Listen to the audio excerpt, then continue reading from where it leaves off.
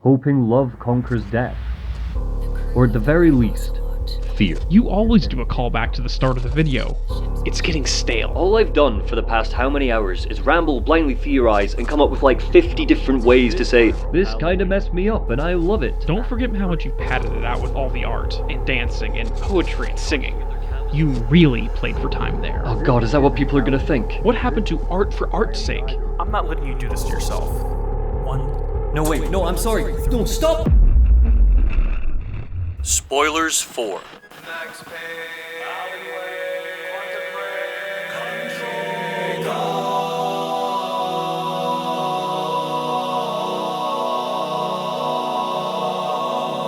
Alan Wake 2.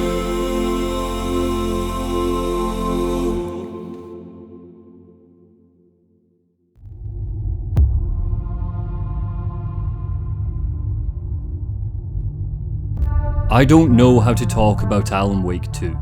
That's pretty funny if you think about it. Alan Wake 1 and this sequel hang their hats on exploring writer's block, and here I am, staring at a Word document that is daring me to say something about this game.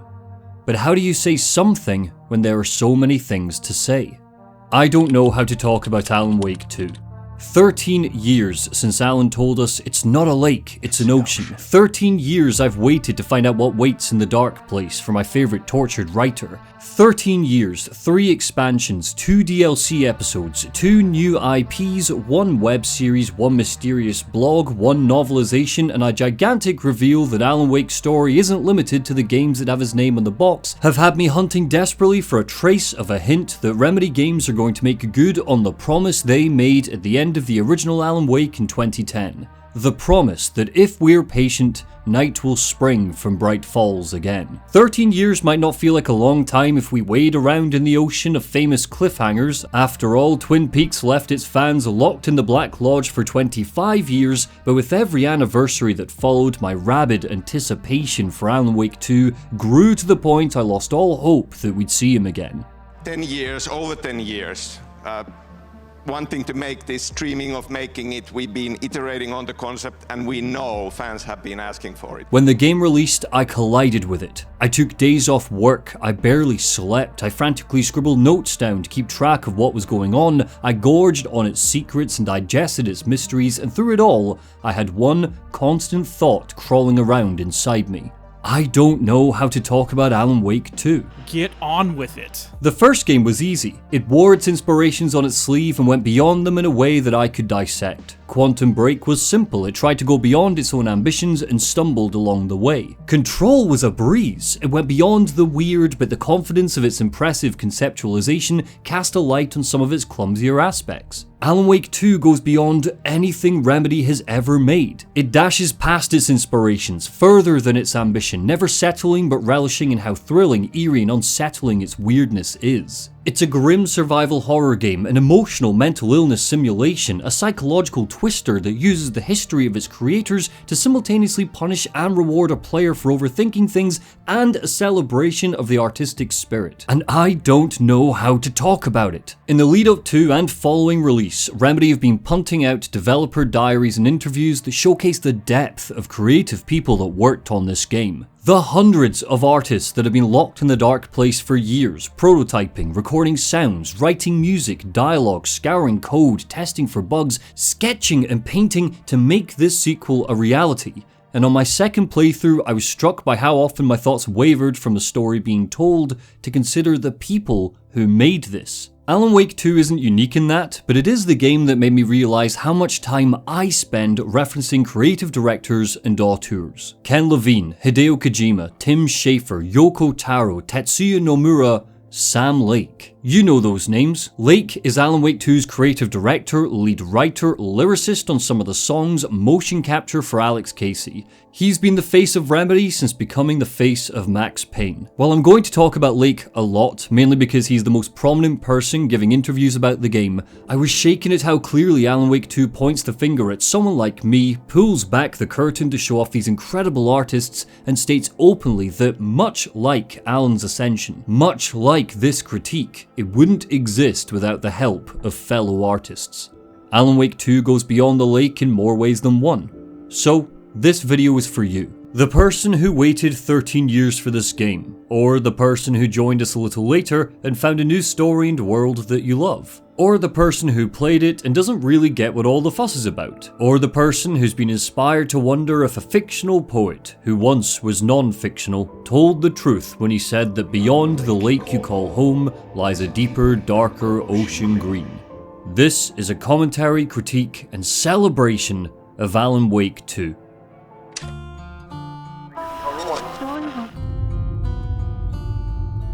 This isn't Alan Wake. This is a page from House of Leaves, a novel by Mark Danielewski and one of Remedy's many inspirations. A black void of a square sits off-center, surrounded by an exhaustive reference list of italicized names written backwards. Buried in the crease of the page is a lengthy quote by an author explaining the best camera equipment to capture a dark room. The rest of the page is covered in footnotes referencing that quote. Footnotes upon footnotes, footnotes for the footnotes. Some of them are in a different font, some of them are broken and struck through. You are expected to read all of this, comb through the references to secondary material, shifts in language and format to try to discover the truth of the house on Ash Tree Lane. The answers are here, the story is here. You just need to dive a little deeper. Even though novel is the most accurate word to describe House of Leaves, it also kind of isn't. Danielewski tells us on the first page that he apparently didn't write the book, he edited it.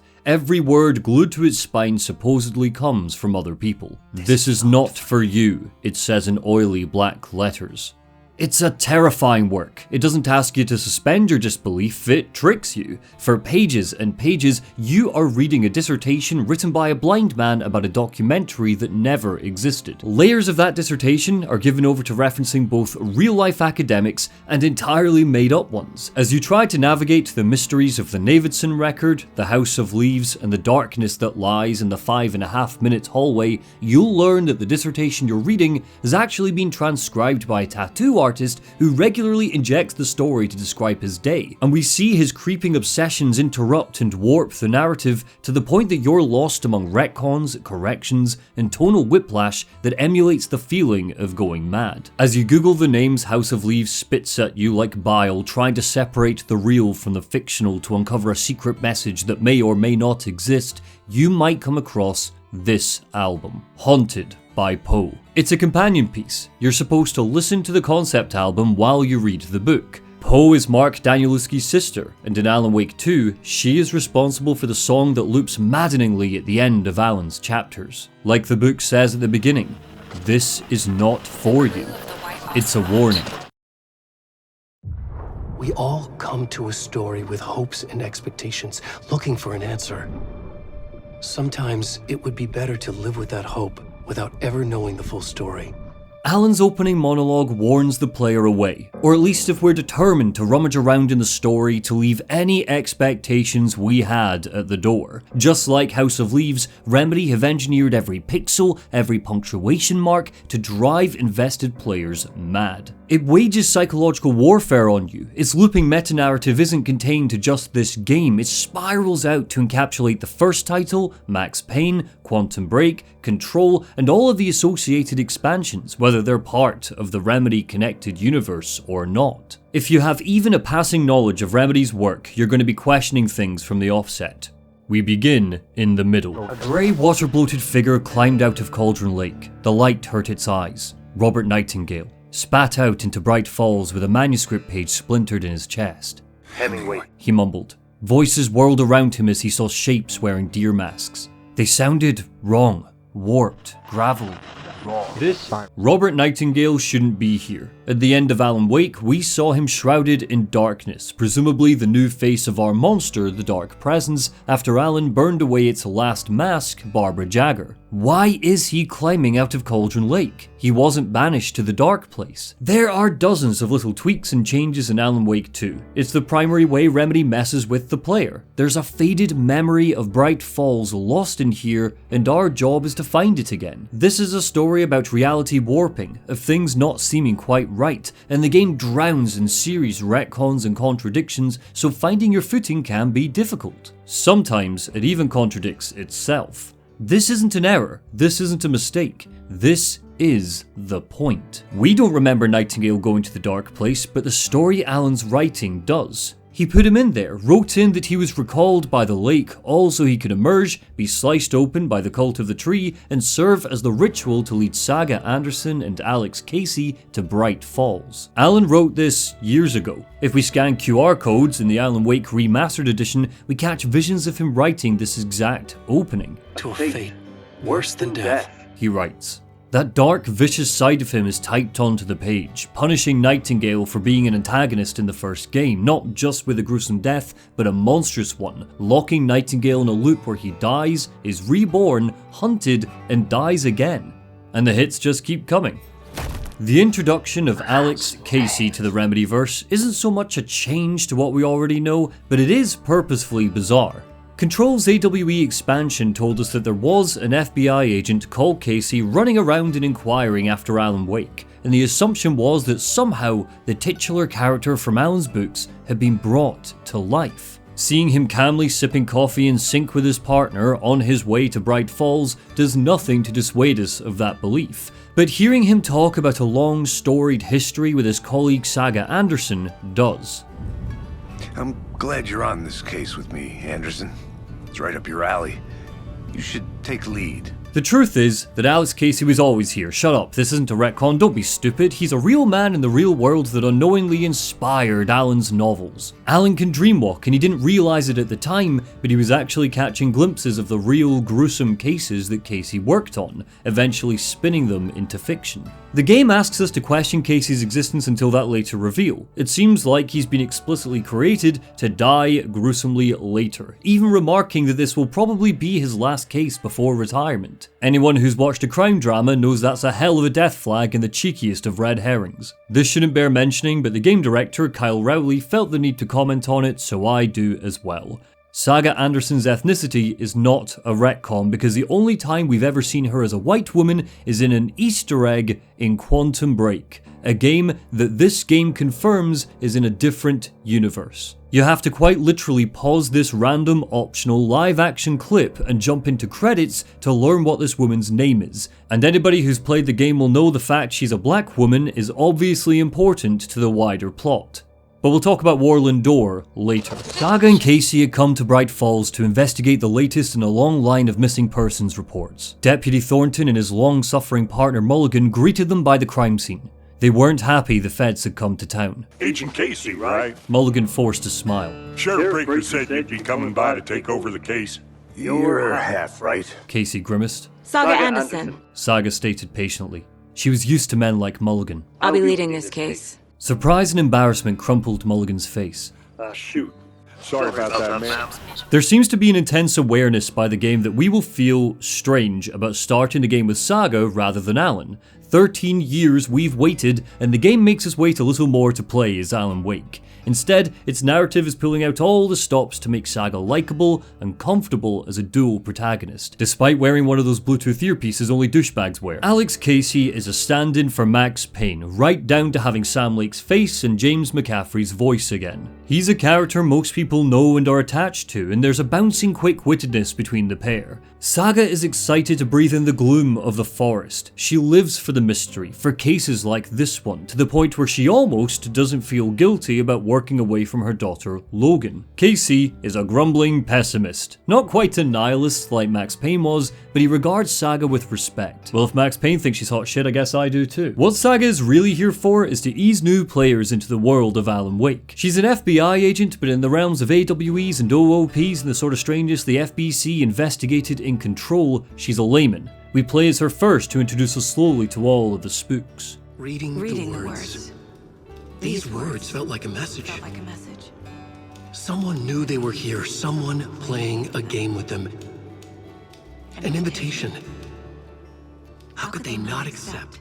Remedy have reiterated that you do not need to have played the original Alan Wake, Control, or Control's AWE expansion to fully understand Alan Wake 2. And while I think that is technically true and obviously key to ensuring sales, I also think it is a bold thing to say, marketing team. I'm wise to your act. Quote, Alan Wake 2 is a sequel but set up as a standalone experience. Newcomers can enjoy the thrill ride with no past knowledge of the previous game. Look, you can play any game in a franchise, and if you love it, then it counts as a jumping on point, and Saga's investigation does effectively catch the player up. But I don't think Alan Wake 2 works as intended if you haven't played at least the original. Half of this game is played in the thoughts you have, the questions you ask, and the notes you take. The loopiness relies on the preconceived notions you have going into it. The twists and turns of Scratch are most powerful if you've been exposed to a different version of him in American Nightmare. The nightmarish spiral staircase that is Tom Zane originates from his portrayal in the first Alan Wake, and the many rug pulls and retcons that are the foundation of the psychological part of its horror comes from thinking,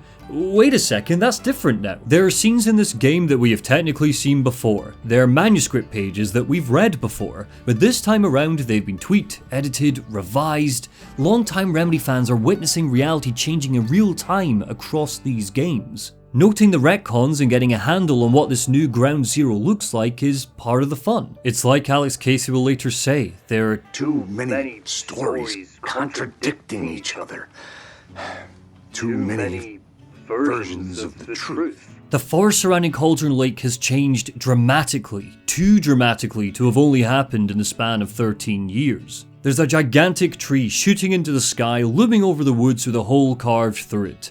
But wait, this tree, it existed in Alan Wake 1. A rotting sign next to it read, "The Great Old One, felled by lightning in 1937. But now it's labelled The Witch's Ladle and has grown to a massive height, a wooden stake buried in the heart of Cauldron Lake's woodland. Signs and drawings tell the story of an old witch who once lived here, a witch who strangely looks just like Barbara Jagger. The story is retconning Bright Falls history, and unless you keep slapping yourself awake, these changes might just wash over you and you might just start accepting them. The tree and the witch aren't the only examples. The manuscript describing how Barry set up the Valhalla nursing home has slightly different word choice now. The story behind Odin's missing eye seems to have been altered. Thomas Emerson, once a game developer working on a Night Springs game, now leads the Bright Falls Film Society and is obsessed with the filmmaker Tom Zane. The manuscript pages don't just predict the future or give us insight to the past anymore. Alan has leveled up, so they seem to be altering the past to inform the present story. We later hear that a young girl, Nora, drowned in a nearby bunker years ago. But that can't be right. We know Nora. She was the receptionist at the sheriff's station and she was middle-aged. Is it a different person? Or has the story killed off that memorable beloved character that you definitely remember and you're not just reaching? We've learned before, and it's reinforced in this game, that in order for a major reality shift to occur, all of the little details surrounding that change need to be changed first. The story seeps in. It doesn't just happen with a clap of your hands. Now, the power of the clicker has been transformed entirely to speed up that process. The story seems to have morphed it from a light switch that burned away the darkness to an amp that can cause huge changes in reality based on a work of art. A sign above the Oh Dear Diner tells us that the Koskela brothers, owners of the theme park Coffee World, now own it. They didn't own it before. Did the story change this too? Or am I using magic and supernaturalisms to explain away the fact that sometimes things just change and we get left behind? That's a question the game wants the player to keep asking. You're conditioned to be paranoid, to doubt, to overthink and parse what is the story and what isn't. And that doubt is where the core of Alan Wake's human element is. The pulp of the horror comes from its monsters and survival mechanics. The atmosphere slithers, but the true chill lies with the paranoia that comes when memory fades. The implication of dementia or Alzheimer's undercuts every beat of this narrative. Alan Wake 2 is about a lot of things, but I think it's about Sarah Mackenzie.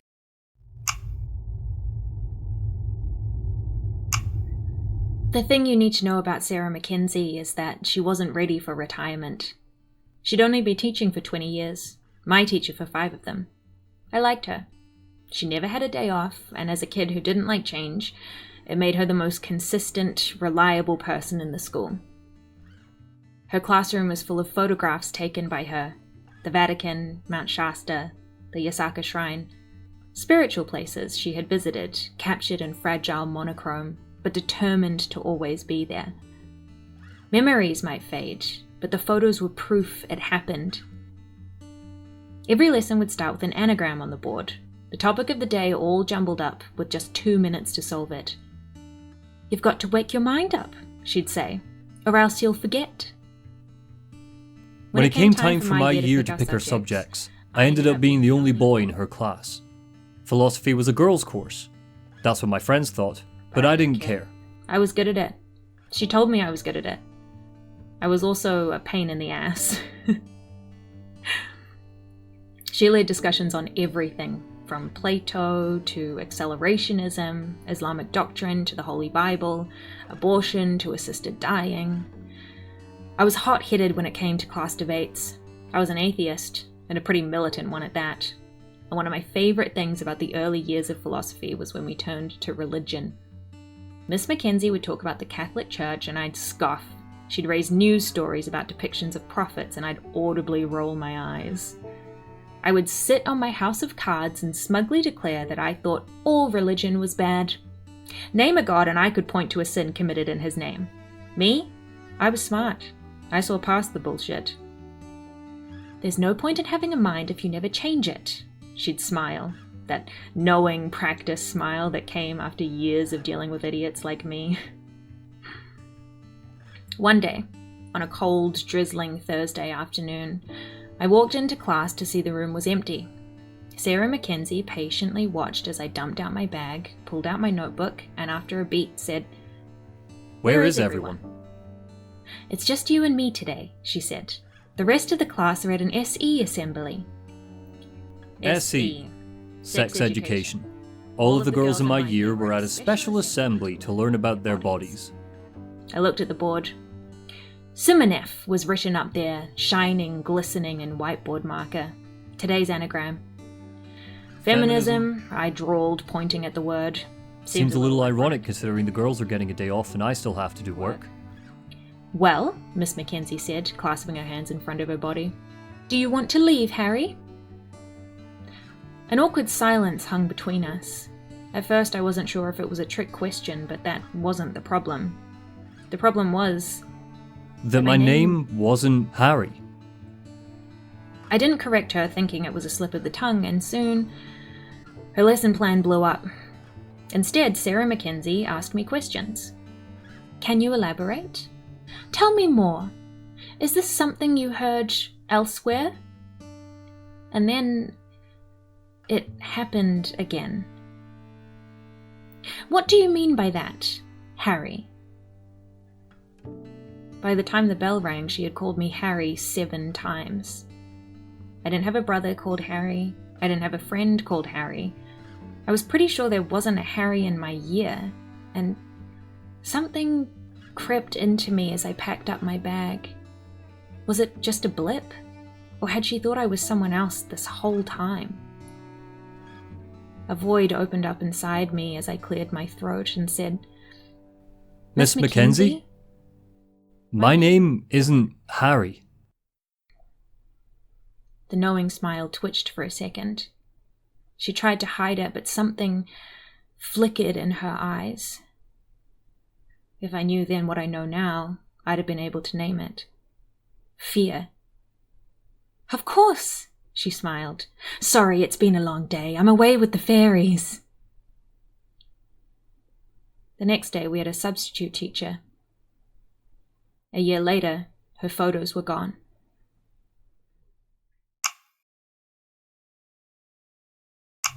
Speak to anyone who suffers from bouts of memory loss or confusion, and in their moments of clarity, they'll say the most terrifying part is when you return. When you realise you did something or said something that scared someone. When the memory of the memory loss is right there, but it's already fading before you can hold on to an old story or an old picture of a moment. And honestly, the fact the game understands that is why Alan Wake 2 hits me as hard as it does. Pat Main, Bright Falls' friendly old radio DJ, is still on the airwaves 13 years after Alice drowned in the lake, but there's something missing from his shows. In the first game they were bouncing, energetic, and a means for the Bright Falls population to while away the nights in the old country. Now they're scattered, confused, repetitive, and Pat isn't the charismatic, crinkling voice he once was. He isn't set up in a professional studio anymore, now he records from his bedroom in the Valhalla nursing home. An entire episode of the show is given over to him trying to remember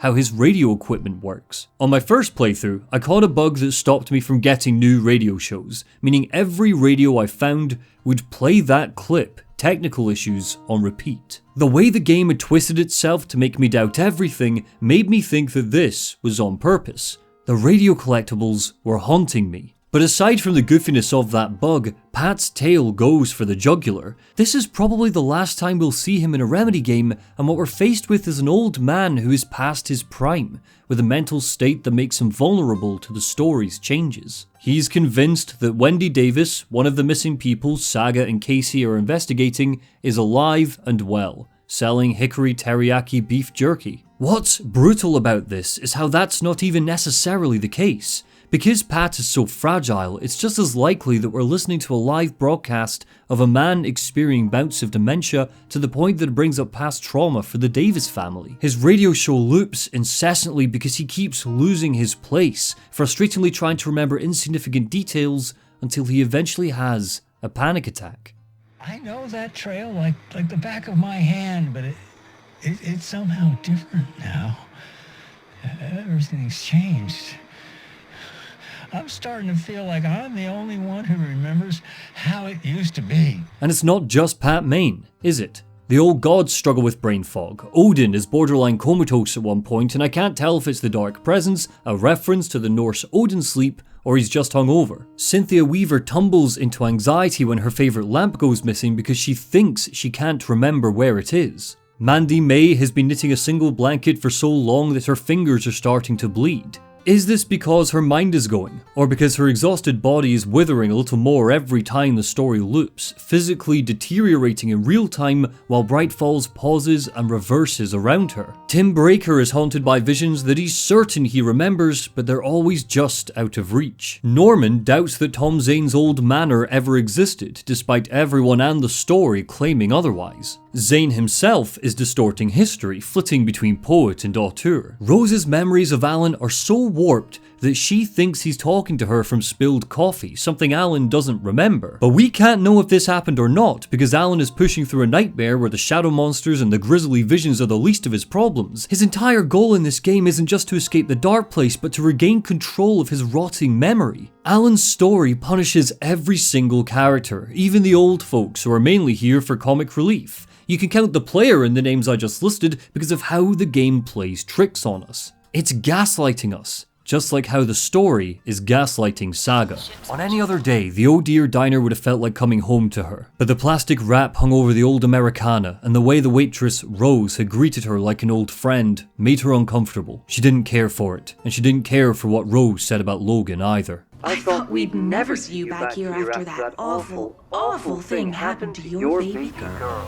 Rose's fanbase has, naturally, only grown over time, peaking with how she's handled in Alan Wake 2. She's 13 years older, 13 years wiser, and 13 years stranger. Cast in the new role of Lamp Lady by the story quite literally. She gives Alan his angel lamp, his means of navigating the dark place. It's with her that we get to see the story changing things in real time. Purely because of the astonishing motion capture and Jessica Preddy's performance, we get to feel the confusion that burns at her as she states that Logan Anderson drowned in Cauldron Lake, much to Saga's disgust and surprise. She drowned. Her face flickers, she furrows her eyebrows, she takes a beat as the story rearranges her memories. It's sickly, only topped by how dangerously polite Saga's reply is, the hint of a threat edging at her voice. Her daughter is off limits. But do you know what's not off limits? Dead bodies, baby. Saga doesn't use gloves when she undertakes an autopsy of Nightingale's corpse. There's no analysis there, I just want to mention it. Alex Casey is far from the only homage to Remedy royalty. We've got newcomer David Harewood playing Mr. Door, who's at least a reference to Quantum Break's Martin Hatch, but is certainly the same man Dylan Faden sees in Control. Alan Wake's voice actor Matthew Peretta returns as Dr. Casper Darling, finally cluing us in on where he ended up after he disappeared in Control. Jesse Faden even pops up for a brief second, and now Sheriff Breaker isn't Sheriff Sarah Breaker anymore, it's Tim E. Breaker, her cousin. He arrives with a coffee cup in hand, played by Shawn Ashmore, the guy who was Jack Joyce in Quantum Break. What at first looks like a cute way to bring Ashmore's natural charisma into Alan Wake 2 later grows arms and legs, but we'll talk about all of that later on. Did Sarah Breaker just move away on her own? Or did Alan get her out of Bright Falls to protect an old friend from the horror story? Again, we are encouraged to question what's just the changing of the guard and what's a change coming from Alan's writing. In Nightingale's chest was a manuscript page, a second page predicting the future. Saga stared. She couldn't shake the feeling that someone was playing a game with her. We found these kinds of pages. Tim squinted. I have them right here. He pulled out a folder, rifled through the papers, but something stopped him. The lights blinked, and then he was gone. Tim popping out of the story signals our point of no return. A woman oddly talking to some pigeons in the nearby park even states this outright. There's been at least a solid hour of slow, brooding tension, setting up the premise, outlining old rules, messing with those rules and getting our feet wet. It's the slowest of burns after the statement that is its audacious opening. But Nightingale's attack is an anticlimax. This isn't a tutorial boss, he's barely a tutorial enemy. The game releases its tension for the briefest of moments to teach us about the importance of light, and then, wham, he vanishes. His becoming a monster doesn't offer catharsis, only a whistling, silence, and bump in the tension because we don't know where he's gone. Thankfully, the page he dropped has answers. The tree was a threshold. This place and the dark place. You're in over your head. The page called Saga back to Cauldron Lake, on the trail of Nightingale. He was there and not there, a reality away and yet so close she could hear him growl. The only way to get to him was by completing a ritual. She didn't have time to waste. But we're gonna waste it anyway. Let's talk about the Pacific Northwest. There's a stark sense of community that undercuts each area of Saga's adventure. Because they live so close to Cauldron Lake, these people have been exposed to the weird all their life. Way back in 2010, the Dark Presence threw boats into their homes and they barely flinched. Alan and Sarah Breaker shot up half the town on the eve of Deerfest, and the populace just assumed it was drunk vagabonds having too much fun. But now, the story has made things darker and more undeniable. Later, when the sheriff's station is attacked, we see a group form outside, trying to see what's gone wrong. Workers at Coffee World leave each other notes, trying to have whispered conversations about sounds and shapes in the forest. Residents call up Pat Main's show after the Elderwood Lodge is attacked and highlight that something has happened. Something is happening to their quiet little home. The peculiar town of Bright Falls is both welcoming and unwelcoming. It's a small hub with only a couple of streets because the roads are closed off as part of Deerfest prep. It is a shame that we're seeing less of the town than we did 13 years ago. For example, the church is missing, but what is here is so detailed and alive that it's hard to care. Various symbols are painted on fences or etched into posts. The cult of the tree reminding us that they're always watching to sow seeds of fear. The Oh Dear Diner feels cozy. Its sign is melancholic when cast against the night sky, and it's so fully realised you can almost smell the coffee. This is all complemented by the hot, wet haze of Watery over the hill, America's little Finland that's effectively turned into a giant sauna with one community centre where everyone congregates for a little night music. The tight unit of old folks in the Valhalla nursing home concentrate on their fitness exercises, or grumble about the food, or try to flirt with one another in an earnest search for companionship. But they're brought together in their desire for independence under Rose's motherly care. Remedy's worlds have dripped with care for years. Whether it's director, radiator in control, children's drawings outlining Max Payne's traumatic history, Quantum Break's micro-choices that influence its TV show, the kidnapper's obscured identity and history in Alan Wake 1, or Tom the goddamn Rhymer in Death Rally, the player is invited to overanalyze, overthink, and bask in the attention to detail. The NPCs are full of personality, whether it's the two Coffee World mascots vibrating from how much caffeine they've drank, or this random guy dancing in the lodge to silence. Is that a Twin Peaks reference? In Watery, there are two sonagores, where one's tossing out barks like, "Sure is nice to be out by the water," and his pal is getting sick of how generic the conversation is, hushing him. Some ghost hunters are in town, and if you make a point to track them down whenever you return to Bright Falls, they'll weave a little story for us. Their colleague has gone missing in the woods. They found something real, something dangerous, and it exposes their hypocrisy. Even the goddamn diner menu has personality. Bright Falls is a deer-themed town, so the menu references stuff like deer-licious milkshakes, big buck burgers, or fawn burgers for the kids. The jukebox is out of order because the Anderson brothers have broken it, playing Coconut too many times. Saga and Casey's rooms in the Elderwood Palace Lodge sum up who they are at a glance. Saga's is neat, tidy, organised and prepared, and Casey's sits in direct contrast, full of coffee cups, an unmade bed, papers tossed randomly across a desk.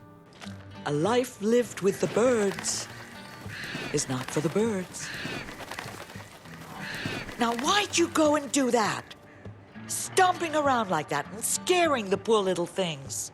Some of this detail is just here for flavour, to remind us that Bright Falls exists and has always existed outside of Alan's story, like the diary of a teenager who's worried about losing a friend, or a fisherman who's noticed some creepy people hanging about the woods. But because we're conditioned to find answers in the detail, some of this stuff has really interesting ramifications, and some of it adds to the game's uneasiness. In Watery, there's a dock worker repairing his boat. He grumbles that it keeps getting damaged in the exact same way in the exact same spot. Does this show that he, just like a few of the residents, is semi-aware that they're stuck in a loop? Mocha the Moose was once the pride and joy of Coffee World, until it drank too much coffee and died of a heart attack. The tale that surrounds us shows the cold businessman that hides under Ilmo Koskela's big smile, and Mocha's skull later plays a huge role in unlocking our second boss fight. What about the man whose TV keeps turning on? What's it playing? Are transmissions bursting through from the dark place? Just down the hall is a mysterious room. A woman timidly knocks on it, trying to get in, and every time we return to her, she gets more and more agitated. What's in that room? What is she hearing? The quirk of these characters and how they swim around in the surrealism makes them a joy to be around, but there's a thin veil of suspicion here. Saga and Casey are outsiders. They don't get the strangeness, they don't know how to handle it the way people like Ilmo or Jaakko Koskela think they do. We might just be in the Pacific Northwest, but we are invading this community, and townsfolk like Thornton and Mulligan make that clear. Deerfest might be a tourist attraction, but the banners and bird feeders aren't for us. It's for them. Later, the Federal Bureau of Control will whirl in with their choppers and tech, attempting to contain the weirdness of Bright Falls, but everything they do fails. Cordoning off the lake fails, the monitoring station fails, the lake house facility fails, arresting Alan fails, the containment unit fails. 50 years of history tells us Bright Falls can't be contained. We're city folk. We might be offered a coffee and a slice of pie, but we wouldn't understand. The first game conditioned us to only be on high alert during the nighttime segments. There was safety in the day, but that's no longer the case. Water is encroaching on the town, flooding parts with its inky blackness, and a fog simmers over beaches, parks, and hillsides, beating back the sun so it can't protect us from the monsters lying in wait. Instead, there's a feeling of safety in numbers, even if we are unwelcome. The populated parts of the map can offer refuge from the spooks, only to be ripped out from under us when we eventually reach Valhalla in the later half, and Cynthia Weaver ambushes us. This means that anytime Saga is isolated, she's at risk. The sinister atmosphere can creep up on you. Here in the woods around Cauldron Lake, Saga and Casey arrive together, chat to local entrepreneur Ilmo Koskela, meet an FBC worker called Stephen, and these faces are drip fed to us, so when she heads into the woods and the trees start to block out light, the player won't notice how alone she is until it's too late. Thinking, wait, how long have I been alone? And where has the sun gone? Because the camera is brought in close to Saga, the world design can be smaller while still conveying a feeling of being lost. Our view is simply narrower than it was in the first game, so ambushes feel more unexpected and distant shadows flitting between rocks and trees are easier to spot, so long as they are in front of us. Time does work like it should when we're in the woods. Occasionally we can see the sunset poking through the leaves and shining off of wet bark, but because the forestry is so thick, there's a dreamlike haze that with the trees comes the night. This shot of Saga wading in the oily swamp near Witch's Ladle is a 5-minute walk from this orange glowing hillside, but the darkness sweeps in so methodically that it feels both natural because there's a rational explanation for why it's dark, the woodland is blocking out light, and unnatural because it's such an intense shift when you're deep enough. Just because the monsters still roam in the daytime does not mean light isn't still an important factor. Lamps shimmer through leaves at the end of paths, or naked bulbs swing absently inside cabins, offering solace. Encountering Nightingale makes it explicitly clear that the only reason these are safe havens is because Taken can't see into the light. We are hidden from them. That contextualization means there's an implication that the Taken could, if they wanted to, blindly stumble into Saga and grab her. They never will, but sometimes the possibility is enough to reinforce the fear. Instead, what will happen is the light will shatter while we're under it. If we stay in the haven too long, it won't be safe anymore. The lamps don't act as checkpoints, the coffee thermoses where we save our game do, so even though you found a respite from the monsters, the player's teeth can be set on edge. The vegetation doesn't just look dense, it is dense, and achieving that in high fidelity was an exciting creative challenge for Remedy. In an interview with Digital Foundry, technical director Antti Kerminen said, "One of the things that was very specific to Control was that it was happening indoors. You didn't have long view distances and the number of objects you had on screen at the same time was quite limited. With Alan Wake 2 moving to outdoor environments in the primordial rainforests of the Pacific Northwest, we needed to draw a lot of geometry on screen." Primordial, as if Bright Falls has existed since the beginning of all things, growing until it envelopes the entire Pacific Northwest. In House of Leaves, the rock in Ash Tree Lane shows less age the closer to the surface it appears, as if the void beneath the house is ever changing and will expand forever. It's very rare you'll see the sky while in the forest, because the trees stretch on for miles. The branches and bark overlap as they stretch off into the sky until there's nothing but leaves. It's discombobulating, especially during the segments when you are exploring at nighttime. There's a section at the end of the game where Alan is fighting through Cauldron Lake to make it to Bright Falls. And because he doesn't have a map, because the sun has set, and because the groves loom so large like giants, you feel on the back foot, like the landscape itself is hindering your progress. The image of the witch in the sign. Saga addressed the witch. Elsewhere, what might feel like progress, like we're overcoming Bright Falls, can be easily peeled back to show just how little control we have. Bright Falls and Watery aren't just places that shadow monsters invade, they're towns that toy with us. Saga reaches a safe haven. She finds a fuse to turn the lights on. Progress, but a manuscript page shows us that this is just another part of the story she was always going to do. In Watery, a path has flooded and a bridge has broken away, so we need to take a hiking trail that's soon overcast by the dark and filled with monsters. Once she circles back, the bridge is completely repaired far too quickly, like it was never even broken in the first place. The landmass is shifting and flooding, editing itself like prose to force Saga into particular scenarios, situations, and locations. The little details, like a missing fuse or a bridge, are what's important for the story to come true. Saga might come to fight against the tale, but she was always a slave to it, a self-fulfilling prophecy, following rituals laid out for her by Alan, whether she likes it or not. It's in following the story that she found Nightingale speaking the words typed out for her. The wave crashed on the far side of the mirror. I brought you the heart witch. Show me the terror. The roots of the great tree parted as if they'd always been that way. A threshold to somewhere else, an overlap with some other reality. She took a deep breath, prepared herself.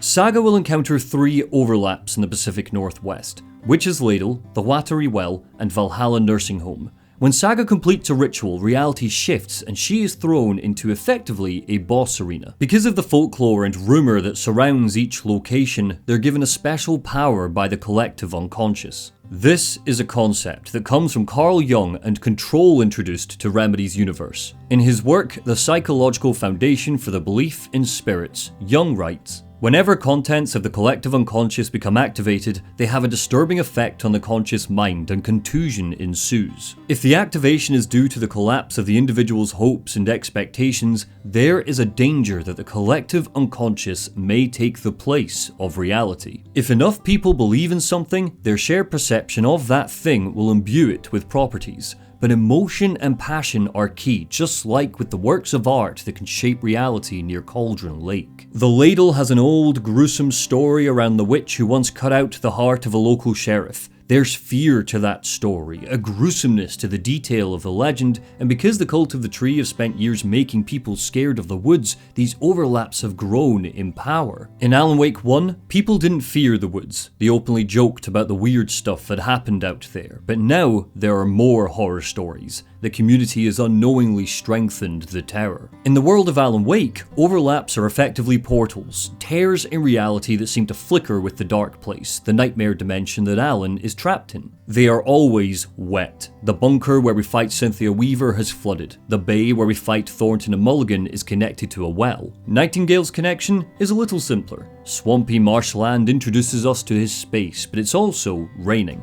This proximity to water means Saga's deep fear that what the story says is true, that Logan, drowned, can keep bubbling to the surface, tortured by the fiction. Logan? Mom, help! Logan!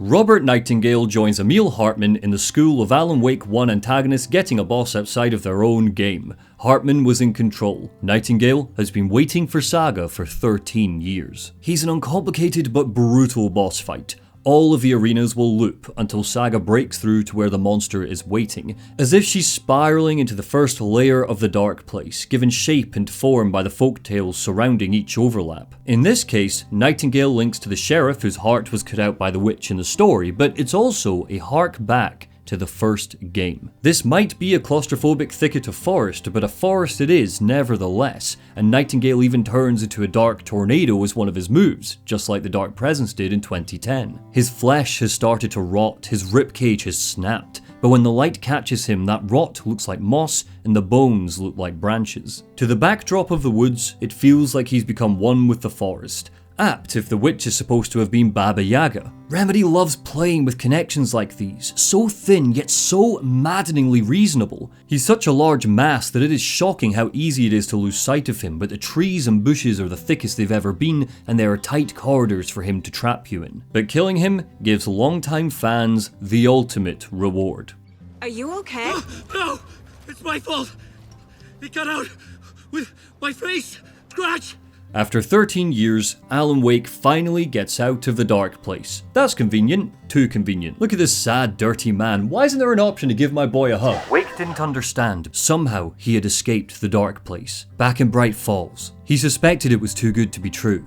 Then he saw Alex Casey and knew that it was. Wake didn't know Casey was a real person that just inspired his writings. He thought that somehow his creation had burst out of the lake alongside him. But that wasn't what worried him. Scratch. It was out there. If he'd gotten out, that meant Scratch had too. Somewhere far away we can hear the FBC's monitoring station blearily sound the alarm. It's detected a change and is alerting the Bureau. What scientifically has it detected? Considering Control's exploration of resonances and frequencies, I reckon whenever there's a major reality shift like Alan escaping the dark place, a resonance accompanies him. After Nightingale, the flooding around Cauldron Lake recedes, a common way that the game opens up optional areas and little corners of the Pacific Northwest for us to explore. Just like any good survival horror, there is a lot of backtracking in Alan Wake 2, meaning areas we've initially conquered and mapped out can be redirected with fresh, more powerful threats and mysteries. Locked boxes we can't break into until we've got a screwdriver or bolt cutter. Cabins and lodges overflowing with detail that we couldn't access until the story's ready to open the way. Spaces you originally thought you cleared out and understood suddenly expose themselves. There's always more to learn, more that could kill you if you dive a little deeper. Alan Wake 1 was always a game that had surprising variety despite the heavy focus on woodland, but the maps were so large that locations like the farm, the lodge, the ghost town, the mine, the dam might have felt like too small a proportion of the game space. I adore that first game, but I think I would have adored it a lot less if I had to backtrack across Lover's Peak. Alan Wake 2 has smaller maps, which means its variety is more compact and stuck together. Beaches, research stations, swamps, an amusement park, lodging, the nursing home, cliffs, a medical centre. Just because they're smaller levels doesn't mean Remedy isn't relying on the power of old tricks. Weenies, a level design tactic that shows us distant landmarks clearly so we know where to go, return with gusto. A lighthouse on a cliff face hides a plethora of resources and a final confirmation of what the Cult of the Tree are up to. A Ferris wheel on the horizon beckons us to the haunted amusement park, Coffee World. As a safety net for that signposting, we can also find maps for each location, and I want to emphasize the word find. Some of them are really obvious.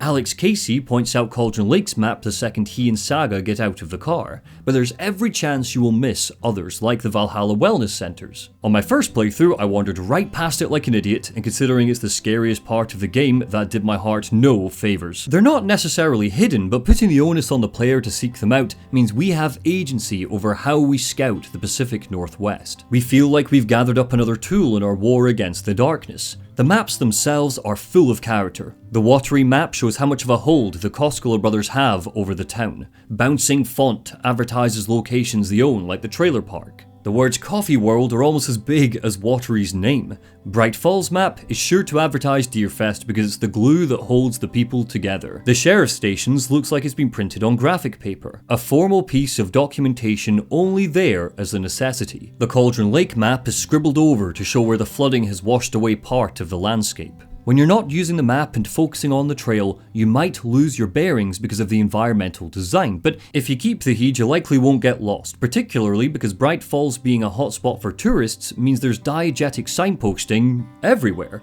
and if there isn't, then you've got shadowy footprints to follow, lamps in the distance, or knitted, multicolour balls of wool leading to strange lunchboxes. Casey hates the endless jokes about coincidentally having the same name as a fake detective. He hates those cheesy crime books, but he really hates the movies.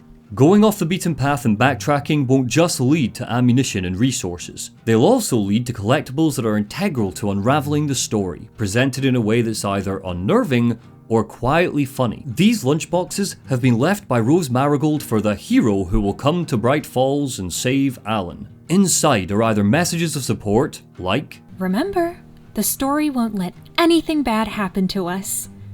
Unless it's good for drama." Or poorly written fanfiction about Rose and a certain handsome writer battling monsters together. They're so cutesy and innocent that they contrast the stink of death invading the story, like hearing a music box in a slasher movie. Elsewhere, the world has been littered with puzzles. Puzzles in the main quest that let us unlock weapons are one thing, but the real brain teasers come from the side content. Cult stashes are optional puzzles and treasure hunts that give us resources, but finding them all means a player can deduce the true nature of the cult of the tree before the story lays out all the answers. In the early game, we'll catch ominous messages and warnings by the cult, but they'll grow into silly notes where they bicker with each other. The game constantly shakes up what we're asked to do. Whether it's following UV paint or a memory game or a bloody maths puzzle that I shit you not I had to get my wife to help me solve, nothing ever gets stale because each puzzle is handcrafted. I don't do the maths, Remedy, you do the maths. Because the cult stashes have such a heavy emphasis on puzzles, it ends up being a major piece of foreshadowing that Ilmo and Yako are leading the cult. We find that they've left puzzles in the Watery amusement park. When we profile them, Ilmo states openly, "People love puzzles." A silly offbeat means of collecting resources actually lets the player solve one of the game's mysteries. Nursery rhymes are scattered in the countryside by the Federal Bureau of Control because they've been investigating Cauldron Lake's proclivity to make art come true. Unnerving crackling static signals that one's near, and if Saga can solve it, she's rewarded with a new charm for her bracelet, a major boon in surviving the horror. The nursery rhymes are multi-staged. Sometimes we'll have to find the dolls that help us solve them and come back. Sometimes solving the nursery rhyme will spawn enemies. But when all is said and done, Saga can return to the Witchfinder station and she's met with a nursery rhyme that conceals a major reveal about a reckless hero being watched from afar by a distant father. The father doll is a black man wearing glasses. If you haven't played the game, I will soon introduce you to this man. Some of the nursery rhymes are lathered in black comedy. The Beauty and the Beast story tells the tale of a woman who fell in love with a bear. We even find a romantic bedroom set up for an evening of love, but it seems like the bear had other ideas and the woman died. The humour has teeth, but sometimes it's distilled from the horror. Remedy games have such a unique tone to them, and these optional collectibles in their game world aren't a distraction from that tone, but a reinforcement. Many local attractions have recently become fenced off by the government, and that's why at Koskela Brothers Adventure Tours we say, fuck the government. We have bolt cutters. Just like the Night Springs episodes in Alan Wake 1, just like the Threshold kids in Control, the Koskela adverts are, at first, incredibly creepy because of how artificial they are. Tyler Burton Smith wrote these, and they glimmer with absurdist humour. They're so chipper, they're too fun, and it's complete tonal whiplash from everything we've seen so far. Saga almost died. Nightingale has risen from the grave and killed some townsfolk, but here's Ilmo and Yakko punting their beer. We meet these characters in game, we see them, and every time we do, Ilmo especially is flashing perfect teeth in a plastic smile. But as the game carries on and the Koskela brothers become more involved in the central narrative, and we learn more about the tight bond of the brothers and how not even the dark presence could corrupt them, these adverts become adorable and ultimately tragic. The mysterious Mayor Setter has campaign stands in every hub, and we're encouraged to find them all if we want to meet him. Jim Figamore calls Pat Main and spreads vicious rumours that Setter eats cats. That sounds ridiculous, right? But then, we found so many missing cat posters in Watery and Bright Falls. Is there any truth to that? He'll stand up for justice, he won't roll over on the issues, but what is Mayor Setter up to? What dark secrets does he hold? Hello, Mayor Setter. Nice to meet you. Turns out that Mayor Setter is just a good boy who wants to reform his community.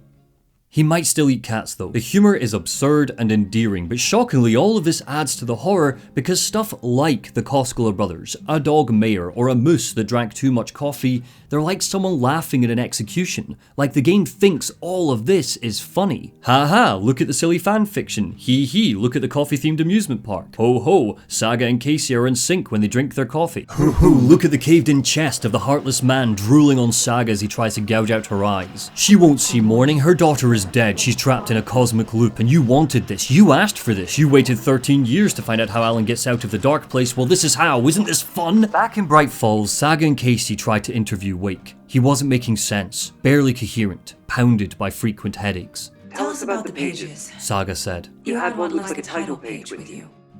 Return. The writer's name has been scratched out pretty violently, but your name can still be made out underneath. Scratched out. Wake snorted. Yeah. Scratch. Here's a question. You set out to design a game that examines art coming to life, is a horror game, shows two realities crashing into each other, replicates the feeling of going mad, is supposed to freak a player the fuck out. Where the hell do you start? In an interview with Ted Price, Sam Lake gave us his answer. Transmedia. Quote, "There were a lot of hard lessons learned with Quantum Break. We were not fully in control and that caused friction. In Control, we scaled that way back, but wanted to keep it. Now in Alan Wake 2, we have a full feature film's worth of live action content in there because the Dark Place is a dream reality. The live action segments in Quantum Break didn't work for a few reasons. They were too long, so detached the player from the game. The cinematography was clumsy. But even if this wasn't the case, I still don't think it would have worked for that game because it's a story so grounded in science and reality. It's like if cutscenes in, say, The Last of Us were live action. They'd be a distraction. But Alan Wake 2 handles the weird, so its reality bending and warped horror lends itself perfectly to messing with the form and function of its storytelling. Alan has spent 13 years going insane while trying to escape a revolving door of nightmares that recreate themselves, erase his memories. He might have lost himself, but he still clings to a single goal. I don't know who I am anymore. I'm lost in the yet unwritten pages.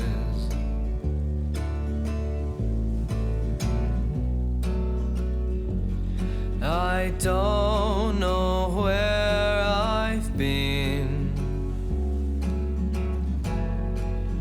or where to go in this night so quiet and still. I'm waiting for my muse to still the clicking of these warning keys. I can't bear to leave. Oh man, it It is so good to see you, Alan. The studio lights blinded Wake as he sat on the talk show couch. Something about this was familiar. Was he home? Had he escaped? Where was Alice? Canned applause rang from somewhere unseen as the host, Warland Dorr, welcomed back an audience that didn't exist with a polished smile. This wasn't New York. Still, Alice was out of reach. This was his desperate attempt to give the dark place structure and form. A city pulled from the life of a hard-boiled detective. He could almost hear the brass.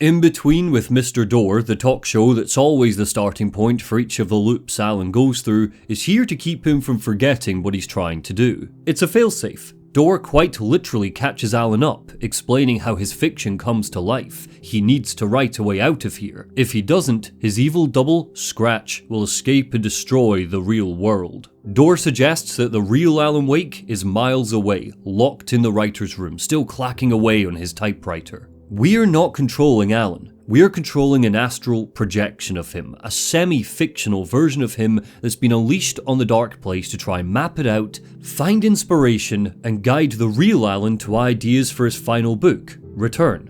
Door's charisma in these sequences is disarming. He's an entity, or at least a very powerful para-utilitarian. Even though this whole concept has been dreamed up by Alan, David Harewood's performance makes Door seem more in control of each scenario than Alan is. It's hard not to shake the feeling that Alan and the old gods of Asgard here playing as the house band are dancing to Door's tune. In Initiation 4, that's almost literal. Speaking to Behind the Voice, Harewood said, "The whole premise of it is so delicious. I felt like I was totally controlling those moments. Warland Door was so cuddly and friendly, but with an edge of weirdness." Who is in control? It's a question that the live action and transmedia segments demand we ask because they feel like such controlled environments compared to the murky city streets outside. 4 sets were built: a forest, the writer's room, the film studio, Zane's hotel suite, and we returned to these locations a few times. They remain static and constant in the story, which contrasts the dark place's shifting nature. They've been dreamed up as touchstones. But if this is all a dream, who's the dreamer? Who turned the cameras on for Warland Door's show? Who's playing the canned laughter? Who choreographed the dance sequence for Herald of Darkness? Who's lighting the scenes in Tom Zane's film? The answer is likely nobody, or at least no person. As Alan comments later, all of this is one big performance by the dark place. His thoughts, dreams, and writing are giving it structure and shape, but it's a space that's uncontrollable, especially if the dreamer is him, a man drowning in his amnesia. All that remains true during the live action bits is the fact that Alan is not the one in control. He's always asking questions and rarely getting answers. He's always lost, he's always confused. Events always happen without his input or agency, even when it seems like he knows what's happening, and even for the segments where he's locked in the writer's room. He's both battling the game's transmedia and embracing it. This place felt familiar. A ghost of a memory surfaced, about writing here for countless days. Exploring the studio, Wake didn't get far. A key code, a glimpse of him writing, a locked door, and a howling shriek from behind cut his investigation short. A billowing black cloud of chaos ripped through him, tore him apart. The dark presence. It had been hunting him. Thankfully, this is just Alan's astral projection. The dark presence doesn't get him, it just gets a copy of him, a reflection of him. Frustrated, trying to find his memories, he tries his whole sorry mess again. Loop 2 begins, this time a little different. Thank you. That means so much to me.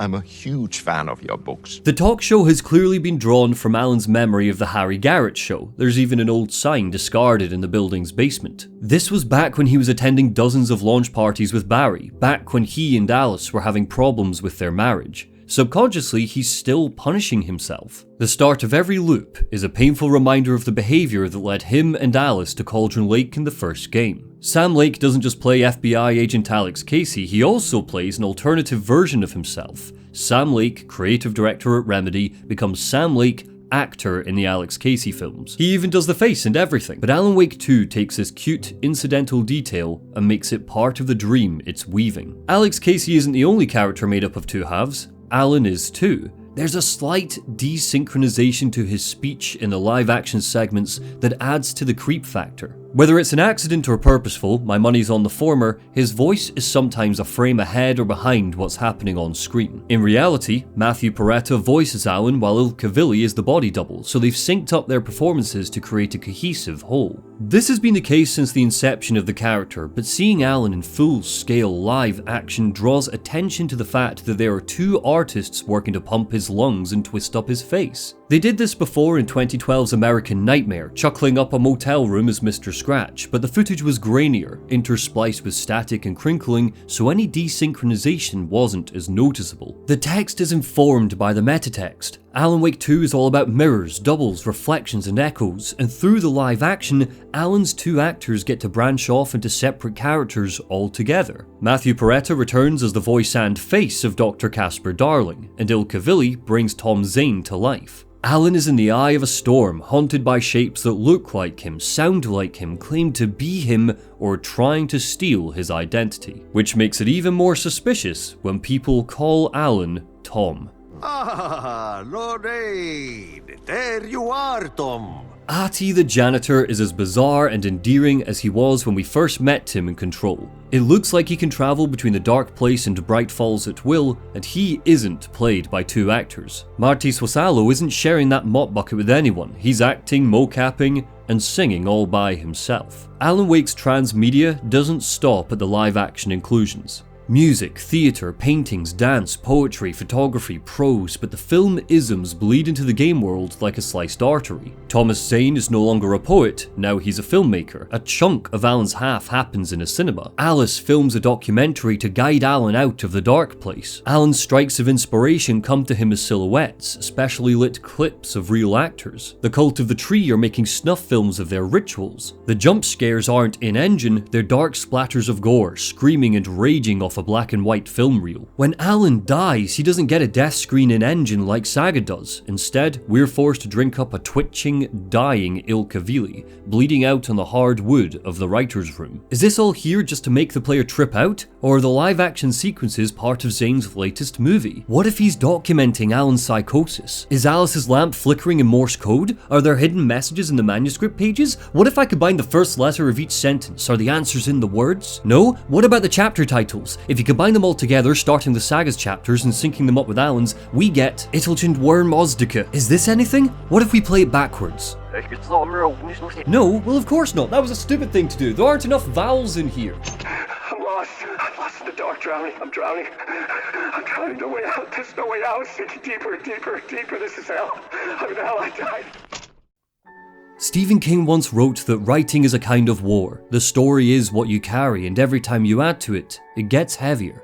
I find it so interesting that the televised snippets of Alan writing make a return in the sequel. In the first game, they were a way for Remedy to explain the rules of Cauldron Lake. In the second game, they've taken on an almost sinister quality. Alan's more manic, more rabid in his attempts to find a way out. They're less focused on explaining how the magic works. Now, they document his steep slide into madness. We can trace Alan's journey from his clothes. In the first clip, he's wearing his Alan Wake 1 outfit. No, not that one. He writes of how he lost the clicker and learns that the dark place is feeding off of his creativity to give it shape. In clip 2, he's wearing the flannel from American Nightmare. He talks about the failed attempts to write his way out, thinks of how the dark place can spawn monsters. He seems to realize he needs a monster for his story, and at the very end of the clip, an epiphany. Monstrous things out there, plotting to stop me, to devour me, become me.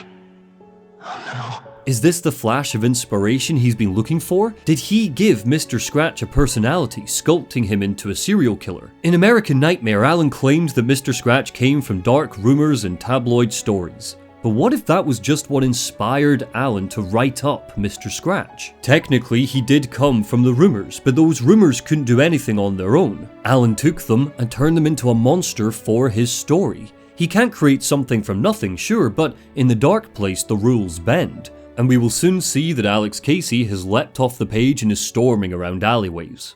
Clip 3 takes place years later. Alan writes of seeing murder sites in his dreams. His memory fades, all he remembers is forgetting, but he knows the sights are important. Clip 4 is all about the dark presence. It's back. Killing Barbara Jagger at the end of Alan Wake 1 was just a setback. Alan notices that it's slithering into the story, making it darker, but just like the writers who inspired him in his early career, namely Stephen King, he believes he needs to follow the story where it wants to go, and he gets carried away. Return has its monster. Clip 5 continues Alan's exposure to the visions and dreams he has of the real world. The Federal Bureau of Control, the Cult of the Tree, Alex Casey, Saga Anderson. He grabs them, holds onto them, and injects them into the story. Clip 6 is a harrowing watch. Alan goes through loop after loop, reliving the same events, the same visions, the same murders, the same monsters. Parts of his memory are returning and it shatters him. He remembers writing, but doesn't remember writing these words. He wouldn't write this. Return has turned into a story darker and more powerful than he ever imagined. He eats the words, digests the horror story. In clip 7, he decides he's going to stop writing. Either through a lack of hope or fear that his story is hurting people in the real world, he stops. Our final clip tells us the dark place smothered him and erased him until he forgot that he stopped.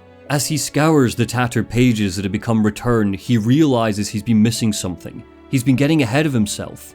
He has to master the dark place before he can leave. He has to write another story first. Initiation. Hello, Wake? Yes. Do you know who I am? No. Stepping out into the cold night smoke that the dark place had become, a payphone beckoned Wake. A voice called down the line. Tom Zane, guiding Wake to his first murder site, Caldera Street subway station. The subway station is effectively Alan's first substantial level. Saga has the lake, the amusement park, and the old manor. Alan has the subway, the hotel, and the cinema. Tropey locations that don't have their horror dimmed by dint of being tropes. As Max Payne says in his first game, nothing is a cliche when it's happening to you. Caldera Street Station is a hark back to Roscoe Street Station from the first Max Payne, but it also links to Saga's hunt for Robert Nightingale at Caldron Lake. It's long maintenance tunnels full of rubble, so the tension comes from the fact you can see enemies scuttling about in the distance, but parts of the space are blocked off, so there isn't a lot of room to move. Zane calling us up might be the starting shot of each loop, giving Alan a ticket, pass, or access to his next destination, but he's not our true guide. Alex Casey is. Dark Place Casey's a blend of the real man accompanying Saga and the fictional Casey Alan once wrote of. Down here he's gruffer, quicker to violence, fueled by nihilism rather than a good cup of coffee, and notably, his outfit's as garish as Max Payne's once was. Casey will die twice in the Dark Place, 3 times if you count Nightless Night. The first time a monster gets him, asks him to bleed. The second time, Alan shoots him by accident, as if the gun goes off in his hand without him touching the trigger. On that second death, his dying words are interesting. I was not in a dark place. He mused. I was the dark place.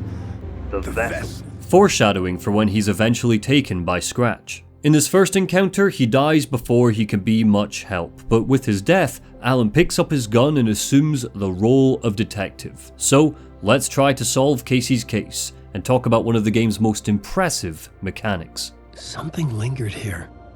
A half-forgotten memory. An echo. At a whim, we can flash back to real Alan working in his writer's room. It's effectively a menu. We can review collectibles, upgrade our abilities, check the map, and so on. But what is especially cool about these creaking boards and round-watching windows is the plot board. In Alan Wake 1's DLC, Remedy introduced glowing words of light that Alan could blast with his torch to spawn objects into the world. Ammunition, explosions, Barry. And as much as that system gave the combat some dynamism, Remedy and Alan didn't fully understand how to make the most of the Dark Place's reality bending yet. The writer couldn't change the world, he could just bring items into it. The plot board lets Alan change slices of the world. Visions overlap with the space to unlock the next part of a story he's brainstorming. We get to see him in his element, offering a power fantasy that feels slick and impressive to control without getting in the way of how vulnerable Alan feels during the horrific, tense, or difficult moments. Matthew Peretta gets to slip into his sadistic side with some of the delivery, especially when he describes a subway train burning a group called the Torchbearers alive for one of the more disturbing bits of gore in the game. The cult poured the gasoline over the train car. An iron cage that would soon become a coffin. You can hear his smile there, right? Alan collects scenes and flashes of inspiration and overlays those flashes with different spaces to figure out what happens next in the story. Sometimes it'll be as simple as changing the makeup of a scene, like a hotel lobby that was eventually the site of some grisly murders, but other times, the plot board is a puzzle mechanic. For example, in the subway there's a crashed train that blocks our way. If Alan investigates a nearby room, he can find an echo of Casey questioning someone about the crash, and using that information he can rewrite the scene to open a passage. The clacking of Alan's fingers on his typewriter and the fact the change takes less than 2 seconds to be established is amazing. I mean that literally. I am amazed that the Northlight engine could pull off such a visual change so quickly. In fact, it's so satisfying that I found myself changing scenes just because I liked how it looked and sounded. These will grow in complexity as Alan's adventure continues, but it's such a brilliant concept that I wish the game took advantage of it more often. It feels like this system only really gets going by the time we get to Poet's Cinema, where Alan needs to be positioned in a particular place when he changes a scene because the change simultaneously blocks a path and opens a new one. Generally, they don't interact or build off of each other to create macro puzzles or give us any negative effects. It'd be a hell of a mindfuck if, on a couple of occasions, changing a scene would have a domino effect that would affect other scenes, meaning there's a push and pull to solving some of these spatial puzzles. Perhaps the hotel lobby scene needed a killer to rampage through it so a wall could be knocked down, letting us progress. But what if the rampage meant our safe haven collapsed, locking it off?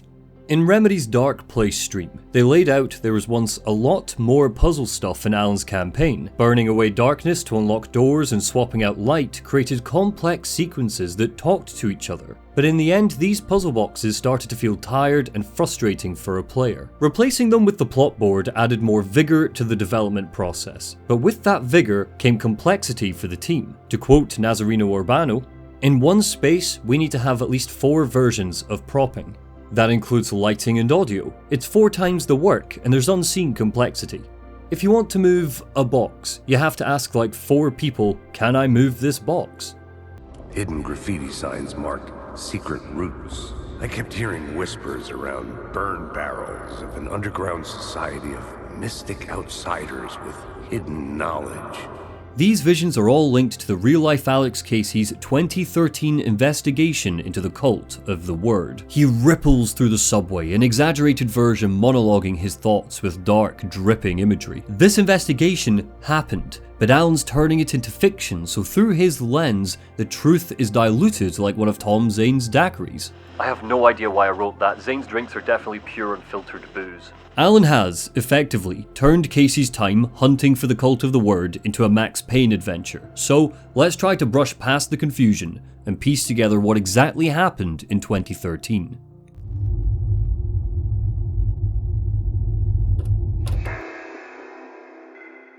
In 2013, Alex Casey, numb to the end of a long-dead marriage, started getting strange letters in the mail from an organization calling themselves the Cult of the Word. Coloured envelopes with scrawled handwriting, addressed to him.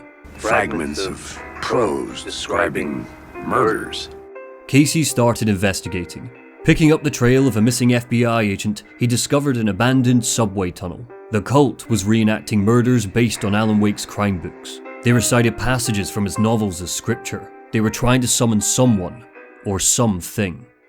Once, the tunnel had been used by a group of outcasts who called themselves Torchbearers. The Cult of the Word took over, burning them alive because they believed the Torchbearers were protecting a magical place. An overlap between realities. Casey found what was left of the FBI agent deep in the tunnels, a ritual sacrifice. The cult had long since moved on. A dark spiral was splashed over the concrete, blood stained the floor. Scrawled on the walls were glistening, echoey words. This is the ritual to lead you on. Your friends will meet him when you're gone. Down here, the Cult of the Word made Alan's fiction come true by slaughtering the agent. Rumours started to surface that they were now led by a man who looked just like Alan Wake, someone going by the name Mr. Scratch. It seems the ritual worked. They pulled Scratch through, but Casey had lost the trail.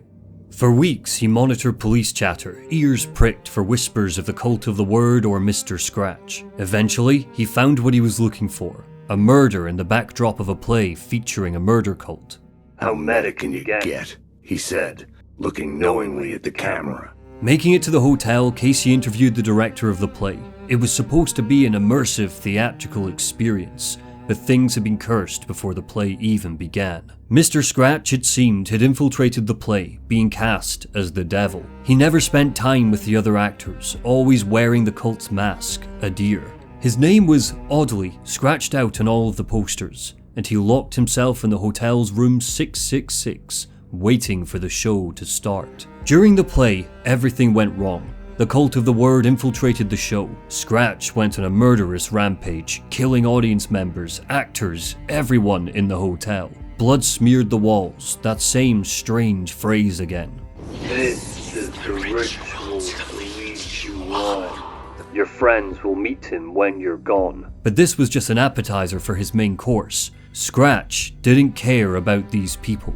He cared about the Dame. The Dame claimed that she had been the muse for the play's writer. She'd seen the original copy of the play's manuscript. She was the sole reason Scratch had joined the play. He drowned her in a bathtub, For the second time, Casey's trail went cold, but he couldn't shake the feeling that something was off about this. Was he hunting the cult? Or were they hunting him? As he scoured the city for clues, another name hit Casey's ears. Tom Zane. That can't be right. Zane was missing. Had been for years. It seemed the cult of the Word weren't interested in Alan Wake's books anymore. They had turned their attention to Zane's lost film, Nightless Night. Casey tracked them to a cinema. When he got there, the cult of the Word was waiting for him. They had found the film. Casey watched. Nightless Night trickled off the projector and onto the screen, and he saw himself. He watched as he investigated a mysterious cult out in the woods. He watched as Zane, playing Alan Wake, typed slavishly on a typewriter. He watched as the cult stabbed him to death, bathing in his blood and completing their ritual. Casey grabbed one of the cultists and pushed him onto the roof of the cinema. Leveling his gun at him, he demanded answers. How did you do it? How did you get me into that film clip without my remembering it? The cultist smiled, telling Casey that because he's seen the film, the cult's Grandmaster is ready to talk to him. He's waiting for you in the projection booth, where everything will be revealed, where he will project a new reality onto this one. And with that, the cultist threw himself from the roof. In the projection booth, Casey met the Grandmaster. Wake, Scratch, or had it been Tom Zane all along?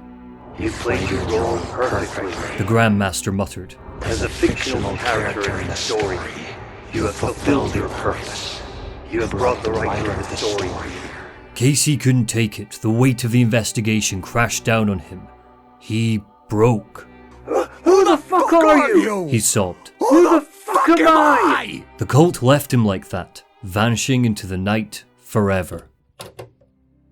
It is difficult to truly pull together what happened to Casey in 2013. I've tried to lay out the disjointed echoes we get in a way that makes sense, but there's so many confusing overlaps with Saga's story that separating truth from fiction becomes insanely difficult the more we think about it. Who were the Torchbearers? The subway introduces them as a mystical group out of nowhere, using graffiti and symbolism similar to Cynthia Weaver's in the first game, but we don't get much of an explanation regarding who was leading them, where they come from. Perhaps this is just a tease for Control 2. Who wrote the cult play? It's turned into an oral retelling passed down over the years, but somebody must be the originator. Was it a failed escape attempt by Alan? Tom Zane? And who was the Grand Dame in 2013? It can't have been Cynthia Weaver like we're led to believe. She might just be a husk for the Dark Presence in Saga's half of the game, but it's heavily implied that she was taken quite recently, not 10 years ago. But most importantly of all, who is the Grand Master of the cult? Casey had been investigating the cult of the Word, but he doesn't elaborate on what exactly happened, and it stands to reason that's because he doesn't want to talk about what he saw. Perhaps it was just some guy, some lunatic who led the cult, but Alan rewrote the story to identify him as Scratch. Maybe it was American Nightmare Scratch, born into the real world before Alan blasted him with a film projector. If you pull the House of Leaves and dig past the text, looking at the game files, things become even more confusing. There's more to the story there, and we'll talk about it when we turn our attention to Tom Zane, but for now, Alan followed in Casey's footsteps, reaching the body of the sacrificed FBI agent. We're encouraged to question the structure and placement of Alan's story while playing as him, just another way the story engenders madness in the player. During Saga's chapters, he escaped the Dark Place, so how is he still here? And why is he asking Saga for help if he's already out of the lake? The chapter cards hide the answer in plain sight. Saga's sections are called Return. Alan's sections are called Initiation. Alan and Saga's adventures don't run parallel to each other. This is, in fact, all one big flashback for Alan. And even then, it's told out of order. But the answers are there if you look for them, and repeated playthroughs are rewarded by how major reveals contextualize throwaway details. But to get into all of that, we gotta talk about the Dark Place itself.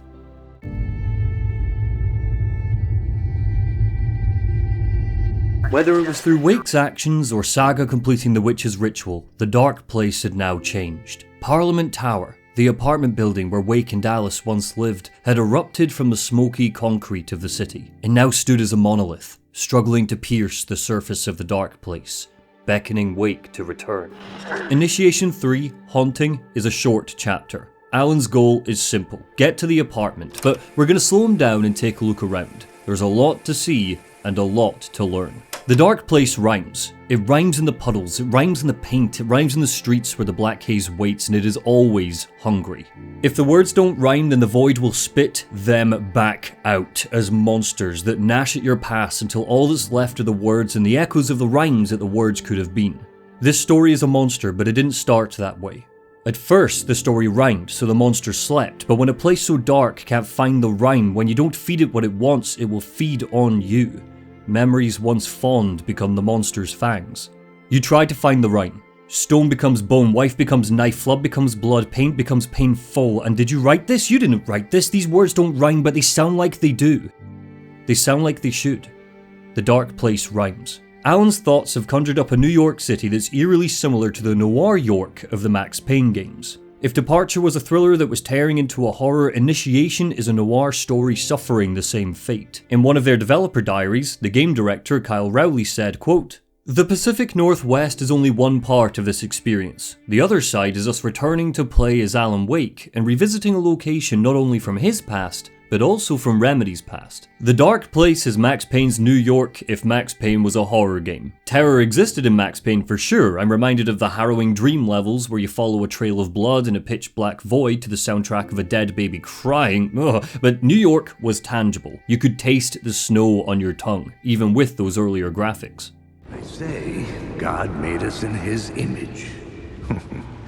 Just like us, he is an uncaring, cruel son of a bitch. Echoes of Alex Casey exist as collectibles. Billboards of his movies, Murder Case Casey, Hard Case Casey, watch over the central plaza and act as guides while hunting the echoes down. They mainly exist as Max Payne Easter eggs to overcast the city with capital M mood. Casey monologues about the true nature of God, why he drinks, the grim reality of a city filled with crime. None of them are pleasant. He talks and thinks about the human condition the same way Max did when he embraced a vengeful vigilante. Cute nods they might be, but because they're excerpts from Alan's stories, they show us the darkness inside of Alan, the darkness he poured into his art. By shooing him into the role of the detective, the game puts Alan in Casey's shoes. How much of Casey's worldview was shared by the man writing him? Intriguingly, we're not scouting billboards that advertise his books, just the film adaptations.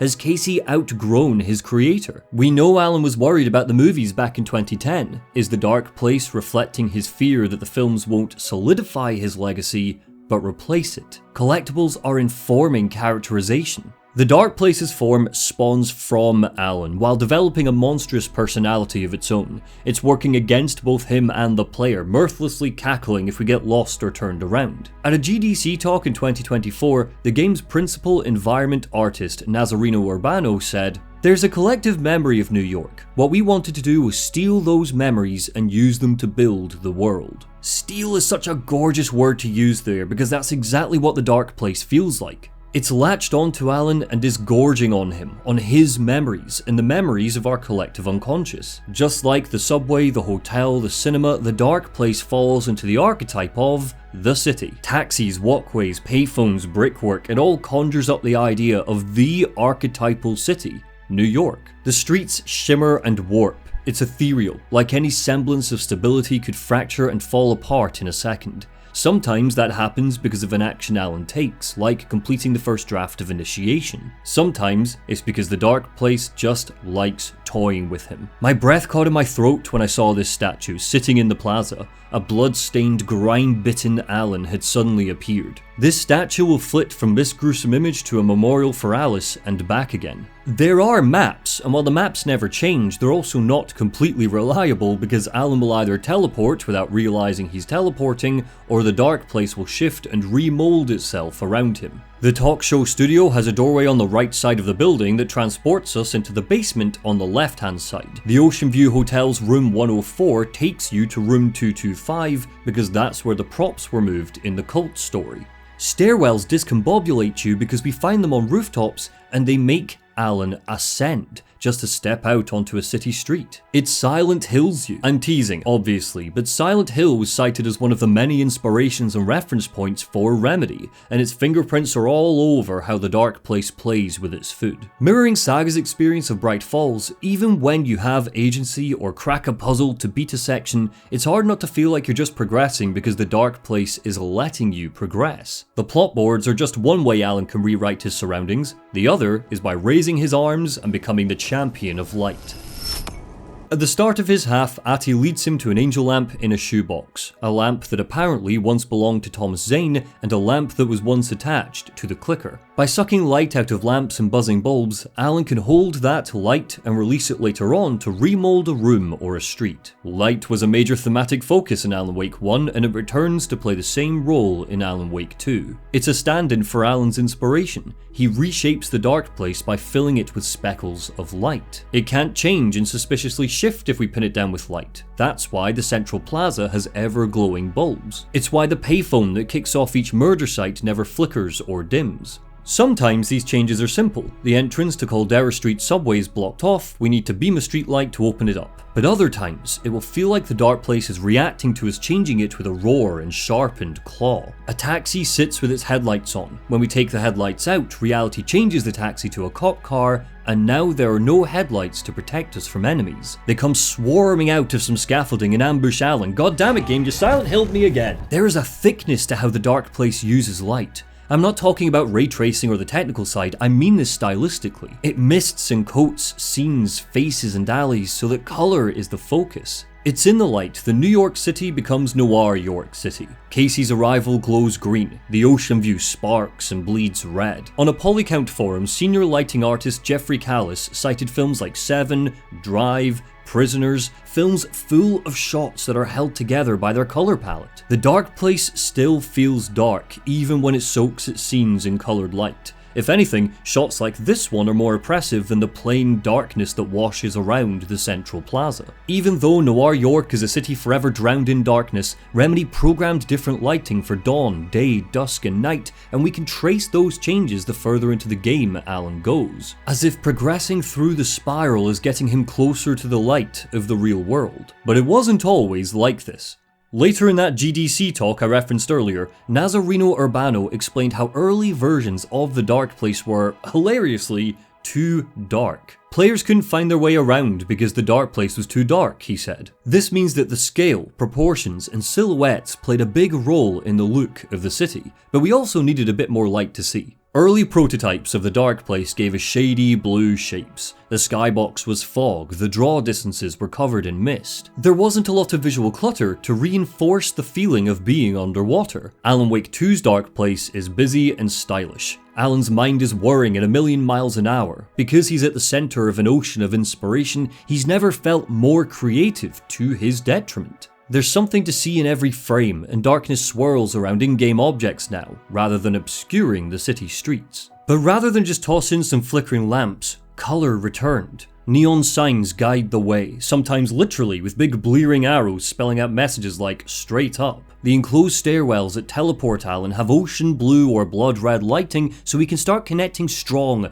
coloured light with being teleported. But because Remedy have designed an archetypal city washing around in a nightmare, they're reminiscent of walking up or down the stairs of a dangerous nightclub. I have walked these steps before. The Dark Place speaks to Alan through its environmental storytelling. Signs and posters quote parts of Departure back at him. It's not like your stories are any good. Not like they have any artistic merit. But there are coded messages too. Don't sleep again, street, one sign says. Don't write. Find Alice. You may not be the only you out there. Alan's psyche has imbued the Dark Place with messaging that simultaneously punishes him and keeps him on the straight and narrow, but it's so subtle that we and Alan don't fully understand the context in a first playthrough. You die here sounds like a threat, but Alan literally has to die over and over to navigate the spiral. Find Alice refers to Alan's overall goal of reuniting with his wife, but it's also a key part of the plan. Alice is the catalyst for getting out of here. Don't write must have come from when he gave up on the manuscript. All the traffic lights are set to red, telling Alan to stop and give up. Triangle symbols are everywhere, from the back of cigarette packets to part of the architecture of chimney stacks. Is this because Alan caught sight of the Federal Bureau of Control? We will eventually learn that the Cult of the Tree used triangles because of that iconography. Who dreamed it up first, Alan or the Koskela brothers? But it's Erwin Swimuri's graffiti that brings the horror. What likely started as an homage to Max Payne's constant graffiti, referencing Remedy or the drug Valkyr, has evolved into something visually disturbing. It overlaps to the point where the base coat is indecipherable, bruises, scratches and mutilations bleeding out of buildings. Sometimes you can't even see the brickwork underneath anymore, like every loop adds more paint, more voices, more messages. Sometimes the paint is a black silhouette, positioned around corners so when the light catches it, a player will mistake it for an enemy. Strangely, there's one particular splash of paint that kept catching my eye on my latest playthrough. A white silhouette, a figure bursting into light. Is this meant to be Alan at the end of the game shot with a bullet of light? Or is it supposed to be Mr. Scratch burned away at the end of American Nightmare? A reminder dredged up by Alan's memories that he beat Scratch before and he can do it again. Dark poems are splashed on walls near the murder sites, always ending with the phraseology that heralds Scratch. This is the ritual to lead you on. Your friends will meet him when you're gone. Because the name returns so often, sometimes painted over layers of past graffiti, and because the message of the Dark Place is so antagonistic, with graffiti saying things like, "You lost her, the monster and the nightmare become inseparable." Scratch is ever present down here, so breaking through the Dark Place feels like a step closer to defeating him. The one respite from the loops and the signs and the rain and the paint is Tim Breaker. In case you don't remember again. I know, Tim, I'm remembering more now. It's good to hear, man. Tim didn't know how long he'd been trapped here. One minute he was in Bright Falls, talking to the FBI, and the next, he'd been snatched out of reality, thrown into a nightmare dimension. Tim was okay. He'd been preparing for something like this his whole life. Tim Breaker has managed to map the Dark Place. He's trying to decipher the mystery of Warland Door because Door transported him here. While exploring, we'll hear him humming a familiar song, the Night Springs theme tune, like Cornifer in Hollow Knight. Tim is the only constantly friendly face in the Dark Place. Door is smiling and friendly on his talk show, but that's hiding a thin layer of malice. It's just a role he plays. Tim is legitimately helpful. He's even left caches of ammunition and resources for Alan to find, and whenever we speak to him, he confirms that Shawn Ashmore's casting wasn't just for the sake of a giggle. He's had dreams of other realities. He doesn't say the name, but this is likely the world of Quantum Break, where he's not Tim E. Breaker, he's Jack Joyce. There are strange symbols and shapes, sketches on his whiteboard that look like Hedron, the entity from Control, but there are two recurring flashes that he's trying to pin down. Warland Door and a red-haired woman that he feels an inexplicable connection to. He is talking about Jessie Faden, the director of the FBC, played by Courtney Hope. Also played Beth Wilder in Quantum Break, a woman that Jack Joyce fell in love with and almost broke time to save. Now what does this mean? Because megacorporations are never our friend, the intellectual rights to Quantum Break still sit with Microsoft, not Remedy. It's a tease of things to come, but damn am I ready for Tim Breaker to meet Jessie Faden in a future game. If Jessie is guiding Tim, Alice is guiding Alan. When he made it to Parliament Tower, painful nostalgia washed through him. The ding of the elevator, the brass of the knob. The Dark Place had recreated the Wake's home so perfectly he could almost smell her perfume. Flash, click, click, click, click. Wake opened the door to the apartment and was blinded by the light of cameras. Alice's cameras. She'd set them up with motion sensors to capture whatever invaded the apartment. In Control, we saw one of these pictures, a snarling shot of a bedraggled man caught by surprise. At the time, there were theories that this was Scratch. In American Nightmare, Mr. Scratch told us that he was letting Alice catch glimpses of him, tormenting her at night, torturing her, so it all lines up. When a monster comes, I turn it into art. But Alan Wake 2 flips this on its head. For now, Alan believes that the pictures Alice has taken are of Scratch, but we play through the moment she captures him. This, stepping through the door into the apartment. Alice wasn't photographing Scratch, she was photographing an astral projection of Alan overlapping with their apartment. We'll talk about Alice properly in a later part, I've dedicated a whole section to her, but Remedy are making good on 13 years of build-up here. She is the emotional crux of the entire story, not just a goal for Alan to get back to or a muse to lead him on, but an artist exposing her vulnerabilities, pushing against them and transforming them into something powerful. The apartment itself tells the story of a grieving woman haunted by visions of her late husband. She doesn't remember the dark place yet. All of this is a flash from 2017, weaved into Alan's loop. We see from her photographs that it wasn't just in the apartment she saw Alan, it was out in the streets, a spectre watching her from afar. Alan steps into his writer's room and sees himself, dead at the desk. In the apartment he was still an astral projection, but we're led to believe that in the writer's room he's real. If the real Alan is dead, how is the astral projection still going? Is this corpse just a projection as well? Mysterious. Wake had sat in the writer's room and wrote a story. Initiation. To project myself through the dark place, to look for a way out. But something killed this Wake in the middle of writing. He assumed it was Scratch. The manuscript on the desk had been scribbled over, edited. Rage and fear filled him. Scratch had been terrorizing Alice. It had found a way into the writer's room. It had killed him. As the anger grew, he sensed the presence lurking behind. The dark presence, here to feed on his fury. The first ritual was complete. The writer of the first word, not the writer of the last. With the terror of the light and the shadow cast, the third eye now opened to project the night. This is the moment to write.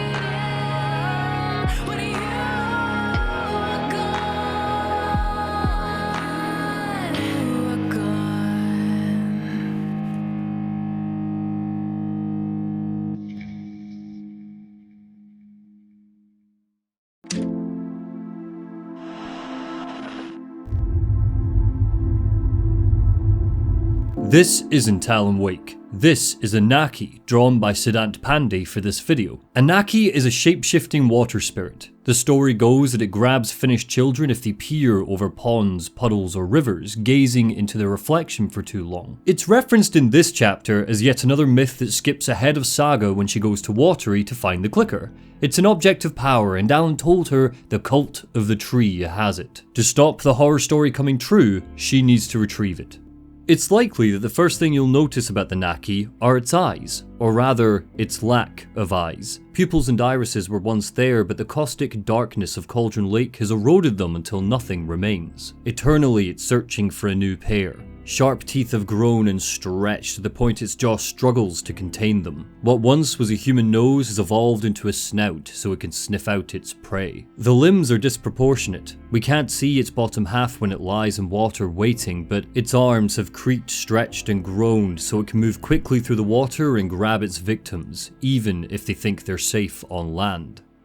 For Saga's half of the tale, at least, a mermaid that claws the eyes from children wouldn't make sense as an enemy for her to battle. The Naki might be referenced the same way a witch is, but the monsters she fights aren't supernatural legends. They're real people or animals taken over by the dark presence, cultists infected with it, or wolves drawn rabid by it. In the first Alan Wake, the Taken would rifle off everyday phrases. Carl Stuckey babbled about cabins for rent in Bright Falls. Cops screamed that you have the right to remain silent. Orderlies twitched details of medical prescriptions. But in Alan Wake 2, their personalities have changed. Now the monsters shout parts of a story, always in the past tense to reinforce that they're echoing a distorted, disrupted version of Alan's narrative voice. She was lost, drowned.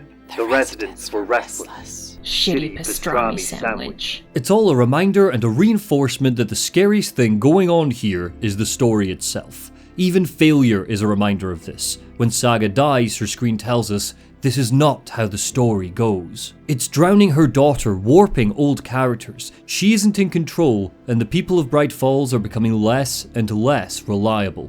Great to see you back in Watery, Saga. Everyone in town missed you. Super nice to see you again, Saga. The story had gotten Ilmo and Jaakko Koskela. They thought Saga had stayed at their trailer park for years. Thought Logan had drowned. The clicker could wait. She needed answers first. So through the woods she went, hunting for the trailer park they claimed was once her home.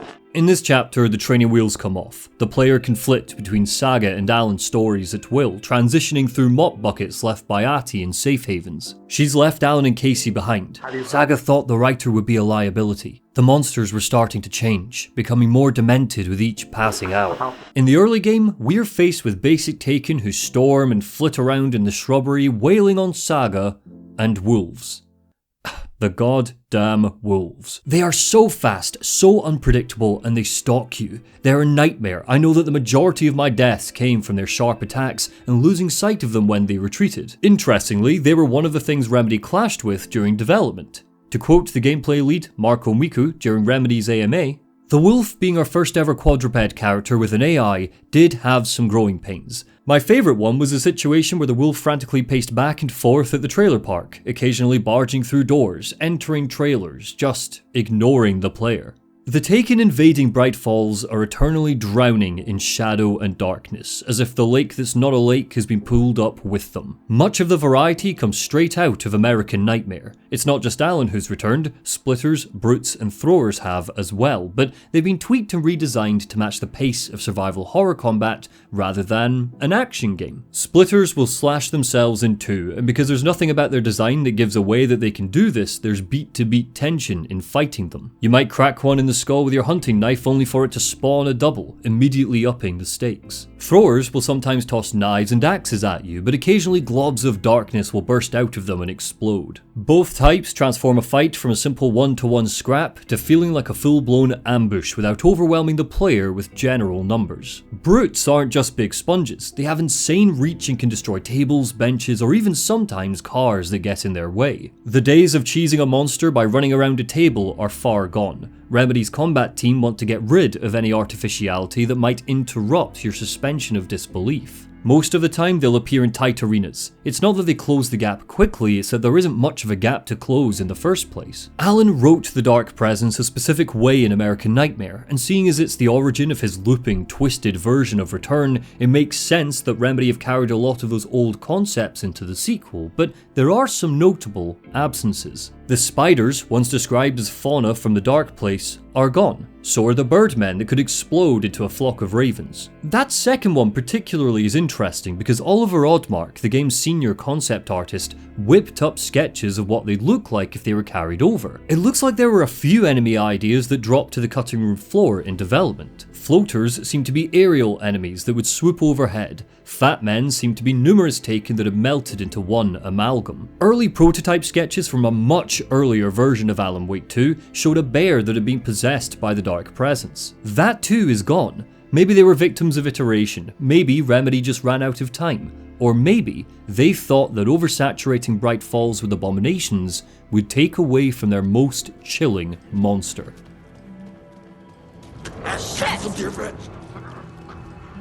The Diver is decrepit. It will live in Remedy's Hall of Fame as one of the creepiest creatures the studio has ever given us. It attacks Saga late in her adventure while exploring the Valhalla Nursing Home's wellness center. It carries the water with it, bursting out of a reflection that glides through the air, concealing it. The player needs to squint to find the ripples and track its movements, and when it does explode into reality, its top half is reflected by its bottom half. The legs are arms with splayed hands, holding up a waving torso as if part of them is locked in the Dark Place, desperately trying to reconnect with their physical form on the surface. That first diver is likely Gail Barrows, a patient who developed cancer. Because the enemies appear in so few numbers, careful consideration can be given to why they are where they are or why they look the way they look. They don't infinitely respawn. You can clear an area of them and their bodies will remain until Saga leaves that section of the map. Before, the corpses would wisp away into darkness, but now the bodies remain, gruesome reminders of the violence of the story. Another example of the narrative strings that link why Taken are positioned where they are is Coffee World, the Koskela Brothers' bizarre amusement park. During the day it seems like it bustles despite being so run down. Children's drawings tell us that kids seem to enjoy the rides and attractions. But over time it's fallen to ruin. All of the toilets are out of order, not ideal for the most caffeinated place on the planet. Thornton and Mulligan were members of the Cult of the Tree, but they didn't sign up to protect the Pacific Northwest from the Taken. They did it for the power the cult's fearsome presence could afford them. An old boys club. One night they killed an innocent woman, Monica Thompson, and tried to cover it up by throwing her body into the watery well. Thornton blamed Mulligan's itchy trigger finger.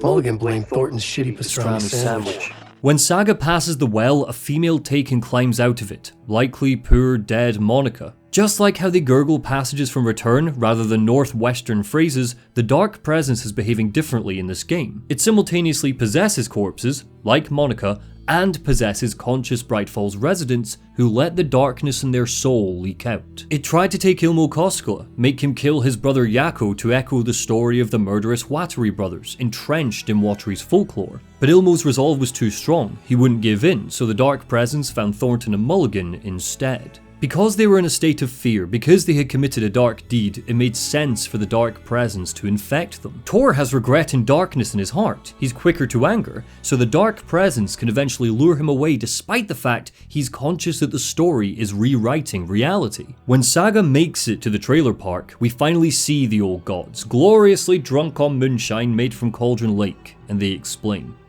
Sweetie pie, right on time. Like we were just saying, it's not true. The lies to hurt you and make you weak. Don't believe a word. The past 13 years haven't been kind to Tor and Odin, but they can still see through the story. To Saga's surprise, Tor introduces himself as her grandfather, and it takes some acclamation for her to trust this as a development, thinking it might just be the story taking further shape. When the credits roll, it's clear that this is objectively true. Saga's mother Freya had a Norse name, so it stands to reason the nomenclature passed down through generations. Does that mean her daughter Logan is supposed to be Loki? Are para-utilitarians made or born? Only time will tell. Saga's trailer was here. It might have been a lie, it might have been Wake's words, it might have been drudged up by the story, but her trailer was here.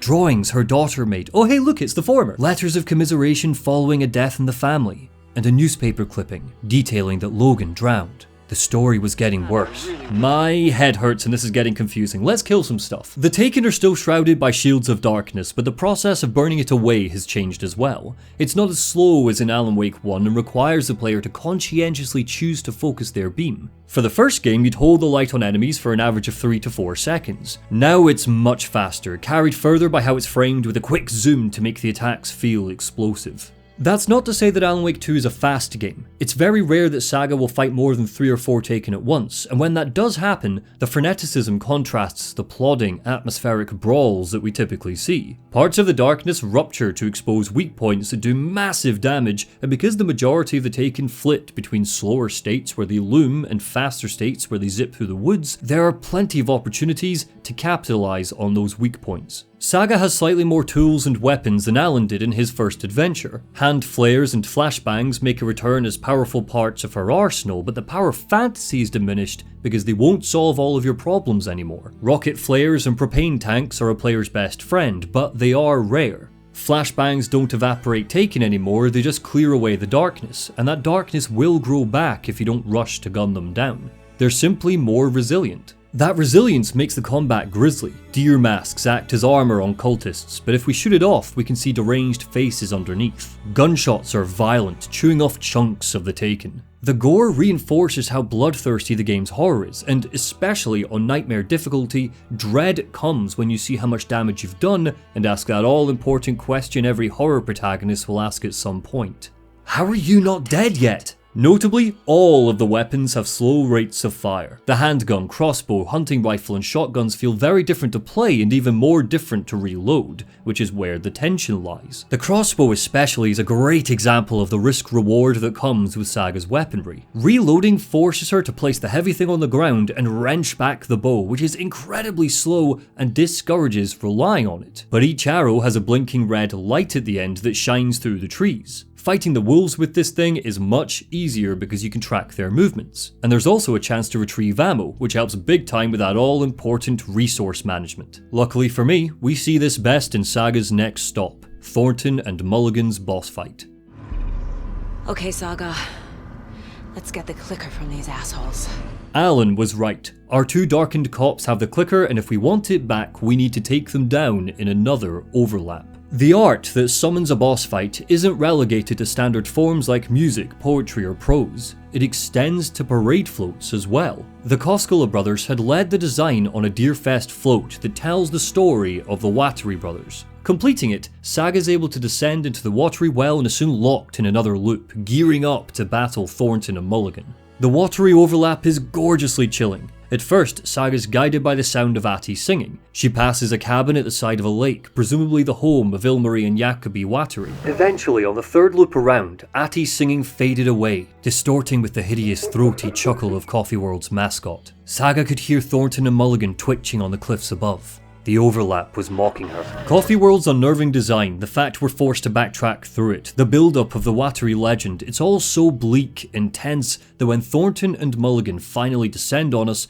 their boss battle feels weighted and earned. Nightingale was a thrilling introduction to the game's supernatural elements, but these were 2 men we had met and started to build a relationship with. It's also the toughest fight in the game because they're both so beefy, so fast, and Thornton hides on higher ground sniping at you. Too bad I brought my crossbow, fucker, no hiding from me! Resources are limited in their arena, but thankfully the game never bullshits you. There isn't a set amount of ammunition in each zone. It will replenish and will react to what you've got left in your inventory, but it's sparse enough that Saga never feels overpowered. With this being a survival horror game, resource management sits at the top of things a player needs to concentrate on. More than in the first game, batteries are precious. Safe havens and light sources don't heal us completely, and both Saga and Alan don't start chapters with their health refilled. Your decisions in Chapter 4 will carry over to Chapter 5. Saga wears a charm bracelet that Logan made her, a physical object imbued with the power of her belief that her daughter is alive, that she won't let the story take her away. Because of that power, she can equip charms that give major boons. The coffee mug charm lets you revive if you get killed. The lantern charm adds an extra charge to Saga's flashlight. Really, the charms are what will clutter up your inventory. If you're exploring like you should be, it's likely the player will start to drown in charms of all shapes and sizes to the point you'll pick your favourites and stash the rest away.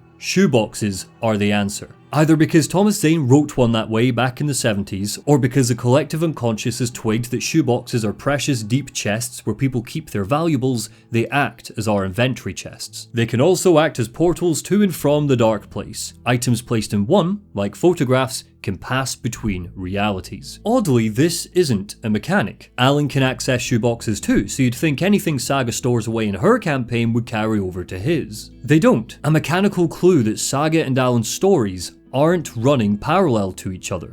She fired again. Another hit. Faster. Again. Yet faster. Again. A strange, lethal feedback loop forming. Speeding up. Whether it's with new weapons or new charms, Saga will grow stronger across the game, but it's the upgrade system that stands out. They're meaningful for a start. Way Home lets rifle bullets penetrate a Taken's darkness shield. Another headshot ensures that 2 headshots in a row will stun an enemy. Player choice is demanded because even if you find all of Rose's lunchboxes, you won't have enough manuscript fragments to max out every weapon. Even on New Game Plus, it's a journey and a half if you want Saga to fully realise her potential as the hero of the story. The context these upgrades are given make them feel part of the wider whole because we hear Alan narrate them like they've been slipped into the latest draft of Return. This might be a horror story, but the writer's hero is always growing and learning, strong enough that she defeats Thornton and Mulligan and retrieves the clicker. Unfortunately, while she was distracted, the cult of the tree found Casey and Alan. When the cult of the tree attacked Wake and Casey, they didn't know what they were letting themselves in for. A threat to Wake was a threat to the dark presence itself. It needed the writer. Feeling Scratch near, Wake blacked out. When he awoke, the lodge was in shambles. Viscera hung from the antlers of the deer head mounted on the wall. Corpses lay all around. Scratch had whirled through this space, but for some reason, it left Wake alive.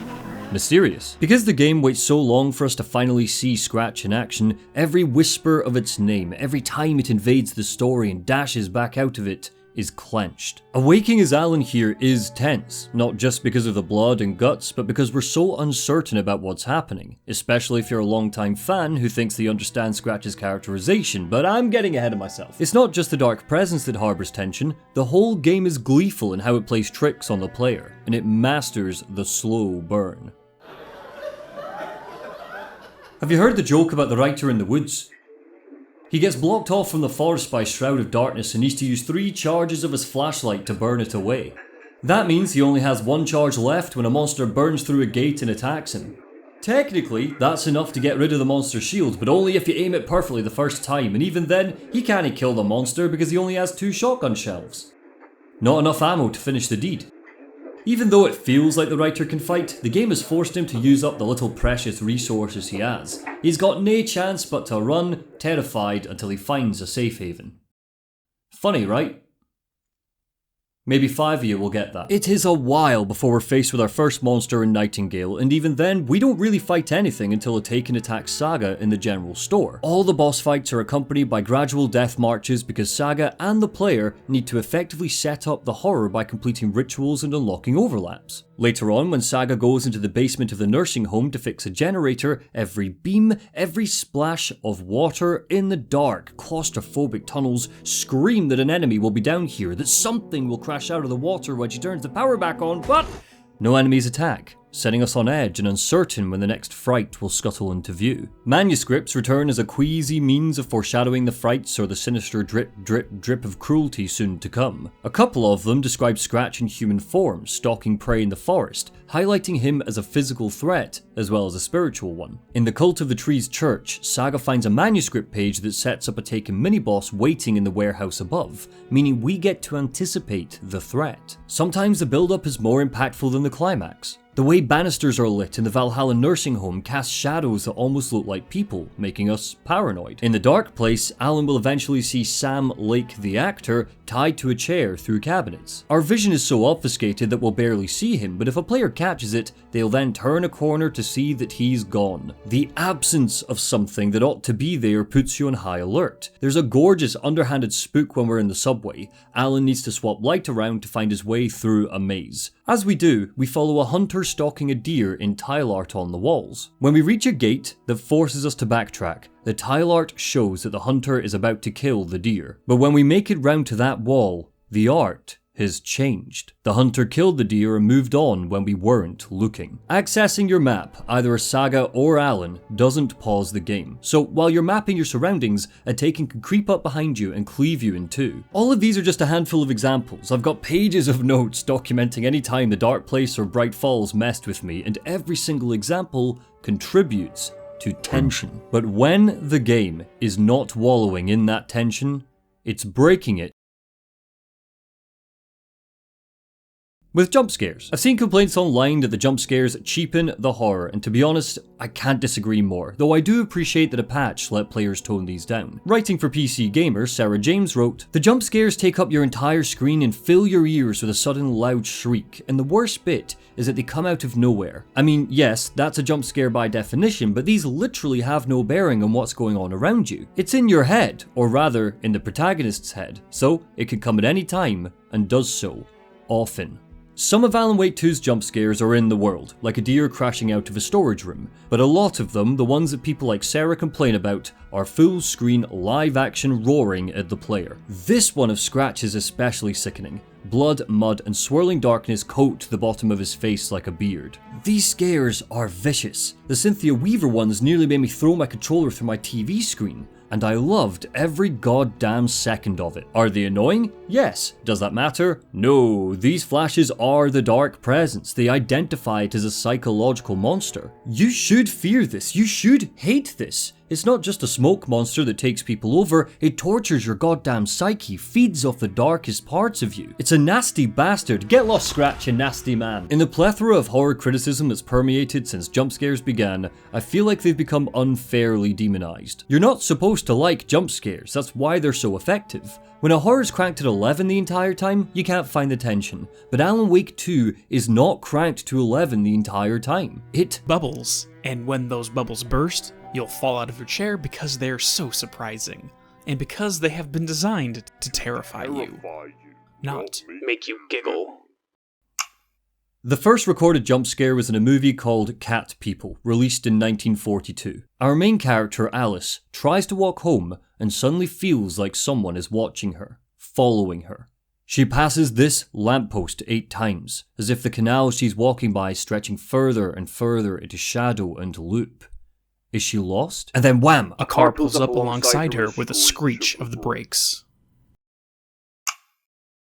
Effective jump scares have to be earned. Without solid tension, they're just flashing lights and interruptions, but for the most part, Alan Wake 2 does earn them. Take Cynthia Weaver. Look at how she's positioned at the end of this corridor. She wasn't there before, but now she's just popped up.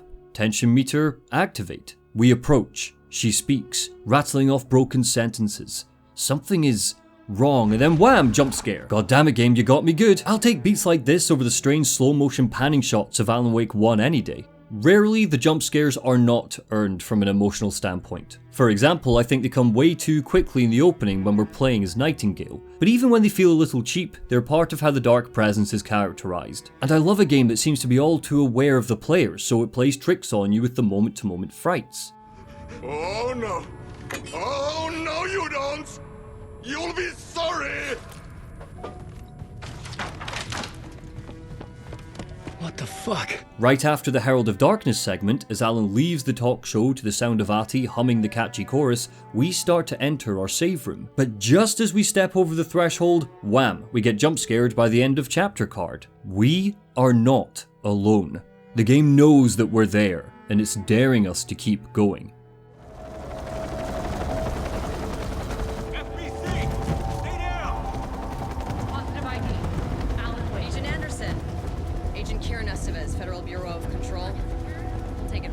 Wake was out cold. Casey was injured. The Federal Bureau of Control had moved in. Agent Kieran Estevez eyed Saga with a dispassionate look and handed her some papers. This is no longer an FBI investigation. The case has been transferred to us, she said. Casey had called for backup. This is what it looked like. In the whirlwind that follows Saga's arrival, you'd be forgiven for missing a quick pan over to Ilmo Koskela. He had led the cult's attack on the lodge. For some reason, the cult of the tree are trying to kill Alan. Estevez is as no-nonsense as Control's AWE documents described her. It looks like the FBC have been preparing for something like this for a while now. She's a minor player in the grand scheme of the game, but when the credits roll, she puts a formidable stamp on Remedy's universe. Not least because I just really love the way that she says... Didn't I tell you to fuck off? Yeah, one more time. Didn't I tell you to fuck off? What do a dildo, a broken piano, and a hard-boiled sweet in a frying pan have in common? Well, they were part of Alan Wake 2's music and sound design, of course. Why would it be anything else, stupid? In the first of 6 dev streams, Petria Lanko, Remedy's in-house composer, and Richard Lappington, the game's audio director, explained a bit about how they designed Alan Wake 2's soundscape. These are weird and brilliant streams that flag how much of the curtain Remedy are willing to pull back so that geeks like me can see just how much collaboration and artistry were pulled together. If you look at Alan Wake, you basically get to do everything on the audio spectrum, Lappington said. We have the musical, we have live action, the film, then you get all the gameplay stuff, the enemies, how you represent characters. You have such a plethora of stuff. There's so much challenge and so much freedom for you to ask, what's this going to be? What does the Dark Place sound like? What does Washington State sound like? What does darkness sound like? So, seeing as Richard Lappington's offered up the perfect transition, let's talk about the musical, the soundtrack, and the sound design. Together with our house band, the divine old gods of Asgard, we have created something very special. The song is called Herald of Darkness, but I like to call this next segment the story of the journey of Alan Wake, the musical. Thanks to the 2023 Game Awards, Initiation 4 We Sing has become Alan Wake's most famous moment. Even if you haven't played the game, even if you don't know who the hell Alan Wake or Saga Anderson are, it's likely you've heard Matthew Peretta belt, "Mama gave me a magic clicker." And yes, I think it's true and fair to say that We Sing deserves every ounce of praise tossed its way. Wake awoke back in the late night studio. His head hurt. He didn't remember how he got here, but he did remember the last loop. The subway. Casey, Alice, the manuscript. The studio lights flared up, the old gods played, and the musical began. You try anything once, or had you tried this before?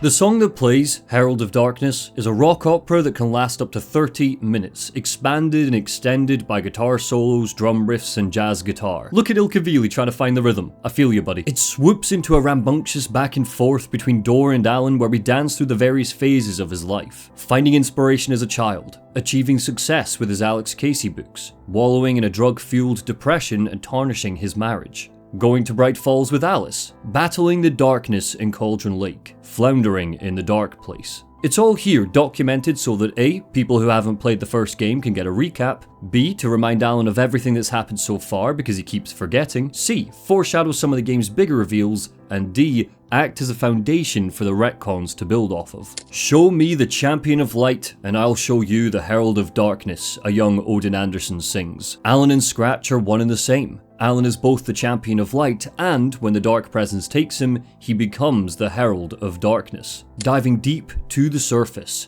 Alan needs to follow the spiral upwards if he's going to return to reality. It might feel like he's descending, but all of this is part of his ascension. He could write a new story like Tom Zane before him. Tom Zane might call himself a filmmaker, but Herald of Darkness reinforces that once he was a poet. Zane might be able to rewrite history, but the past still happened. Tom the Diver was once real. The musical might be spewing from Alan's subconscious, but the form of the thing comes from the playwright Ed Booker, who came to Bright Falls with his wife, Tammy. We learn in Saga's campaign that being so close to the lake inspires Ed to write a space rock opera. This concept, combined with the fact Tammy was writing a true crime novel about Alan's disappearance, has likely swirled around, rumbled down the drain, and remolded the Dark Place to give Alan a musical about himself. This isn't just here because a musical would be fun, it connects to the rules and lore of the game. It's not even a tenuous connection, it'd be weird if there wasn't a musical here if you think about it. There is a reality where that's precisely the case. On the Friends Per Second podcast, Sam Lake explained that he had to fight to keep Herald of Darkness in. Quote, "There were many production meetings where the team was like, come on, we need to cut this. And I was like, absolutely not, we are not cutting it. We were talking about mocap, like, how do we do it? All of this goes back to the stage fight scene in Alan Wake 1, and that turned out to be a fan favourite in many ways. So it's like, how do we come back to this scene, but in a different way?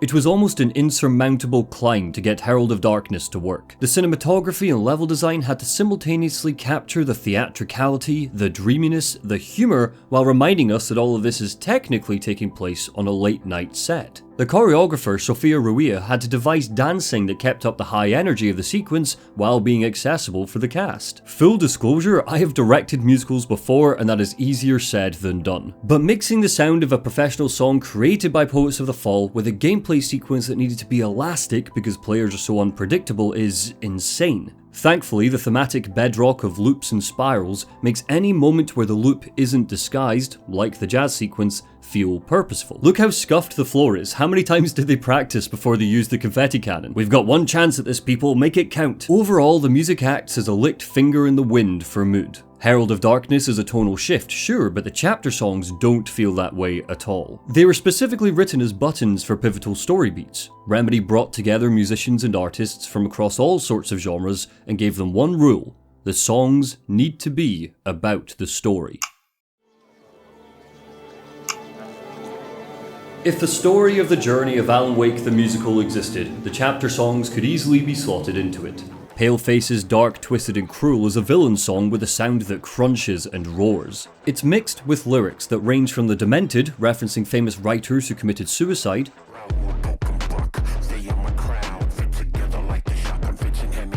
to the camp and silly.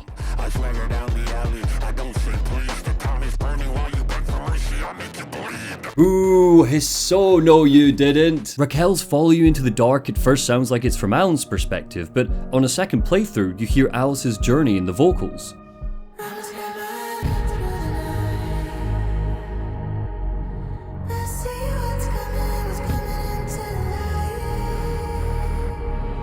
Rosenberg's No One Left to Love is an All Is Lost Act 1 closer that reinforces Saga's loss because it comes after the story tries to convince her that Logan has drowned and her husband David has left her. For my love's the light, holding you tight, and they can never take that away. I'll change the story where it's saying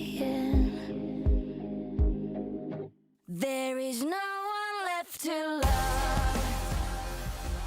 Wide Awake by James, an underrated bop and my go-to shower song, is an I Want number from Alan's perspective that completely spoils the mechanics of the spiral.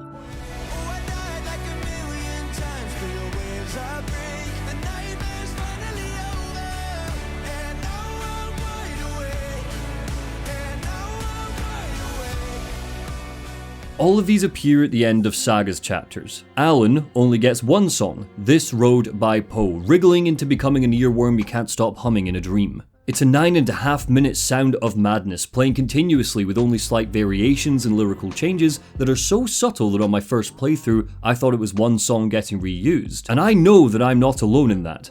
It emulates the fact Alan is spiraling, but he is making progress. The player needs to spiral until the final verse when we see the light. In an interview with Destructoid, Sam Lake explained that it's told from Alice's perspective. He wrote a short brief that read, The Dark Place Song, a story from Alice's POV as she watches her husband struggle and fail to escape the dark place. Dreamy, hazy, haunting, beautiful, intimate, dark. Can also be a bit creepy and threatening, as there is a voyeuristic and manipulative aspect to the setup. The story loops around 3 times, getting progressively darker. The inspiration for this road came from a song Poe had released 10 years prior, called September 30, 1955. In fact, the chorus for Road, Some Say That It Loops Forever, This Road That I Lose You On Every Time, are the original vocal samples for September. History repeats itself, time is a flat circle. September's loop is finally broken in this road. It's a song that has spiraled for a decade until it exploded with Alan Wake 2's climax. If Poe captures the sound of a loop, bottles it, and releases it gradually at the end of Alan's chapters,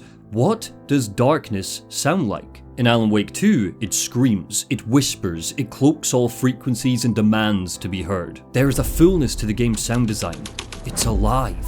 Saga's adventure is punctured by sentient sounds. The Ferris wheel at Coffee World doesn't just sound like the rusted squeaking of a creepy old attraction, it is shrieking. The darkness comes to Bright Falls in the rain, and the sound characterizes it as ravenous. The precipitation from Cauldron Lake rises in the sky and layers on top of the sleepy little town, bringing with it the dark presence. As areas around Bright Falls grow colder and darker, closer to the lake, the rainfall grows heavier and the sound of the rain grows with it until it drowns out Saga's footsteps. The only noises that can crack through it are the roars of the Taken, heightening their threat.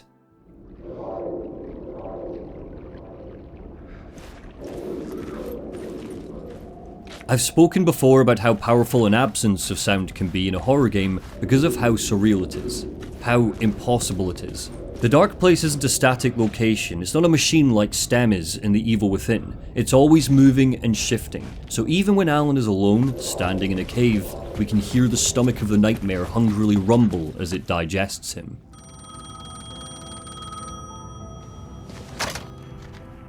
Hello? The payphone that Tom Zane calls Alan on warbles when he's far away from it, becoming clearer and more defined as we close the distance.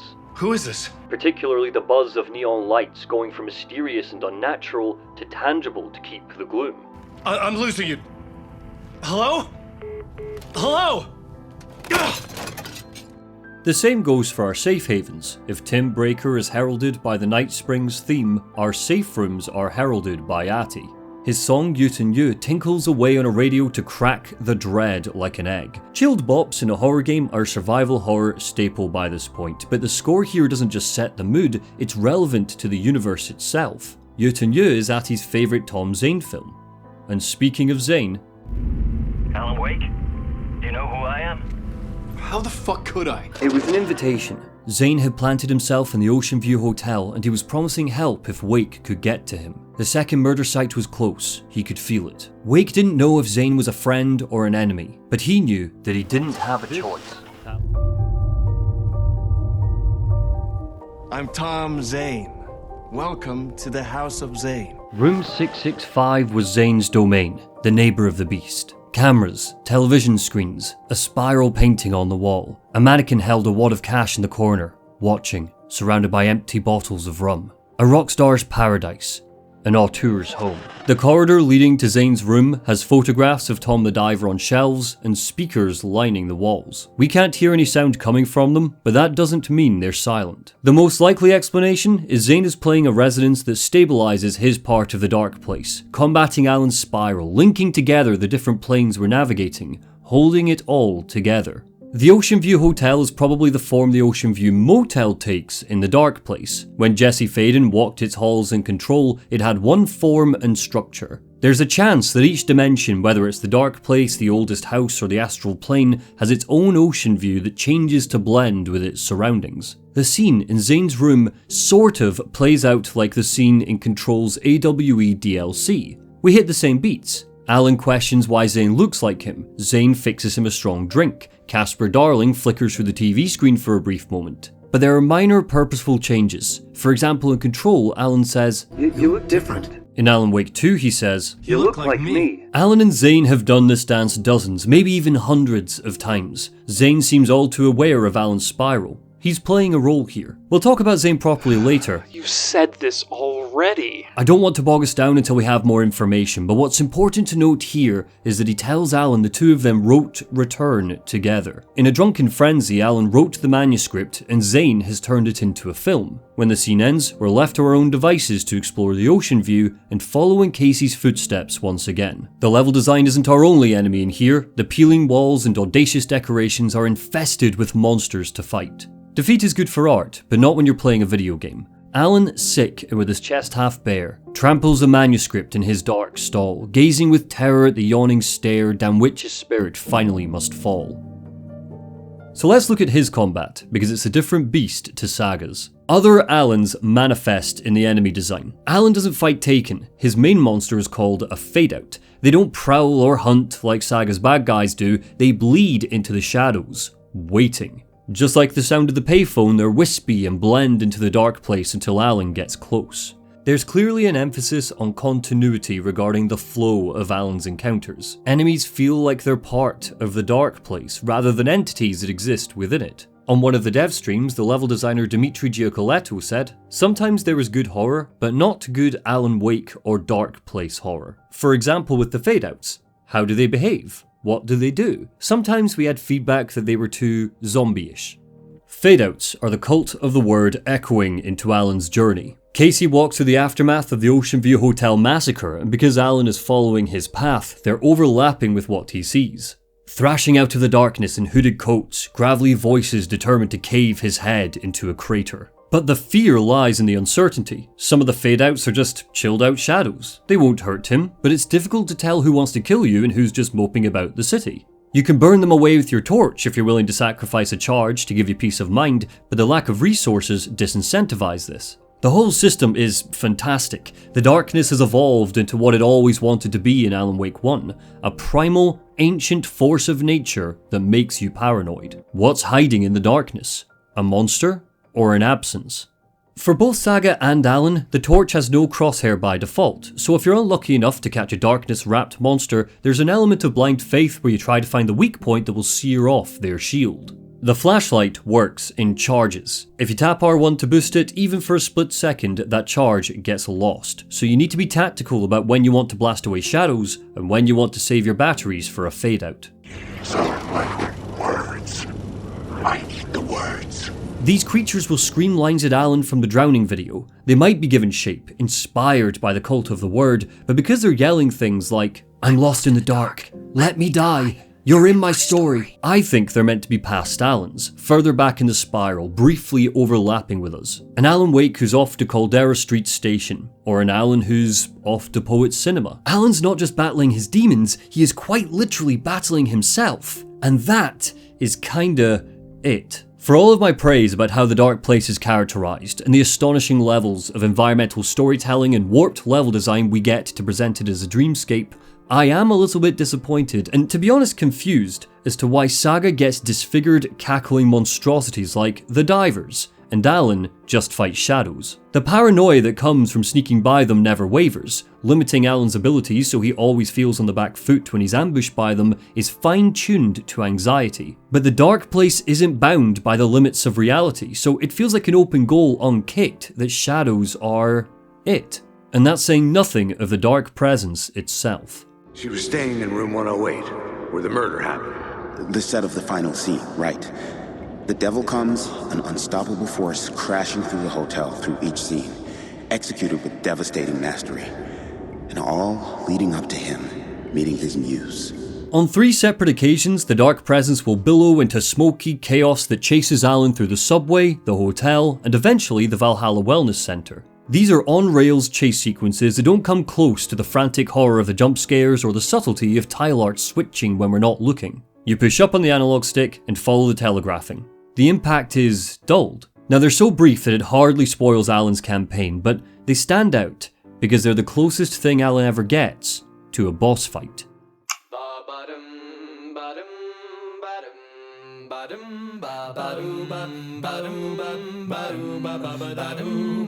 Alan Wake is searching, lost in the dark place, nightmare-held dimension, where stories can take shape. Anything can happen, especially when you're scared. Why the hell won't Remedy give Alan a boss to fight? An ocean of potential, so I settle for a droplet. Just invent some monsters, so we can all get wet. Show us the not mother hell. I'd settle for the hiss or an echo of a baddie Sega miss. Give Alan a boss. Give Alan a boss. Our boy's gone long enough. It's time to count the cost. Is this all a plan so he's unique from Sega's tale? Because if so, it worked, hooray, but shadows do get stale. It kinda feels on purpose, but I just don't know why. The Dark Place has no monsters, so Alan can get by. A well of imagination, where your darkest dreams come true. They come true. Alan's name's on the cover of the game, and yet no boss to duel. Even at the end of the game when Scratch is hunting him down, Alan never tries to fight this monstrous devil clown. And Remedy, if you're listening, I've got a message for you today. With all this built-up potential, man, I really wish you'd say, Hey, fuck it, we'll do it. We're really gonna do it. Alan gets a boss today. Bop, bop, bop, Lake. Wearing the skin of the detective isn't just narrative or structural, it's mechanical too. Alan is more likely to pick up painkillers than Saga. If you manage her resources appropriately, she'll start cataloguing first aid kits and medipacks like a doctor on shift. Painkillers serve Alan's characterization the same way they served Max Payne's back in the day. Both aren't focused on healing themselves, they're just focused on numbing their respective pains so they can push on. He might have once been the champion of light, but Alan's tools are severely limited in the dark place. His mind, the plot board, and the angel lamp let him master his surroundings, but when it comes to battling his own imagination, there isn't much variance in Alan's arsenal. A revolver, a shotgun, and a flare gun are all he has access to. There's no hunting rifle, no crossbow, no propane tanks. There is a lovely detail where Alan holds his gun differently to Saga though. He's still a crack shot after years of fighting the Nightmare, but he's not professionally trained like she is. It's notable that he gets a revolver again, meaning the rate of fire is slower and there are less bullets in the chamber. Micro-tension returns. However, and this really is a nitpick, I am gutted that he doesn't need to reload each bullet individually like he did in Alan Wake 1. In that game, it was a solid way to make a player feel anxious in combat. Now, he'll spin the chamber, click the bullets into place, and be ready to fight again. I've just realised that technically, Alan Wake 2's version of reloading does add tension, but in a very different way. Alan accesses none of his revolver bullets because the animation is longer and he's pumping all the bullets into the gun at once. If an enemy attacks, he's got nothing to defend himself with.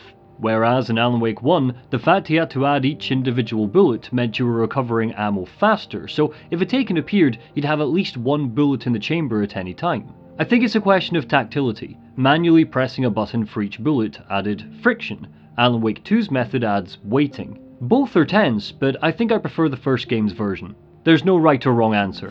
What was the scene in this room? Well, this is what we call the writer's room. In the play, it's where the devil rewrites reality whilst God is asleep. The whole sequence in the ocean view is fantastic. It's the most complex and layered level in Alan's campaign, with a sick sense of humour that gives every taut fight more power. Room 666, the do not disturb signs on the murder victim's door, the obvious overlook hotel inspirations. If we weren't gritting our teeth or cowering in a bathroom, a lot of this would be pretty funny. Alan's darkness has a sick sense of humour. A lot of his combat focuses on claustrophobia, even in wider spaces like the ballroom, because of how furniture and paraphernalia are tossed around and forces us to get up close and personal with our baddies. It isn't long before you're getting turned around, and the plethora of spectres haunting the hotel means you get punished hard for not keeping up with your surroundings. For upgrades, we need to hunt the space for words of power, painted spirals in UV light that have been slapped onto walls, ceilings, or floors. Finding these are great little environmental puzzles that rely on spatial awareness, something Alan's combat prioritizes because of how his enemies are designed, but the upgrades are kinda hit or miss. Each word of power falls into a specific category: gun, aid, lamp, stuff. Wellness Retreat is an upgrade that expands Alan's maximum health, always useful, but Roulette provides 5% chance to not consume ammo when firing a revolver, and Torchbearer, quote, increases hand flare's area of effect by 13% and duration by 1 second. Hardly worth the time it took for me to find the bloody things. Who left these for him? Has he manifested them in the dark place to aid him, just like the graffiti? It's a little comical, but I like to imagine he ran around painting them in a previous loop. In the drowning video, he bares his teeth and yells, "I know the words, secret words." So, did he send out a little astral projection Alan in overalls to hide them away in case Scratch got to them? I ran all the way here, but now I can't see the reasons. Fear of the dark is really just fear of what could be, that vast, paralyzing ocean. But photography can freeze reality in a snapshot, put a cage around the infinite and capture it. I try too hard to make a better reality.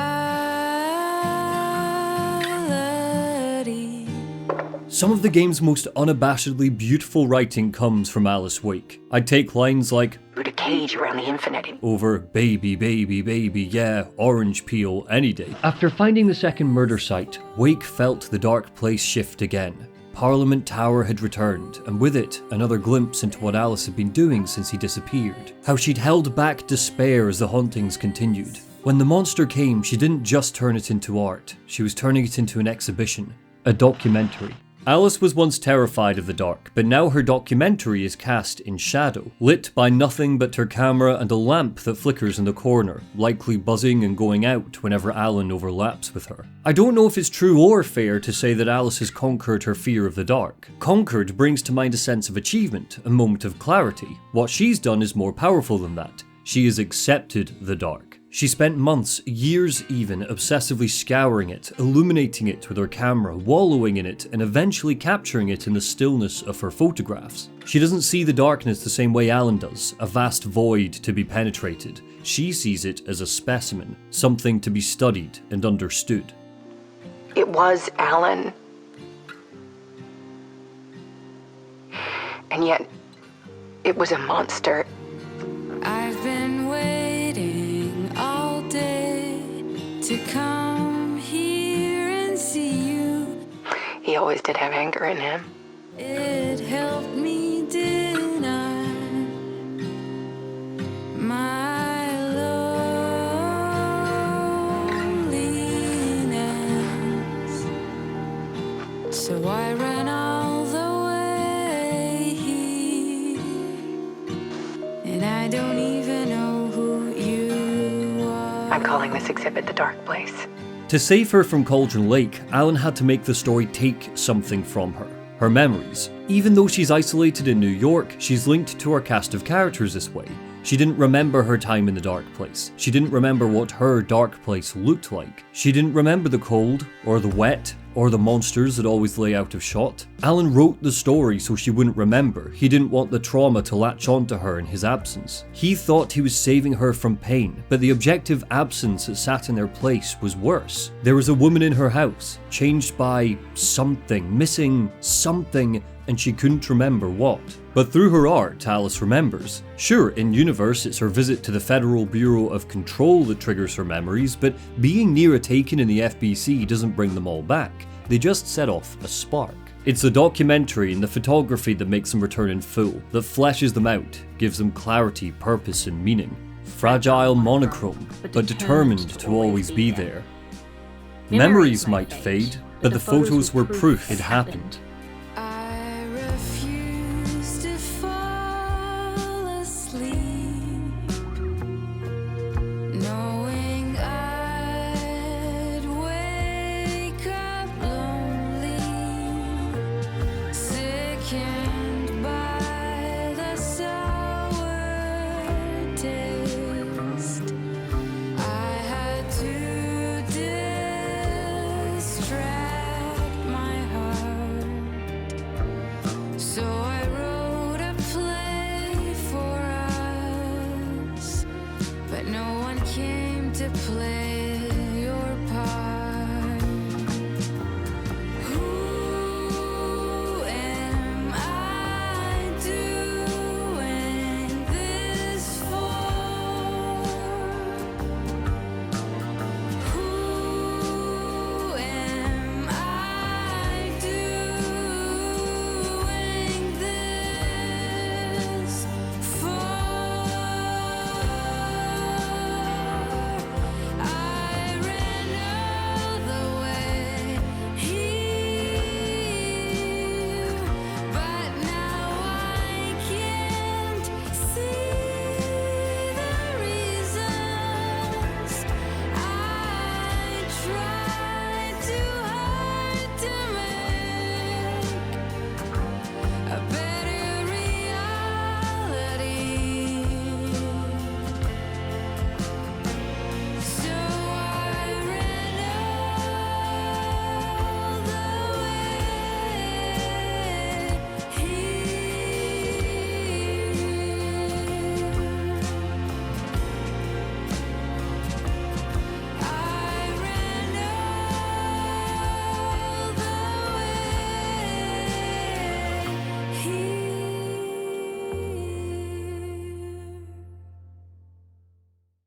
This is a painting called Untitled 24 by Willem de Kooning. He painted it after being diagnosed with Alzheimer's late into his career. 30 years prior, his art was sharp, angular, agitated, something we see in this piece called Woman 1. When we contrast its darkness with Untitled, we see an artist who sees this change in himself, determined to turn it into something. His style adapted, unburdened by the perfectionism his healthy mind used to force on him. When Alice was with Alan, she was safe, in love, financially secure, but as she tells us, the photographs she took weren't her photos. There's a maturity to how the Wake's relationship is characterised in Alan Wake 2, building off the glimpses we saw in the first game. Alan's success, his popularity, meant he was able to get Alice work, and she gratefully accepted that work, but it wasn't her. I have been in that situation. I've been both Alan and Alice in past relationships. It drenches the love you have for one another. It can wash it away. In the same way Alan felt chained to his Alex Casey novels, Alice felt chained to the opportunities his success offered her. Her photography was just work, functional. There was no expression or inspiration in it. 13 years after she fell in the lake, the dark place is finally doing its job. It's giving her inspiration. She snaps her journey into 4 segments: the depth, the comeback, the search, and realization. Love is weakness, weakness is clarity, clarity is purpose, purpose is strength. She's not just dictating her personal stages of grief here, she's dictating the stages she went through to remember the dark place, and it also echoes Alan's campaign. It might feel like Alan loops 3 times, but in fact he loops 4. The depth describes his complete memory loss at the start of the game, when Mr. Door explains that there's a lost manuscript out there and he's ultimately destroyed by the dark presence before leaving the talk show. The comeback is him coming back. It's the first time the player experiences a loop resetting. Alan follows that loop into the subway. The search is when he hunts for Thomas Zane and Scratch in the Ocean View Hotel, the loop that's about to end in a couple of minutes. Finally, realization is the upcoming cinema loop. He'll go on to realise Scratch's true nature. Warping through Alice's snapshots, Wake was back in the writer's room. Nobody was here now, but they had been. A manuscript lay abandoned on the desk. Return. Wake didn't remember writing it, but as he leafed through the pages and winced at the words, he knew one thing. This story couldn't come true. It was dark, twisted, cruel. His name was on the front page. He grabbed a pen, scratched it out, scratched whole paragraphs out. Frantically edited sentences. A creak on the far side of the room. A figure, dripping wet, bore holes into him from distant sockets. The gun raised, the chamber emptied, and everything went black. It's not just in these apartment sequences that Alice interjects the story. Somehow, it seems like she got the clicker and photographed herself dropping it into black water. This art meant that she could send the clicker to Saga when she needed it. In New Game Plus, otherwise known as the Final Draft, Alan finds a photograph of himself at the end of the game, showing the moment when he's shot by the bullet of light. Alice's photo gives this moment power. Because of this photograph, the bullet of light becomes Alan's third eye, completing his ascension. At the end of our first playthrough, we'll learn that all of this, every loop Alan passes through, is according to Alice's plan. Disturbingly, she's a voyeur of the horror, and the infinite Alan is lost in has been captured and contained by her. If we think of each loop like a glass, Alice's documentary is the bottom. Every draft of initiation pours into it, but her documentary stops them pouring out and going on forever. Did Alice set up the spiral using her photography? When the cameras attached to motion sensors snap pictures of Alan as he enters Parliament Tower, are they capturing the loop, locking it in place, letting him move beyond it, and into the next loop? That mystery is part of the game's power, but I think Alice's involvement could benefit from clarity. His picture is taken only twice in the whole game, Parliament Tower and again during the Herald of Darkness sequence. I'm not totally sure how Alice is able to document Alan's journey if all she has to work with are angry photos of Alan and gormless pictures of him wandering around a musical. Making her cameras more prescient in the dark place would have gone a long way to link this all together. There are camera flash jump scares hiding in here, I can feel it in my bones. For entities as ethereal as a dark presence that can change its face, or a nightmare dimension that loses shape, or a story that bends reality and can be interpreted as a shambling, ravenous monster, Photography is the most powerful weapon. Of course it is, because it shows things as they are. You can't hide from a camera, even if you're standing in shadow, it'll illuminate you eventually. Tom Zane's film cameras record motion, and every frame they print is combined into moving scenes that are open to corruption. Films can be exploited the same way novels or music can. But photography? Photography puts a goddamn cage around the goddamn infinite, and meaning is applied to the infinite by the photographer. A photograph can be interpreted, but it can't be exploited.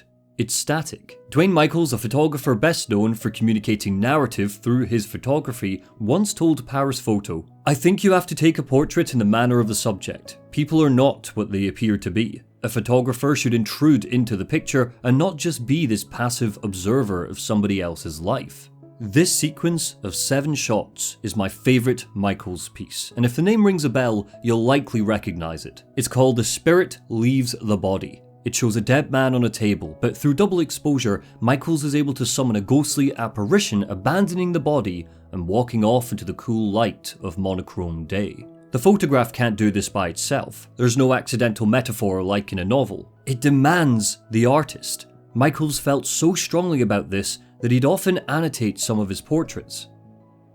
Look at Alice's pictures. What would you annotate this? Or this? What about this? It's not new to say that all of us are slicing off pieces of ourselves to play a part, giving it to ones and zeros to form a mask, just like how Alice is playing a part for Alan in these documentaries. Photography isn't always honest, but it captures a moment, slices it out of reality, and makes what it presents seem like the truth. When an Instagram account posts a cool picture of someone looking great on a nice day, there is a whole mess of reality that this picture doesn't capture. The rainfall of the previous day that meant she couldn't take the photo. The light sitting behind the camera because a cloud has masked the sun. Her desperate fear that people will hit like so the photo doesn't dissipate into the void. But when you look at this photograph, you're not thinking about these things. Photography can play tricks on you, but it's because of conscientious choices the photographer made. You likely assumed that this picture is of me because he's wearing a face mask with my avatar on it. It isn't. Just like Alice, everything in here is a part I'm playing to lead you to a conclusion, but I am such a coward that the only major criticism I have of the game has been coloured in by a doo-wop number. I present myself and this channel and this video through a lens that is tainted by my own perception of myself and the perception I think you have of me, so I bring intention to what I create. If the dark presence was real and it invaded this critique, there would be a lot of clay for it to sculpt, and it would...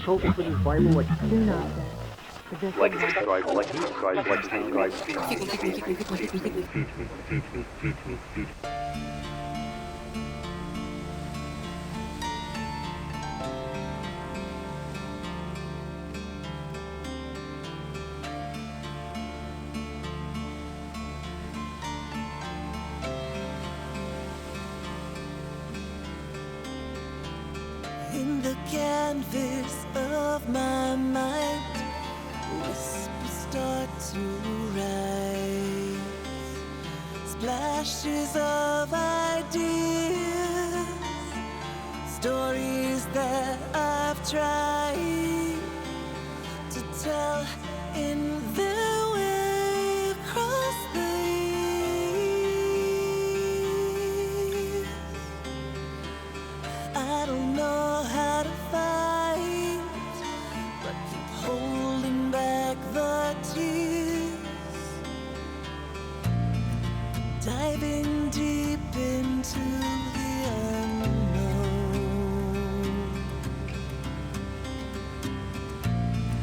In the current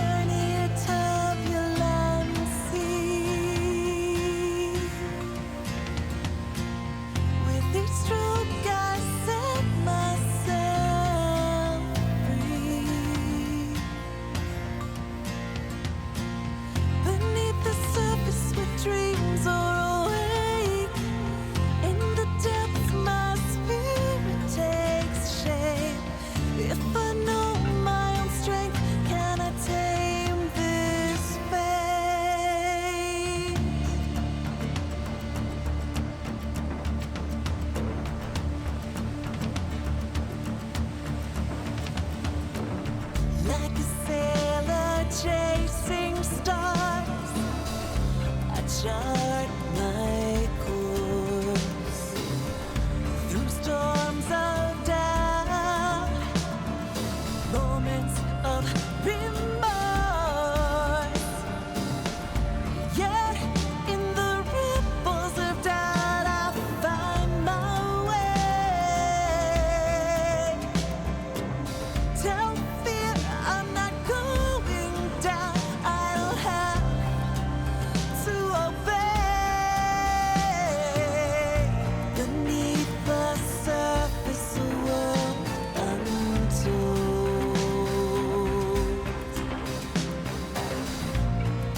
In the currents, I take control.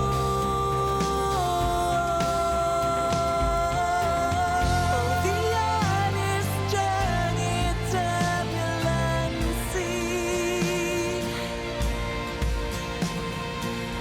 With each stroke, I set myself free.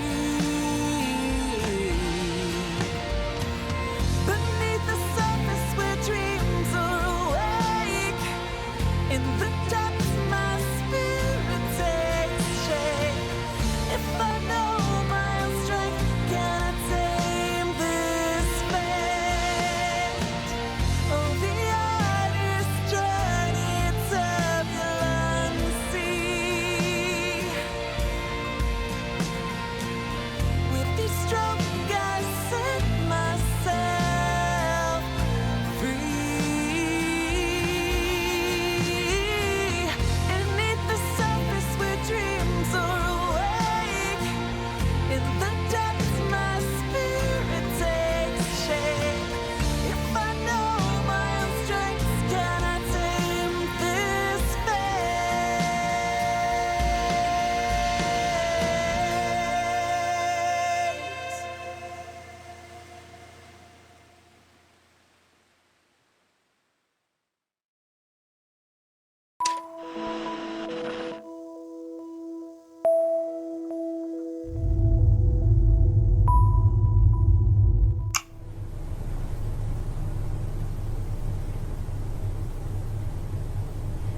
This isn't Alan Wake, this is Alex O'Neill. Alex is here because I dream in third person. Depending on what psychiatrist you speak to, they tell you that means I'm a rubber band ball of anxiety or socially conscious. I am neither of those things. Sometimes I dream I'm someone else, someone taller, shorter, fatter, thinner, teacher, dancer, killer, victim. Always I dream him in third person, and always, no matter his role, he echoes me, sounds like me, makes my mistakes, loves the people I love.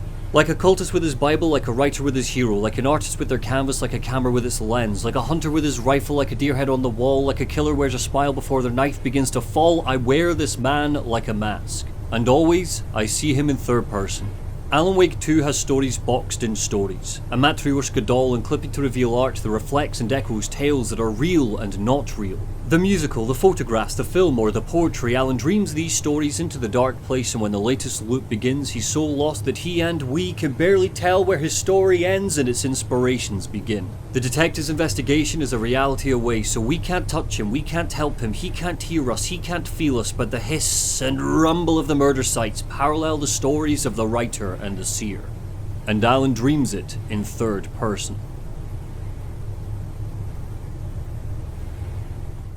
The FBI agent that Casey follows echoes Saga's hunt for Agent Nightingale. Nightingale's badge is smeared by inky darkness. The badge Casey finds is covered in blood. Nightingale's heart was gouged out by the cult of the tree. The FBI agent's heart was gouged out by the cult of the word. The professor Casey interviews looks like Tammy Booker, the true crime writer in modern-day Bright Falls. The director of the cult play Casey questions looks like Tammy's husband, Ed Booker, the playwright. The cult of the word member who threw himself to his death looks and sounds like Ilmo Koskela, leader of the cult of the tree. The cast of the cult play wore deer masks. The cult of the tree also wears deer masks. The murder victim at the Ocean View Hotel is an old dame who claimed to be the original playwright's muse. In modern-day Bright Falls, Cynthia Weaver dreams of Tom Zane whisking her away to a big fancy hotel. The Ocean View Hotel mirrors the Ocean View Spa, a nickname given to the old bunker where Cynthia Weaver lurks. Casey's dame and Cynthia were both drowned in a bathtub. Two NYPD cops covered up for the cult of the word. Thornton and Mulligan covered up for the cult of the tree. Thornton and Mulligan had to care for a moose skull. The New York cops died wearing a moose skull. Logan slips in the bathroom and nearly dies. In the story, she drowns. Two deaths connected to water. Thomas Zane and Alan Wake cut out a witch's heart. Saga needs to reunite her with a heart to open an overlap. Alan killing Casey echoes the fact he killed him off in his books. Ilmo and Jaakko Koskela run parallel to the Wattery brothers. Alan and Casey's first interaction in the dark place is repeated in Bright Falls when Alan asks for a gun and Casey snaps back, "No chance." Literary echoes are nothing new for Alan Wake. His experience in the first game ran alongside the experience of Thomas Zane in the 1970s,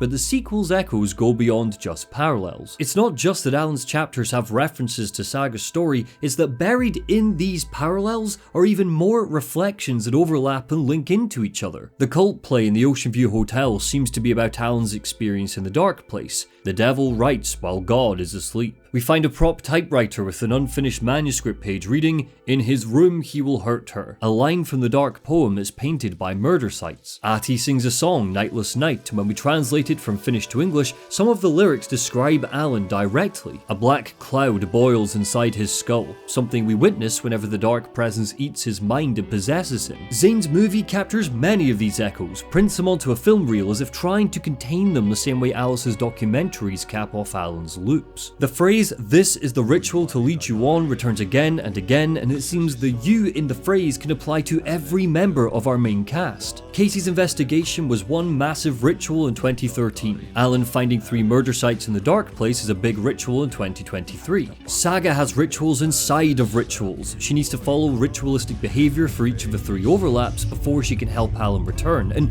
we know from Control that the number 3 has ritualistic power. Alan speaks to Zane on the phone 3 times. Is this his ritual? Alice has 3 sets of documentaries for Alan to watch that leads him further through the spiral. Is this a ritual for him laid out by her? This is the ritual to lead you on? Whose ritual? Leading who on? Whose friends will meet him when you're gone? Whose friends will meet him when you're gone? Whose friends will meet him when you're gone?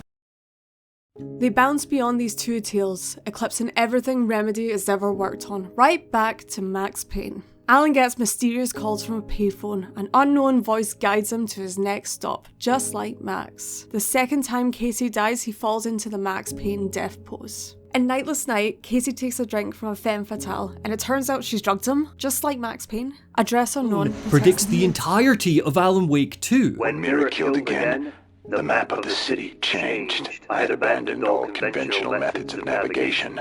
I was following the bloody signs he kept leaving me, and he was watching me do it. The way Alan illuminates echoes, lining up the reality of the dark place with the reality of the real world, is an echo in and of itself. A black sphere must line up with a bright sphere so it becomes one object with a faint light behind it. If we dive all the way back to Control, there is an altered item that connects to this, the anchor. Reading from the case file associated with the anchor, the FBC says, quote, "The crew of the White Ocelot first encountered a strange spherical phenomenon while fishing in the Redacted. Witnesses described it as a black sphere with a faint light behind it. Soon after, the vessel lost structural integrity.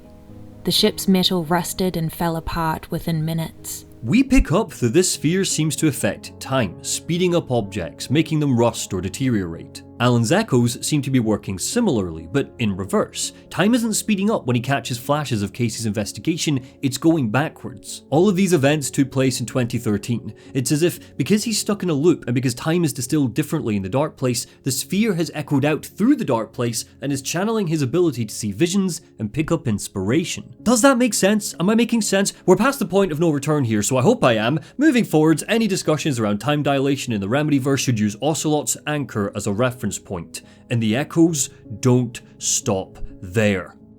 Alice. I need to get to her. She's in danger. She is. Because of you. And so is someone important to me, someone you pulled into this. I just want to flag that Alan says, "The mask's come off." and clearly doesn't listen when Mr. Door replies, "Oh, I wouldn't go that far." Because just a few seconds later, when Door vanishes, Alan mutters to himself, The masks were finally coming off. Alan! Bro! The late night studio was doused in darkness. No more plastic smiles. No more canned laughter. The cameras were off, and so was Warland Door's mask.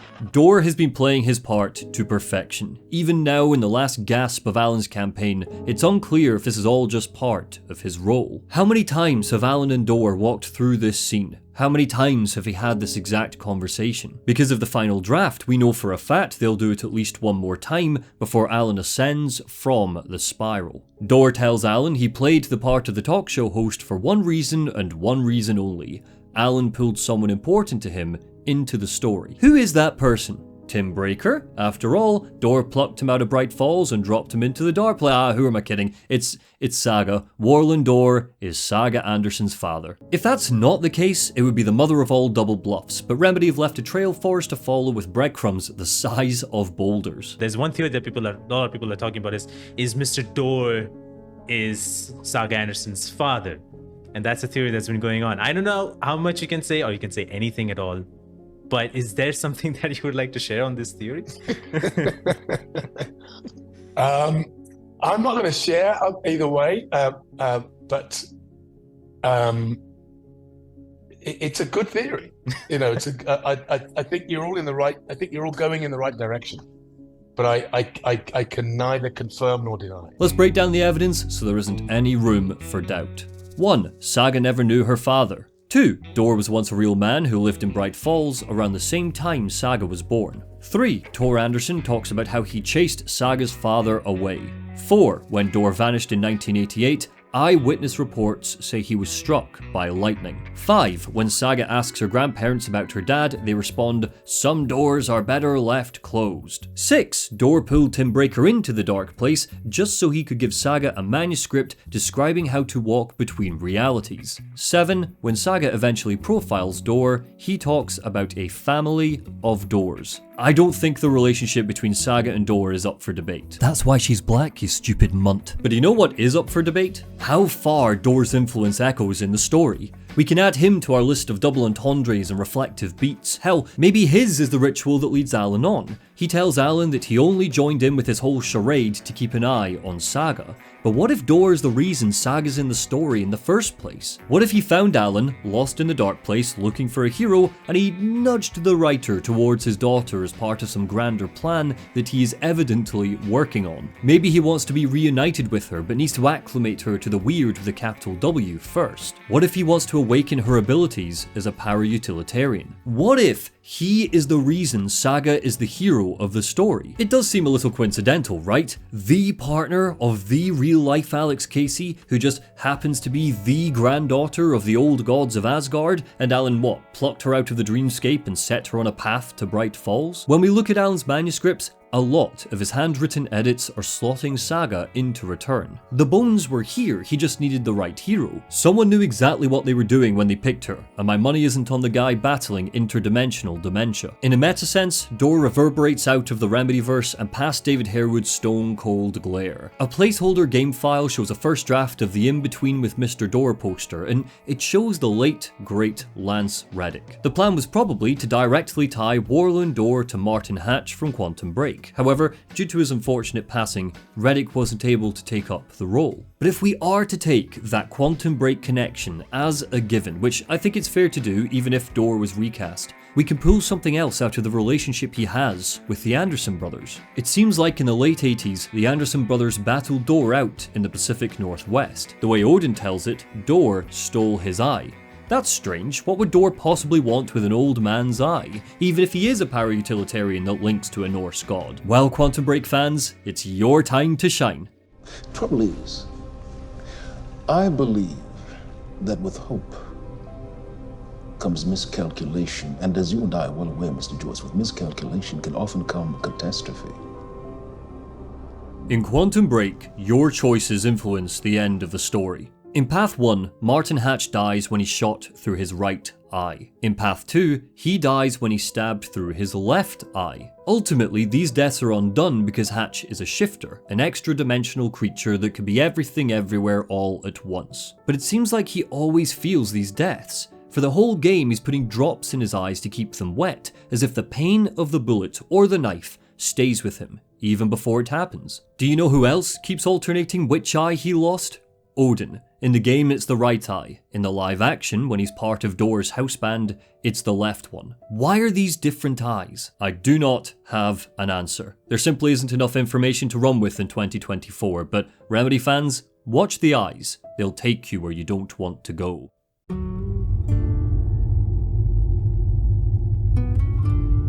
I'm so glad you're visiting again, Saga. But Odin and Tor can't see anyone today. When the FBC hauled Wake away, Saga hid the clicker. It wasn't that she didn't trust them. There was a lump in her stomach that told her they were on the same team. But the story might have changed them. The agent, Estevez, had told her she was off the case. That was fine. She didn't need to be on duty to go and visit family. The Valhalla nursing home was just over the hill. When Saga arrives at the nursing home, something is very, very wrong. Rose Marigold cagily tries to scare her away. Odin is barely conscious, Tor is missing, Cynthia Weaver has turned into the grandmother from hell, and nobody seems to be questioning any of this. The story at work? Or maybe the residents of Valhalla have seen it all before. Ammunition is stashed hurriedly away in cabinets because Rose has been preparing for the day the Taken return. The manor is also leaking. Alan wrote it this way when he edited Return. He conjured up a whole scenario where the contractors Barry Wheeler hired to renovate the place took the money, ran, and left the job unfinished. Buckets sat in corners. Black water drizzled down the wallpaper. A perfect place for darkness to seep in. A perfect place for a janitor. When Atty the janitor told Jesse Faden that he was going on holiday, none of us imagined he'd be vacationing in an old folks' home, but here he is. He's got his own room on the top floor, right next to a locked door with a spiral on the front. Alan wrote that the nursing home was leaking so that it could act as an overlap in the story's climax. Where there's water, there's access to the dark place. Atty seems to be here to act as a guardian, making sure the leaking doesn't turn into a flood that washes it all away and undoes the story. Just like when Alan found him in the dark place, he seems all too aware of the part he needs to play in Saga's tale. Or at least, mostly aware. Where am I? Tämä ei ole minun koti. This is not my home. Minä haluan. I want to go home now. Just like Alan, just like Pat Main, just like Alice, just like almost everyone dragged into the story, Atty has a moment where he's lost and afraid, alone in his room. Up until now, he's been characterized as an entity that knows exactly what's happening and exactly how to fix it. He's a calming presence, but whether it's because of a fracturing mind or just a lapse because of the effects of the story, he seems confused and scared.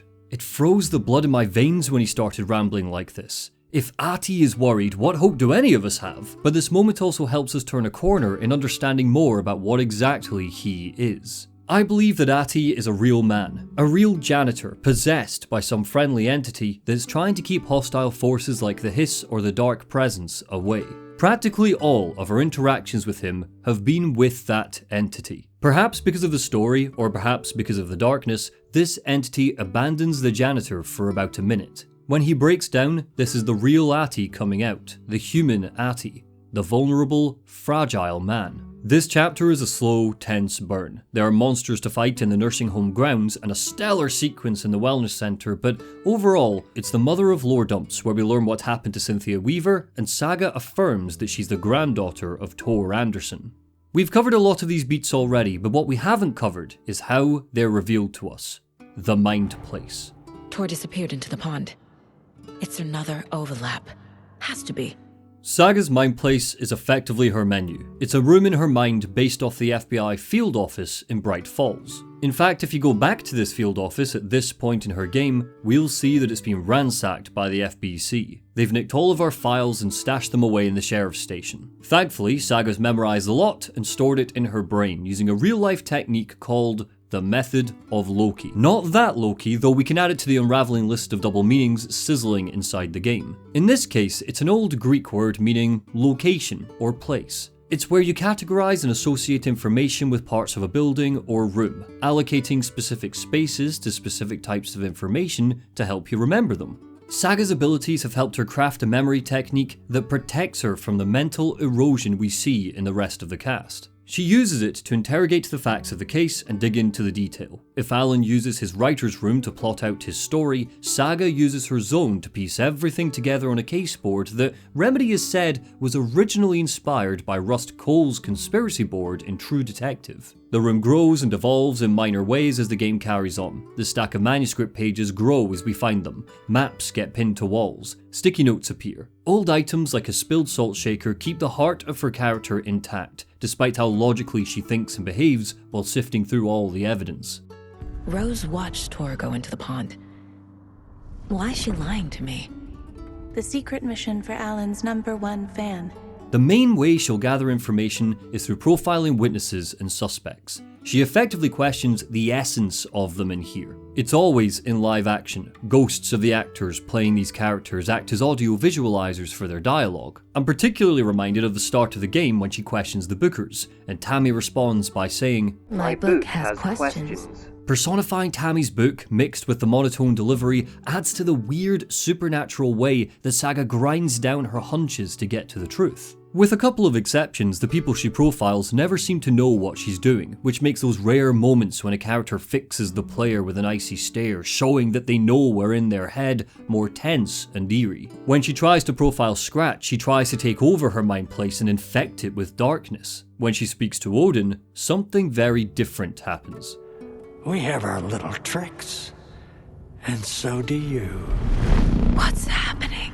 Odin talks openly to Saga. It's not broken sentences. The two of them can hold a conversation because of Odin's belief that he's the All-Father and can see past the veil. It comes as a comfort to her and makes her warm immediately to the strange, elusive Anderson brothers. Profiling has no mechanical depth. It's effectively just a cutscene and an avenue for Remedy to lore dump, but making the player interact, picking the questions, means there's continued involvement. At the start of the game, it seems like her hunches are a little too on point, and she jumps to conclusions quick. For example, she profiles Alan after he's dredged up from the lake, and without gaining much insight at all, she's able to figure out he has manuscript pages on him. We are supposed to question this. We're supposed to think it's a little odd. It all builds to the grand reveal that Saga is a para-utilitarian. She's the Seer. The story goes in Norse mythology, Saga and Odin sat and drank in Sokvabekkr, loosely translating as a sunken bank, and Saga would tell Odin stories and prophecies of things to come. Saga Anderson is related to the goddess of storytelling. Alan couldn't have found a more apt hero if he tried. No wonder she can see through the story so clearly. Odin tells Saga that Tor had become obsessed with Cynthia Weaver. She seduced him, lured him to the point where he could be trapped in darkness. The next ritual to lead her on was in Weaver's bedroom, an unreleased record that Tor wrote for her mother. Anger's remorse. How the mighty have fallen when it comes to Cynthia Weaver. A life of paranoia and preparation had given her existence in Bright Falls history a mythical proportion. Once, she was the Lamp Lady. Once, she spent decades protecting the well-lit room from the forces of darkness. But now she's locked up in a nursing home, resentful of where life has led her, waiting for her beloved, Thomas Zane, to come and whisk her away from all of this. Rose took Cynthia's most precious lamp, an object infused with power through Cynthia's attachment to it, and put it in a shoebox so it could be transported to the dark place and found by Alan later. Through exploiting her forgetfulness, Rose took Cynthia's last protection from the dark presence. Without the lamp, the shadows started speaking to her. In the dead of night, they took the form of Thomas Zane and drowned her in the bathtub. This isn't given to Saga. She needs to find the clues, lay them out, profile Odin, Cynthia and Rose, and eventually uncover the tragic tale of the Lamp Lady to find a copy of Anger's remorse. Speaking to GameDeveloper.com, lead narrative designer Simon Vaslin said, quote, "Earlier versions of the Mind Place emphasized the player's agency, finding your own answers and solving more significant questions in a sandbox way. But it was too complicated and confusing. Playtesters had trouble getting through it and questioned the meaning of the whole thing. We were trying to cram a full detective game inside a survival horror game, and it didn't work." Just like the profiling, the case board isn't a puzzle for the player to crack. That's what distinguishes it from Alan's plot board. In the Dark Place, Alan uses his mind as a tool to physically unlock the path ahead. In Bright Falls, Saga's case board isn't mechanically complex. It's here so players can follow the logic and get caught up in little details Remedy thinks they need to know, like how reality gets changed or what the rules are. It's an aid to the gameplay and story, nothing more. When Saga comes up against a puzzle, like here in the Wellness Centre, we can either solve the puzzle ourselves using context clues like emails, notes, a calendar, or Saga can hop into the mind place and put the pieces together on the case board to unlock a couple of hints by her. When it acts as a way of asking Saga for help, it's incredibly useful and simulates the detective experience. If we power on through and solve a case without checking the board, Saga will auto-complete it with satisfying swishes and crinkles the next time we check into the mind place, so it doesn't really get in the way, for the most part. There are a small, and I really want to emphasize the word small, handful of moments when the player knows what they need to do to progress, but the game won't let us unless we post the sticky notes on the board. All in, I counted this happening 4 times total, and it's only really noticeable when replaying because those mandatory moments are often big twists we need to wrap our head around or a particularly grueling puzzle. After the tutorial, I think none of this should be mandatory, especially on a final draft playthrough. And speaking of the tutorial, I think how the mind place is introduced to us is to blame for how polarizing it was when reviews came out.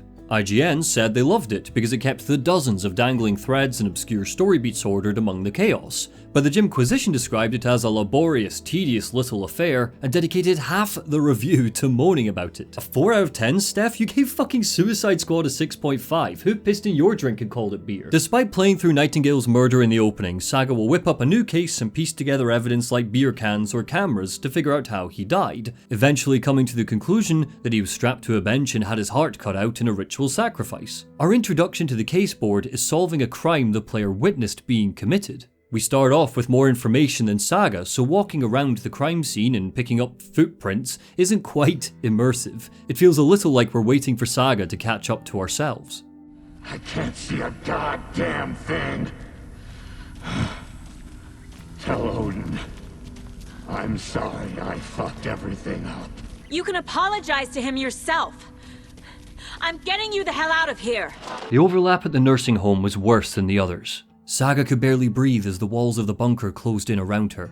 Graffiti shone on a wall. The Ocean View Hotel and Spa. Local teens came here to drink until a young girl, Nora, went missing. Cynthia Weaver's overlap hemorrhages shadow and concrete. It loops and loops, just like the others, slowly flooding with every lap through the tunnels. Enemies lie in wait. There's a tense water monster sequence where Cynthia thrashes in the flood trying to get us, and when we eventually drain the water away, her boss fight is no slouch. Back when the game was first announced, it was accompanied by this concept art of a peeling old woman standing near a water pipe, knitting, a smile unraveled on her face. Not in a million years did I think this was going to be Cynthia Weaver. In fact, at the time, I theorized that this was the Not Mother. It's another echo from Control. When Jesse and Dylan Faden were children, they used a slide projector to open portals to other realities. One of these realities was to a place the children simply called Temple. The Temple was described as a dark, concrete structure similar to a warehouse or bomb shelter. The Not Mother lived there. Oh no, I don't like that. Yes, me neither. The what? The Not Mother. Considering they don't have parents, I really don't like this. The Not Mother That's lived how there I tell you with what it her. is. It's making me think it's Coraline. It's the Not Yes. Mother is Coraline, isn't it? The Not Mother lived there with her babies, children, I don't know. She was feeding Tom and the others her milk. They were changing into little monsters. We called them dung monkeys. A bomb shelter where an old matriarchal creature lives and children go missing. Sounds a lot like Cynthia Weaver haunting a bunker where Nora vanished, right? If the parallel is purposeful, which by this point, with everything we've seen with our third eyes opening and fixed on Remedy's history, we have to assume, is Cynthia Weaver the Not Mother? Is the temple, in actuality, an overlap? A portal to the dark place? I don't mean that literally. I don't believe Jesse Faden ever met Cynthia Weaver, but considering Alan is writing this story and he's glimpsing visions of the past, did he see the Not Mother and use it as inspiration to twist and remold Cynthia into a monster? Is this the long-awaited Not Mother boss fight I've been wanting since she creeped into my imagination in Control? Either way, I'll take it. Cynthia is ferocious. The best way to beat her is to keep up the pressure, keep her stunned. She can do massive damage, and when she hits the water and charges towards Saga with her arms outstretched, it's enough of a pacing shift to throw you off your game. I love this boss fight and I hate this boss fight. It's heartbreaking to see Cynthia fall so far, and even though she's taken, she seems to retain the essence of who she once was. When she rushes Saga, she's not roaring or barking parts of the story anymore, she's crying. Like a small piece of her is begging to be saved. Killing Weaver and rescuing Tor, Saga's frustrations with Wake rose like a coming storm. So many dead, so many monsters fought, and still she was no closer to fixing the story or saving her daughter. There was only one thing for it. Wake was at Bright Falls Sheriff Station. If she gave him the clicker, he could fix all of this and put a stop to Scratch. Sinking into the next chapter, the monster waited.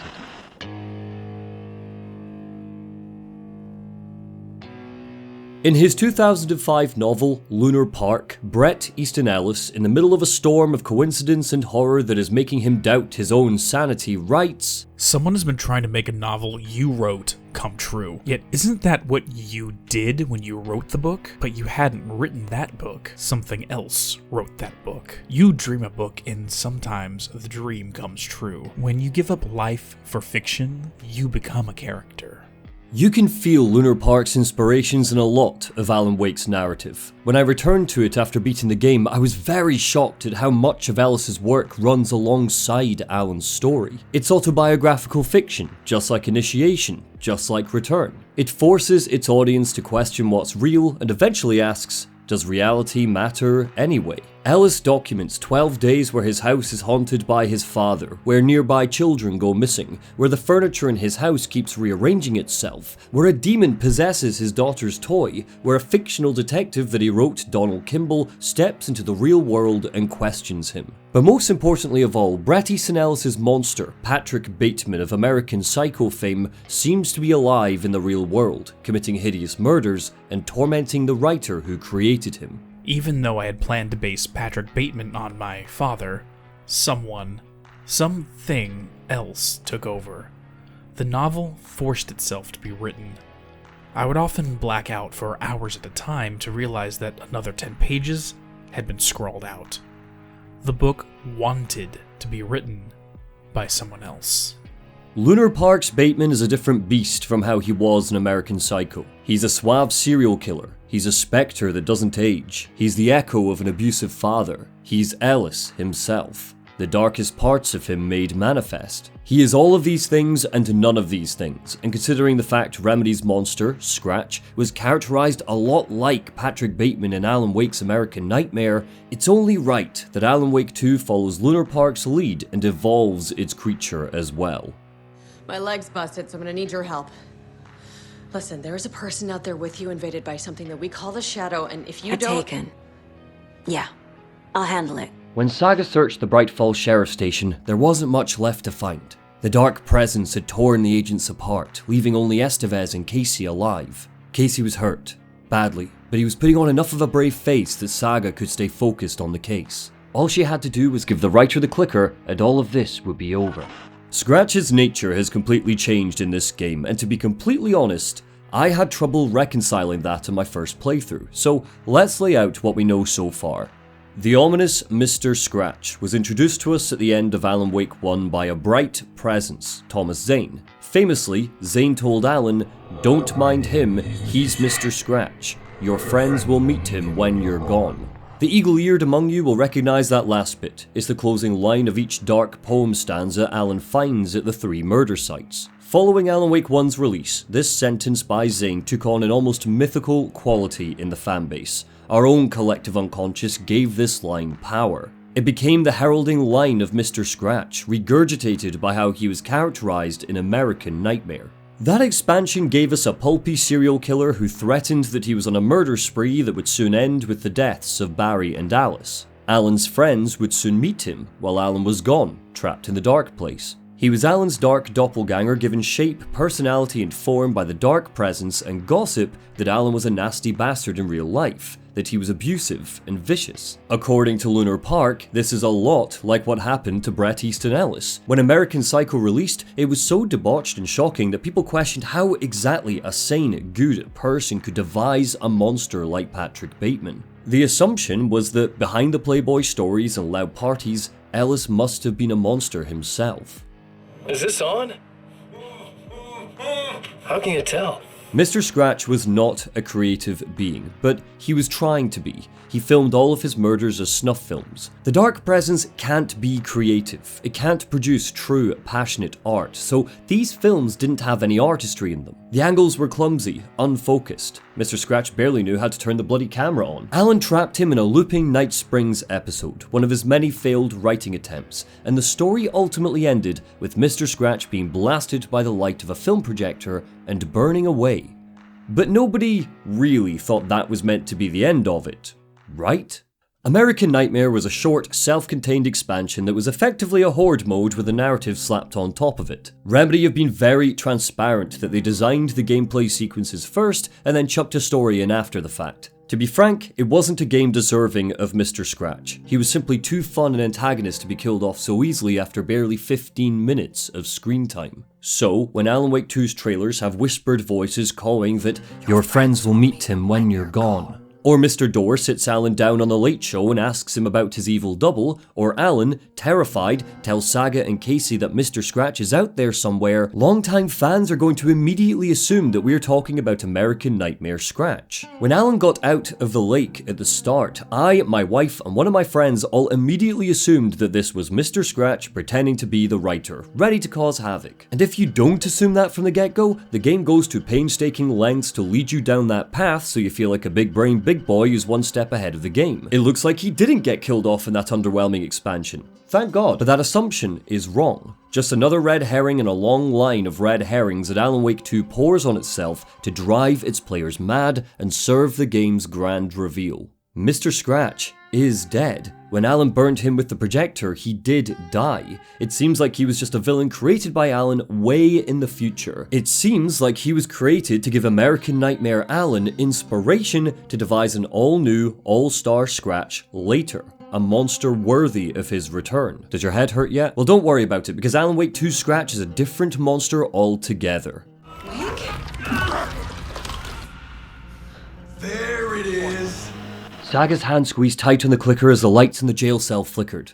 A second ago, Wake had been clutching his head screaming, and the next, Yakko Koskela was dead on the floor and Alan Wake, no, Scratch was baring its teeth at her. Had he always been this way? Alan Wake 2 is a horror story, so Scratch has been recontextualized to be more feral, more monstrous. Blood oozes between its teeth, its hair slick with dirt, grime, oil, and viscera. It doesn't monologue and seduce like the suave serial killer from before, it roars. It can't mask its hatred and rage even if it wanted to. It is darkness come true. Just like Bret Easton Ellis says in Lunar Park, it's a maelstrom of flying. Embellishments is the focal point.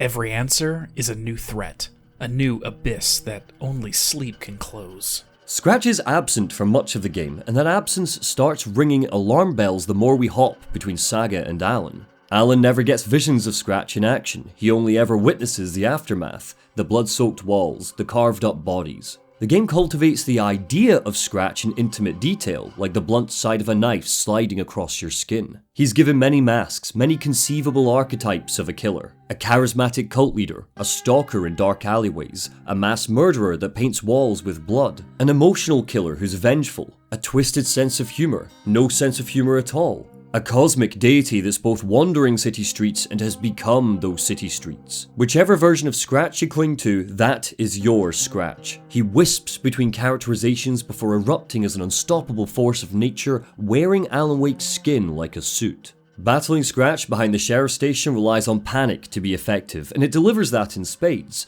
The game has a couple of tactics up its sleeve here. We don't start in a traditional arena. Scratch attacks us in a tight little corridor, and Saga needs to run away to find space for the battle. The fact any combat is happening in the town of Bright Falls is a switch up, because before this chapter, the only threat we faced here was a tutorial with Nightingale where we couldn't even fight him. He can't be stunned by our flashlight, a tool we've previously relied on to slow down enemies and give us some breathing room is now completely useless. Scratch can only be knocked back with bullets, so you're emptying chambers into him or using up precious flashbangs and flares to slow him down. In the end, Saga activates some FBC equipment that blasts Scratch back. He retreats into the dark of the forest. So what exactly is Scratch? Alan and Saga have spent the whole game believing it's an individual entity that is stalking the landscape of the Pacific Northwest. But it is, in fact, a possessed Alan Wake. The dark presence has infested him and is puppeting his body through the trees and leaves as we speak. Sort of. In House of Leaves, a blind scholar called Zampano writes about a fictional academic, Bevins Nauduk, who writes a fictional essay describing the dark void that is growing in the possibly fictional house on Ash Tree Lane. Quote, Nauduk suggests that the hallway exudes a, quote, conflict-creating force. It's those oily walls radiating badness, unquote. Nauduk's argument reveals a rather tedious mind. She feels a need to invent some non-existent dark force to account for all ill will instead of recognizing the dangerous influence the unknown naturally has on everyone. Unquote, quote, unquote, quote, unquote, quote, unquote, quote. The dark presence isn't non-existent in Alan Wake 2. It's lived in the deep of the lake for generations, long before the writer came to Bright Falls. But it has been reshaped by Alan and has become a very specific kind of force, one that accounts for all ill will and personifies the dangerous influence the unknown naturally has on everyone. This monster is given a circus of names: the Dark Presence, Scratch, Mr. Scratch. Remember, they're two different entities now. But it's the official name the Federal Bureau of Control gives it, the Shadow, that I want to focus on. The collective unconscious isn't the only Jungian concept referenced by the Remedyverse. The Shadow comes from him too. He writes in his book Aeon, the shadow is a moral problem that challenges the whole ego personality, for no one can become conscious of the shadow without considerable moral effort. Young Shadow is a fundamental, deeply emotional part of who you are. It's made up of all the elements of our personality that we choose to repress or hide. These elements can include traits, impulses, desires, and emotions that we consider evil or morally questionable. It's our inner darkness, whether that's hidden fears, secret desires, or just unresolved conflicts. In Lunar Park, Bret Easton Ellis talks about how he let his darkest impulses flow into American Psycho. He would black out and suddenly screens of text would appear. He refused to believe he could write anything like this. Alan has the same experience when writing Return. He panics when he sees the graphic violence in the horror story. He refuses to believe he wrote these words, but he did. Or rather, his shadow did. A shadow eventually birthed into the form of Scratch. It is worth me noting that Jung doesn't think the shadow is inherently evil. He notes that engaging with your shadow can be a source of creativity and insight. It holds the unexplored potentials of a person. By discovering, acknowledging, and accepting our shadow, we become whole. It's a whole part of our personality, incorporating the parts that we previously pretended did not exist. Jung isn't arguing for everybody to run out into the street naked, stabbing anyone who crosses our path, but he is arguing that we acknowledge those impulses, not suppress them. Figures of light, like the bright presence in Alan Wake 1, and figures of shadow, like the dark presence, don't operate on objective sides of a moral scale. It's only by fusing the two can we find balance. Because Alan has spent so long in the dark place, because he's lost himself, because he's surrounded by dark impulses, visions of murder and torture on a daily basis, he is wallowing in his shadow. The dark presence isn't necessarily one entity, it is a force of nature. Trying to pin it down that way would be like saying a drop of water in Cauldron Lake has nothing to do with the lake itself. The dark presence isn't a lake, it's an ocean. It's not like it's a ghost that possessed Barbara Jagger in Alan Wake 1, floated around for a bit, and then eventually possessed Alan in the sequel either. The monster we know as Scratch is just an arm or leg of the vaster being we now know as the Dark Presence, born from Alan's shadow. It's his dark side giving character, made manifest by the horror story he wrote. Alan might not have created the Dark Presence, but he did create Scratch. It was born from his darkness, from his past regrets, fears that he'll never escape the lake, from his suspicions of Dor or Zane, from his abject belief that only a horror story will ensure his escape, from the guilt he feels from meddling with reality. Alan's rap sheet has grown considerably in the sequel. It was bad enough that he killed so many people when he wrote Departure, Stucky, Rusty, Nightingale, but Return's narrative is more malicious. It's darker than the first game ever hoped to be, and that is all Alan's fault. He wrote that Rose stole Cynthia Weaver's lamp, making her vulnerable to being taken, not Scratch. The manuscript pages Saga finds have two forms of writing on them. The first is typescript, typed out on a typewriter. Alan did that when under the influence of the Dark Presence, but the handwritten sections are all by a lucid Alan. We see this moment, we play this moment right after the hotel sequence.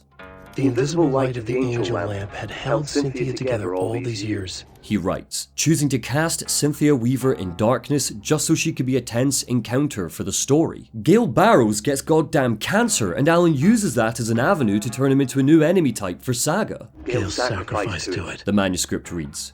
In blood. I don't think we can criticize Alan for doing this. He's up there as one of my favourite game characters of all time because he's so raw and complicated, and he barely knows who he is anymore. Of course the story is going to be demented, he's barely in control of his imagination, but his sins ooze into the story. The people of Bright Falls aren't just casualties in this tale, some of them get tortured. The dark place has made him so dark, so twisted, so cruel and so vulnerable that his shadow is a delicacy for the Dark Presence. Alan Wake 2 isn't just about the fragility of memory or the tragedy of losing your sense of self, it's about how refusing to confront the awful parts of you make them fester and grow.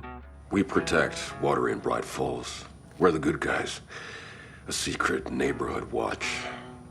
Well, that was the idea anyways. In one of the game's more shocking twists, it turns out that the cult of the tree weren't the bad guys. It's like our agents say at the start, what sort of cult calls themselves a cult? They kinda had a point. For years they've been protecting Cauldron Lake by weaving folk tales that keep people out of the spooky forest where Taken roam after they're spit up from the lake. They cut out the hearts of monsters, not people, because they found some FBC documents and took it upon themselves to fight against the darkness. Ilmo Koskela yells at Saga that Alan's a fucking monster, and he is quite literally a fucking monster. Even when he's not Scratch, even when he's running around clueless and terrified, he is the father of his shadow. Because reality can bend and reshape in the lake, Alan's abject belief that there is an evil version of him somewhere, his shadow made manifest, mixed with the fact his memory couldn't keep up with every insane loop he passed through, let the story open the door for the Dark Presence to possess him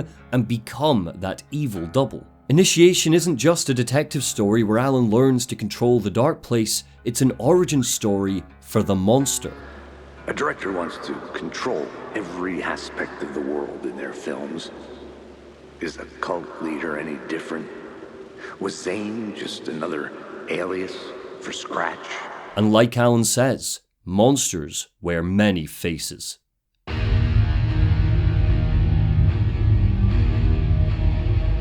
Join me in stepping into Agent Casey's shoes for a bit. We need to talk about Thomas Zane, and that is going to require some detective work. Poet, diver, celebrated auteur/filmmaker. These are just three faces we've seen him wear across the series. Tom, it seems, has been doing his own reality rewrites. In modern-day Bright Falls, he's believed to be a long-lost filmmaker who, in the 60s, ran his own commune in the manor that eventually became the Valhalla nursing home. But in Alan Wake 1, he was a poet from the 70s. Despite what Alan says here, a fictional poet once said, "Beyond the shadow you settle for, there is a miracle illuminated." Shut up, Alan, fictional poet my ass. Thomas Zane was a poet. He had to be. Jesse Faden believed he was a poet before reality changed. Cynthia Weaver still thinks of him as a poet in Alan Wake 2, so we have to believe his origin as a poet. We've got to find a foundation somewhere, and this is as good a place as any to start. In Alan Wake 1, Zane would regularly appear to Alan as a bright presence in a diving suit. This is not Thomas Zane. It's a shape claiming he's Thomas Zane because Alan wrote the story that way. He used the inspiration found in the cabin to write in a hero who let him temporarily escape the clutches of Barbara Jagger. Notably, James McCaffrey voiced the Bright Presence, but Il Cavilli has since voiced Tom Zane. Because of how particular they are with their casting in Alan Wake 2, this feels purposeful. It would have been all too easy to cast James McCaffrey as both Alex Casey and Tom Zane, and Remedy specifically chose not to do that. I think that's a hint that we never spoke to Tom Zane in Alan Wake 1. The bright presence is just another entity pretending to be him to help Alan fight back the dark presence. The voice change isn't the only piece of evidence we have for this. On screen now are snippets from a blog called This House of Dreams that released around the same time Alan Wake's American Nightmare came out. The blog apparently was written by a woman called Samantha Wells, but since then we've learned that Sam Lake did this whole thing for a giggle. Sam Wells, Sam Lake. Isn't that fun? Samantha finds a shoebox in her house full of old photographs and poems. We'll talk about the poems in a minute, don't let me forget about the poems, but the photos show Thomas Zane and Barbara Jagger. Their faces are blotched out in black, inky darkness. Soon, after finding the shoebox, she starts to have weird dreams. In those dreams, a figure visits her and explains a bit about what happened to Thomas and Barbara in the 1970s. He describes how he used a secret poem to create a pocket universe in the dark place, a paradise where his and Barbara's souls could live out their days together. The dark presence possessed Barbara's body and a bright presence possessed Zane's. Tom the Poet is in another universe, far, far away from Alan, Scratch, or the madness of Bright Falls. Tom the Diver is a bright presence stuck in a diving suit, floating around the dark place battling the dark presence. So who the fuck is Tom the Filmmaker? The Night Springs DLC shows that Zane's a multiverse does it variant. though? We'll get to Night Springs in a bit. I'm in control now. The second you try anything, I will shoot you in the head. You've given up. Zane gasped. You stopped writing. You said it was too dangerous, that we didn't deserve to get out. And then he showed up. Wake had tied Zane to a chair, a gun in his hand. He was a liar. He'd been working with Scratch all along. Figures. The guy holed up in room 665 was a friend of Scratch, the neighbor of the beast. Something happens here. Zane's live action scenes are always trippier than the late night scenes or the writing room scenes. It's as if Zane is able to take control of the live action, a fourth wall break that's especially unnerving for a game that's recorded so much of it. Scenes will speed up, fast forward, the film reel will burn or flicker, and here, the goddamn blocking of the scene changes. For a brief moment, Zane is able to switch places with Alan, so we're tied up and he's holding the gun, but he's not strong enough, and Alan, in one of his weakest moments, pulls the trigger. He doesn't have many friends down here, and now it looks like he's got one less. I told you not to try anything! I wish it would shatter like glass under my heels, just like a sheet of ice when I close my eyes. That's how the mirror feels. Oh, mercy. Thousands have gone missing, beyond the labyrinth of me. When you're lost in your own company.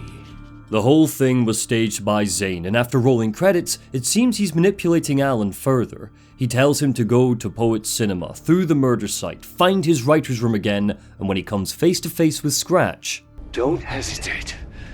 Kill the bastard for what he did to us. Zane plays Alan's emotions like a fiddle, setting up the explosive linchpin of this vast loop. When Alan thinks he's found Scratch, he doesn't hesitate. You said you talk about the poems. Oh, right, yes, the shoebox poems. Okay, so Tom the Filmmaker recites snippets from just 2 poems the whole game, but his poetry slips in and out of the wider whole. We can't be certain if the dark poem outside of the murder scenes was written by Zane, but Alan is certain it wasn't written by him, and he's not a poet, so all that leaves is Tom. If that is the case, it's a major missed opportunity not to have them narrated by Ilkavili in the manuscript menu.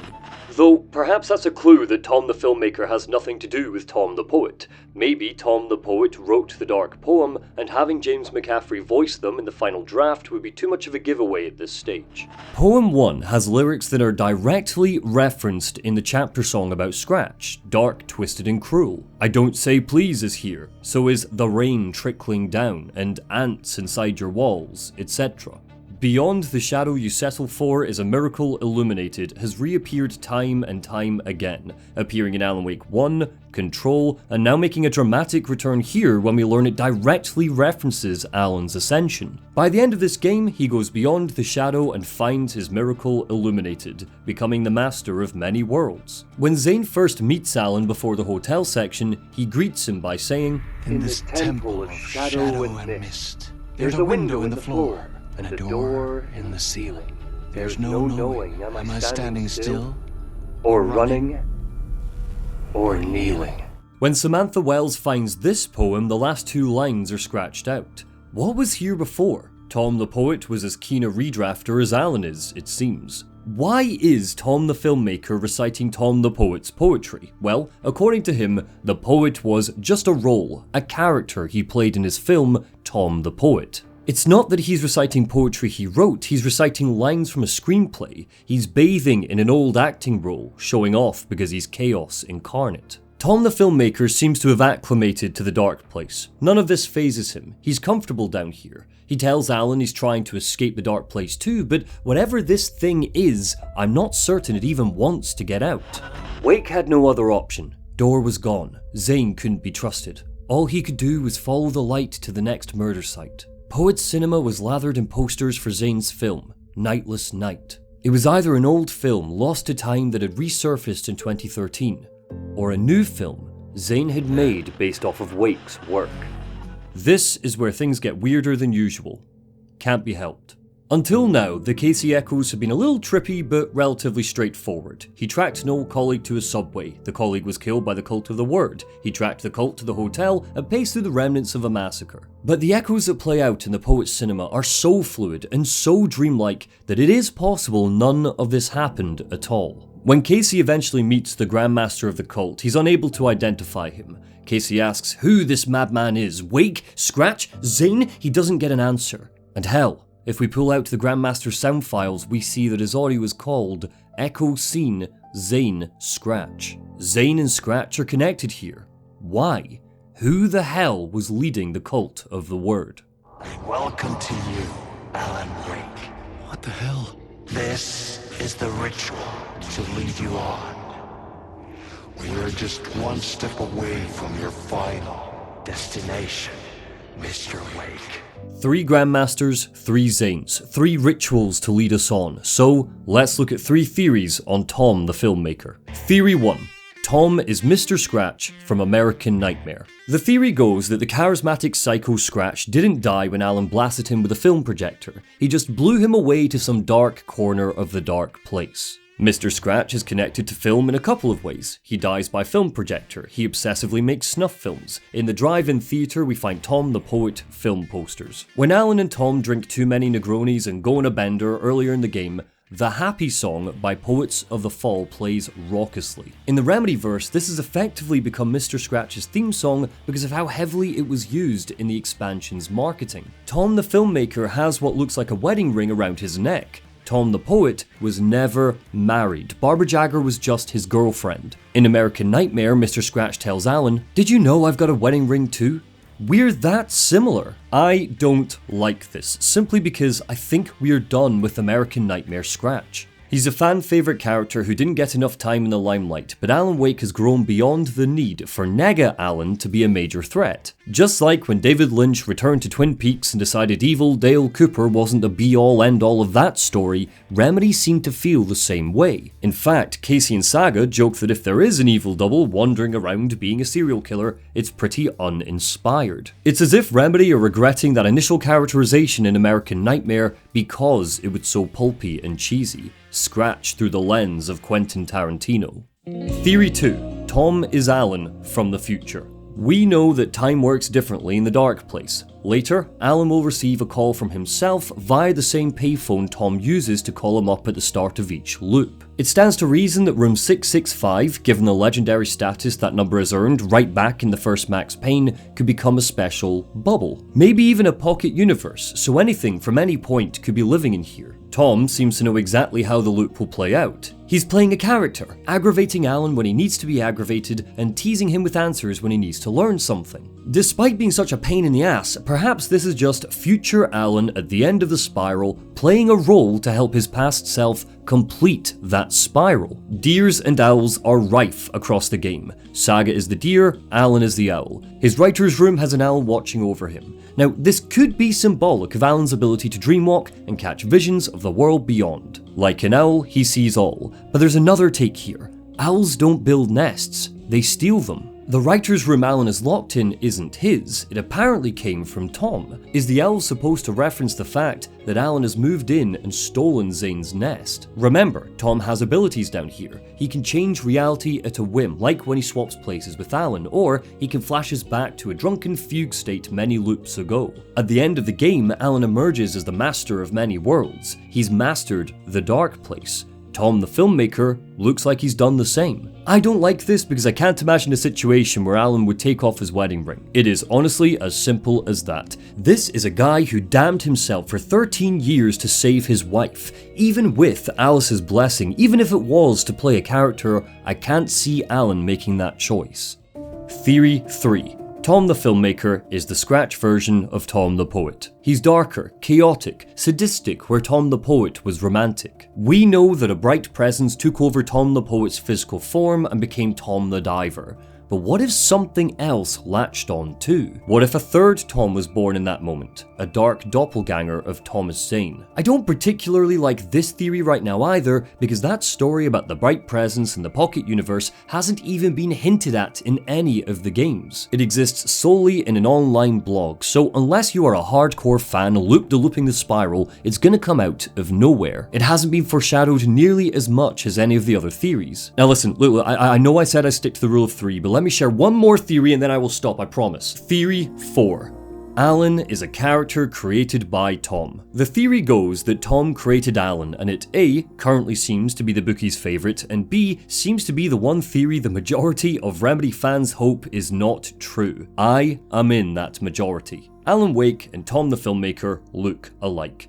The Anderson brothers, who knew Tom the poet, and Atty, who knows bloody everything, refer to Alan as Tom. When Alan points this out to Atty, the janitor replies, Ja, mutta katoppa a man's a man, but a man with a tool makes two, Tom. A man's a man. Unlike a lot of Atty's phrases, this isn't a Finnish idiom. In fact, it looks like Finnish people are as confused about this sentence as I am. The only time I've ever heard it is in Robert Burns' poetry, where he says a man's a man for all that in reference to equality. It doesn't matter what our station in life is, we're all the same. So Atty is basically saying, Alan Wake, Thomas Zane, same difference. We've learned you can't make something out of nothing, even in the dark place where the rules are looser, but we also know that there are loops and spirals and overlaps, so maybe there aren't a bunch of Alan Wakes running past each other, but there are a bunch of Tom Zanes. Alan himself notices that his name sounds like a fictional character's name. Maybe it is. There's a very fun secret collectible you can find in the final draft where we see that Dr. Casper Darling is in the dark place.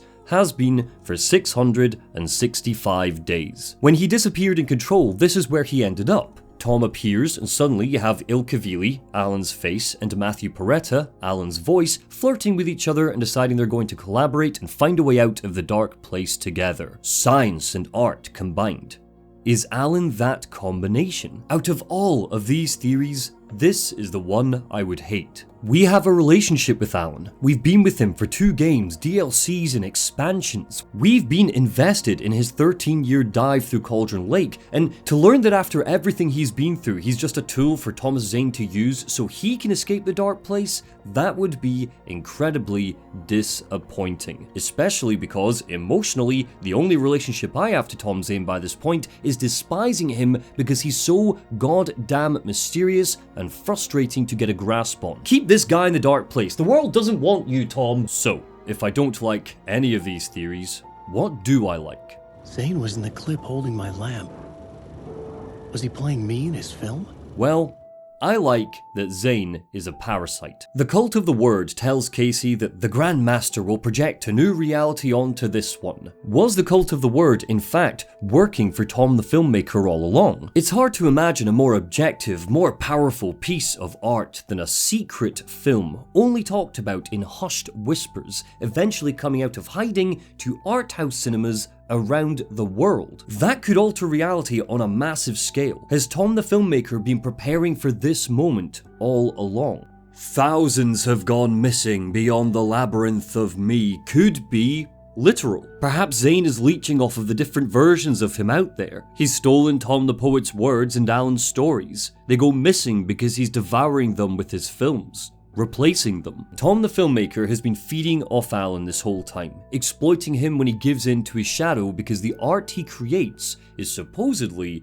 transcendent. Alan's memory loss and madness has provided a buffet of inspiration for Tom to draw out and turn into his films. Tom the Poet is a movie, quote, based on the novel by Alan Wake. The same goes for Nightless Night. Who knows what the origin of this Ouroboros is, but what I do know is Tom Zane has turned Alan into something other than an artist. Alan Wake has become the muse. He's evolved into this for Alice as well, but that's a very different relationship. Alice is taking her experiences of her husband and transforming them into art. Zane is grooming Alan into becoming an ideas factory so he can keep adapting his words into film. He gets him drunk and stoned. He gaslights him. He films him writing. He enables him to become the worst part of himself. All so that Alan can keep chugging out content for Zane to turn into a movie. There might be a grander purpose to all of this. Zane might be serving a narrative role necessary for the story to come true, but this artistic partnership is a toxic one, and we see firsthand what becomes of Return. Tämä riitti vie sinut tuon puoleiseen. Hän palaa. Ja sinut lukitaan huoneeseen. The sheer audacity to include an eerie 20-minute art house horror entirely in Finnish as an optional collectible in a goddamn survival horror game with a musical is why I love Remedy games. People have reviewed this on Letterboxd for Christ's sake. Here's some examples. Tried to watch this in the cinema and this motherfucker kept shining his torch onto the screen. Can't have shit in the dark place. I love Alexi Cases so much, I wish Sam Lake in Finland existed. This happened to my buddy Alan. 3.5 stars. For some reason, this guy's just left a massive review for a video game called Alan Wake 2. Weird. It just sits, patiently waiting for a player to discover it after exploring Poet's cinema. This is Nightless Night, Tom Zane's lost film. Or it was a film Zane shot in another universe, meaning this is a real-life snuff film, depicting the death of another universe's Casey. But any evidence we have for that right now is lost in a story twisted by maybes in Night Springs. Alex Casey plays the detective, though the real Casey never mentions it, despite the fact Saga can find a trailer for the film in the basement of the Valhalla nursing home. Ati plays himself, and Zane plays the writer Alan Wake. It follows Alex Casey investigating a small-town cult who seem to be trying to resurrect Wake. He falls into a love trap with the writer's widow, ominously played by Barbara Jagger, before ultimately being sacrificed and taking Wake's place in the writer's room. My belief is that Zane got a lot of the footage from the Cult of the Tree. They've left cameras near Cauldron Lake. They filmed their ritual sacrifices. Perhaps Zane convinced Alan to add their snuff films into Return so that he could get footage for his movie. That would explain why there are so many parallels, like Ilmo Koskela playing one of the Wattery brothers. Knowing that footage exists in Bright Falls would let Zane weave some Dark Place magic and change these building blocks into something more suited to his movie. Art imitating reality, rather than reality imitating art. Is this film the reason why Tom the filmmaker now looks like Alan? Did he look different when he made, say, Tom the Diver? He plays Alan Wake in the film, so did that change his appearance? When Casey is told, he returns and you in turn are locked in the room, it foreshadows the end of the game where Alan is freed from Scratch and Casey becomes the new vessel for the Dark Presence. But does it also explain Zane's plan? In Nightless Night, Alan Wake, played by Thomas Zane, is reborn. Is Zane's master plan to help Alan ascend to the Master of Many Worlds and then replace him? What if he's searching for a shortcut to his own ascension? Alan does all the work, and then at the last minute Zane steps into his shoes by being reborn. He returns, and Alan is once again locked in This the room. is the ritual to lead Alan on, but his friends will meet Zane when he's gone. Monty sat at his desk, the laptop burned hot under his fingertips. He read and reread chapter 14 of the script, and his toes turned numb. 8 pages dedicated to Thomas Zane, and it had turned into an incoherent rant full of loose theories that would eventually date all of the work. There was no analysis here, no evaluation of the quality of the game. 8 whole pages. When he tried to cut a word, it bled into a sentence. Slicing a sentence snapped into a paragraph. "Are you watching this?" Monty typed. "Did you see him, or did you turn the volume down because the songs kept waking you up and you're trying to use this to fall asleep?" Monty couldn't sleep. Hadn't slept for what felt like weeks now. He hated this. Hated whoever was watching. Hoped they wouldn't. Not nice, is it? The not knowing.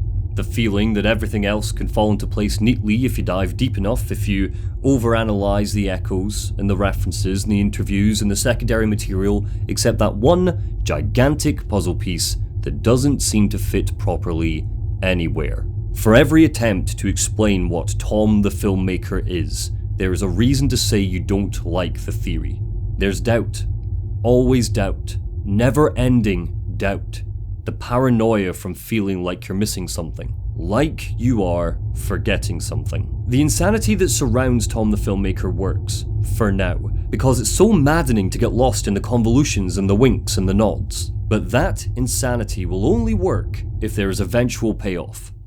Have you heard the joke about the writer in the woods? There is never a joke. There is never a punchline.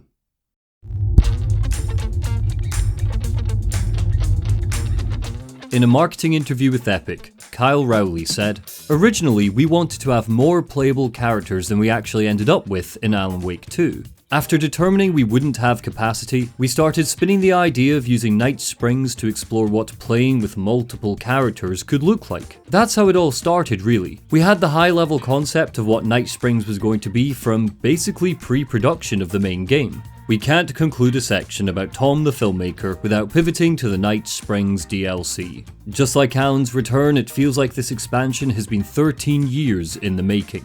The Night Springs episodes of the original game were great scene setters for each of Alan's episodes, shot in grainy live action and drawing heavily from one of Poison Pill Entertainment's many inspirations, The Twilight Zone. Ever since, Night Springs has crept into every Poison Pill game, and we learned that the Federal Bureau of Control had bought the rights to the franchise and were planning to use it to inoculate the general public to the weird and wonderful things they were investigating. Alan Wake 2's Night Springs has a very different purpose. It's an opportunity for the devs to let loose.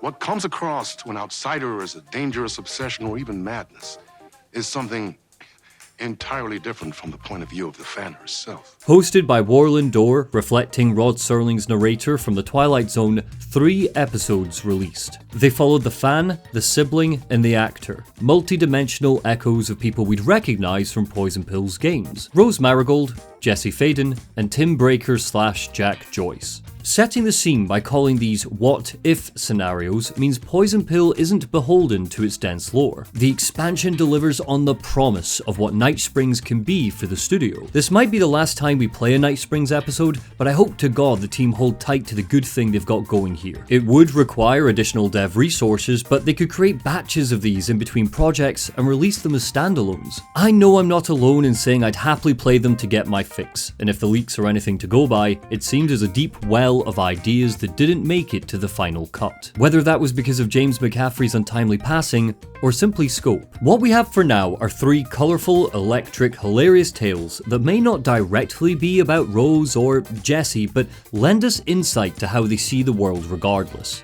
Nowhere is that more obvious than episode 1, Number 1 Fan.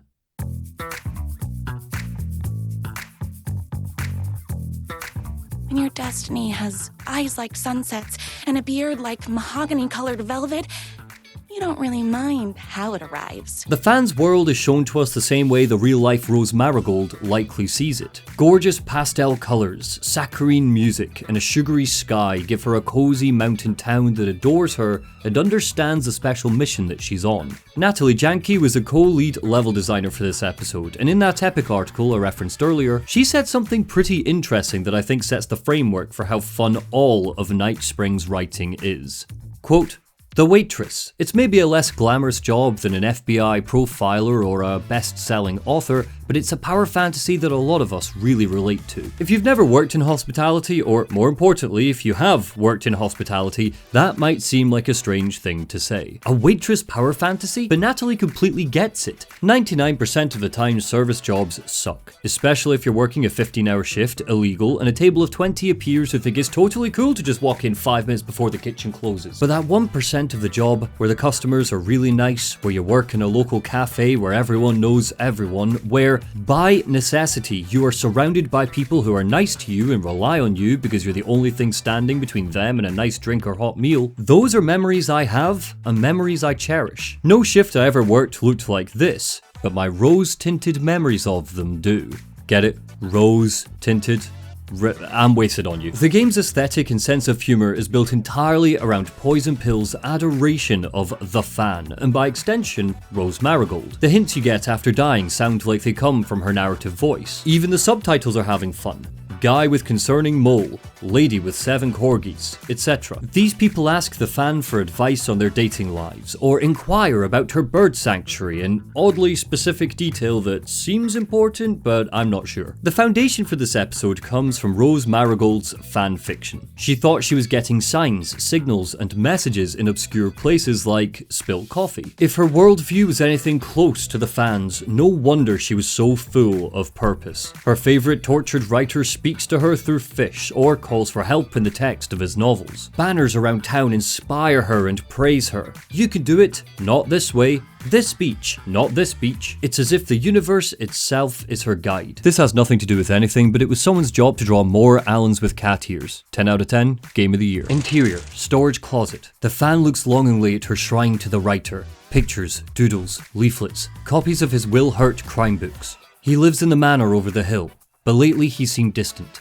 Why is that? Suddenly, the writer's voice bursts out of the Bubba Swades on the wall. It's me, your favorite writer whose voice you would recognize in your sleep. I'm in danger. Please, my #1 fan, you're the only one who can save me. Oh my gosh!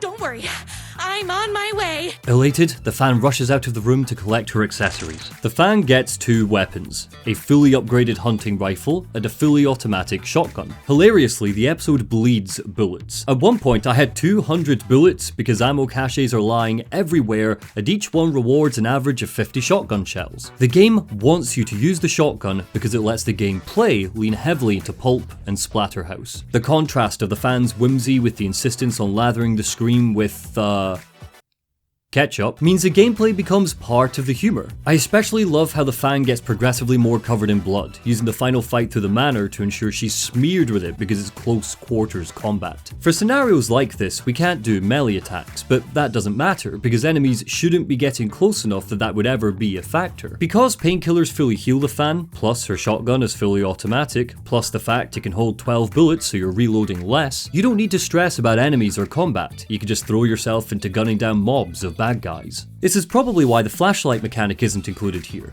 There's no waiting necessary because waiting would add tension, and we're not here for tension, we're here for the blasting. Bang, bang, bang! The fan isn't battling Taken like Saga did, she's battling haters. They don't quote parts of the Night Springs telescript, they yell blind criticism. Books shouldn't feel like movies. It's too scary and weird. If the fan's adoration of the writer has slipped into blind fanaticism, unable to criticize or critique, the hater's dislike of the writer has fallen into blind rage, stating subjective feelings as objective fact. There's no implied subjectivity in what they roar. We're gunning down waves of people who think art should only be the way they want it to be. Amongst the silliness is a pointed finger at Poison Pill fans. In the outro, Mr. Door will ask where the line is between fandom and fixation. I'd say I feel personally attacked, but I'm having too much fun to care. Exterior, boatyard. Weeds poke up from the dirt. Abandoned boats and trawlers litter the yard. In the center, the bad boy works on his bike. The fan approaches, gripping her shotgun tight. Why do you look like a slightly less handsome version of my writer?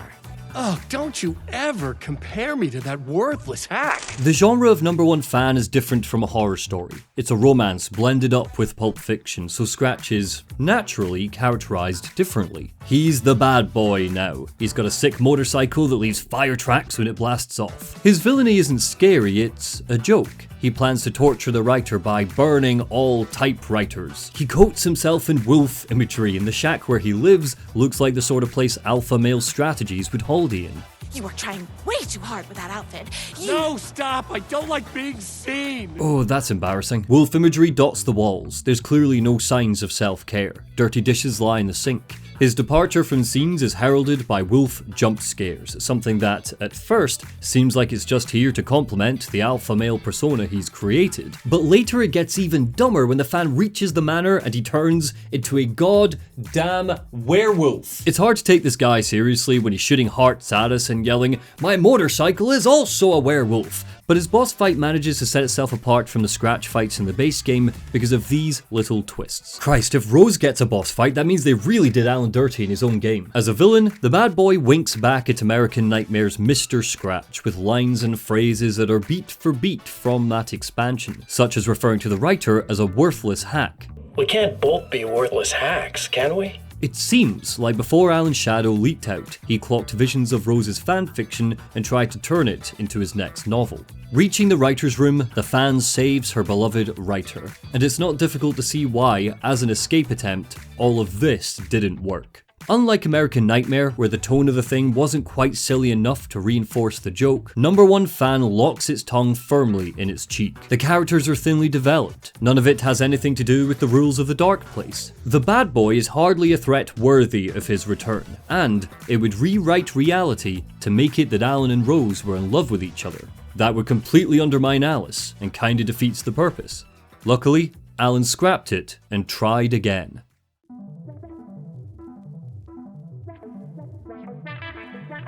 One last quote from that epic article for you. Poison Pill has a long line of amazing characters waiting in the wings, co-writer Clay Murphy said. But deciding to bring one back is all about understanding how they fit into the story's goals, what they would bring to the table, what gap they would fill in the cast. But we are sentimental, so sometimes it's as simple as picking a character we're all excited about and telling their story, come hell or high water. Episode 2, North Star, falls firmly into that latter camp. There are some people, an agency, that doesn't want anyone knowing more than what they see.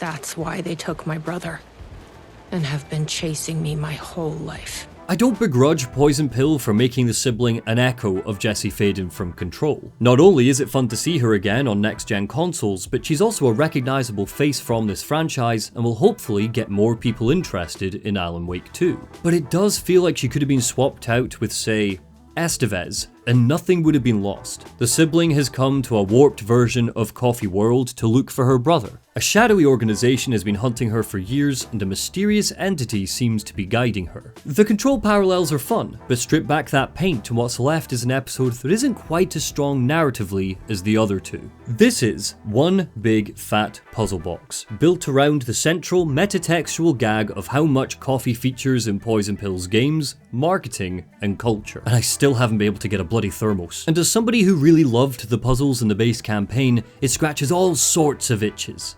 I like that turn of phrase, I'm not cutting it despite the implications. Exterior, Coffee World. Night. The sibling looks at the posters and signage of the old theme park. Flyers and leaflets say, "Join the percolation," and thick marketing messages. Sickly green and red lighting coats the scene. The place is abandoned except for one lone sheriff taking shelter under a gazebo. What's going on here? What are those shadow people? Well, that's what I'm here trying to figure out. The government's been putting something in the coffee. Turning people into coffee monsters. The government? Is this the same government agency that's been chasing me all these years? Something in the coffee is doing this? Really?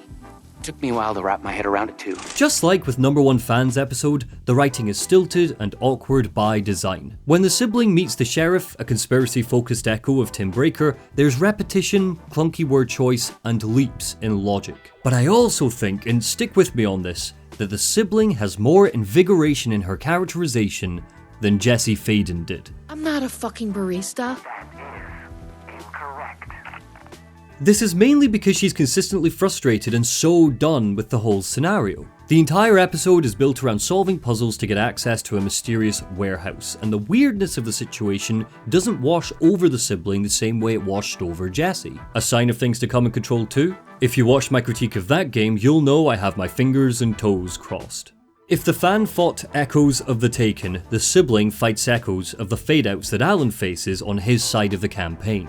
However, where episode 1 took things like the flashlight away to make fighting feel more anarchic, episode 2 doesn't. The siblings' combat strategy is the same as Alan's. Some fade-outs are harmless shadows, others are coffee-possessed monsters that lunge at us and need to be burned away with our torch. I think the episode is a little confused about what tone its gameplay is trying to harness. Is this a slow, brooding exploration of Coffee World where we need to burn away the darkness and gun down survival horror baddies? Or is it an action game where the sibling drowns in ammunition and has a handgun that's fully automatic from the get-go? The two game feels don't necessarily complement, and I think focusing more on resource management would have added an extra dimension to the episode's tension. There is depth here, but it comes from the environmental design and the puzzles. The Blessed Cult is hinted at. Markings on the walls look like the sort of imagery control associated with the mysterious board. There are a handful of cult stashes that offer strange triangle symbols to be decoded, and these are only decoded after the sibling tries the coffee. If we go back to the stashes with this new understanding of reality, we get silly messages about joining the percolation, but what they say doesn't really matter. What's important is that this triangular language is likely what the board or the former's language looks like when written down. I might be giving Poison Pill too much credit, but I wouldn't be surprised if there's a whole alphabet scribbled down somewhere in the offices, and we'll be able to use these translations to decode the board in Control 2.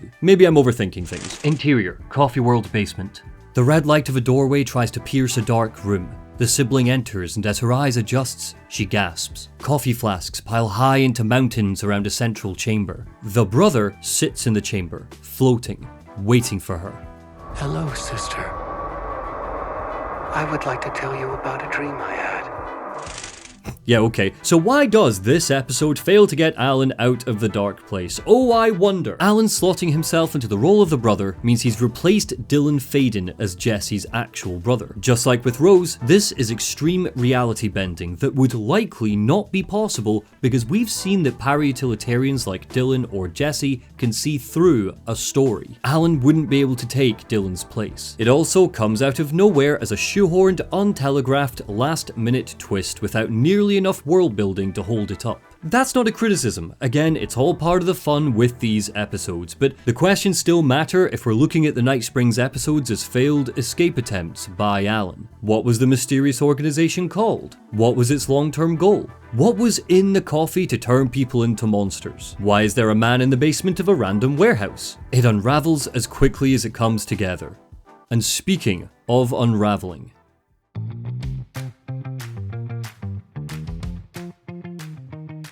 Sean, I'm really happy. Let's talk.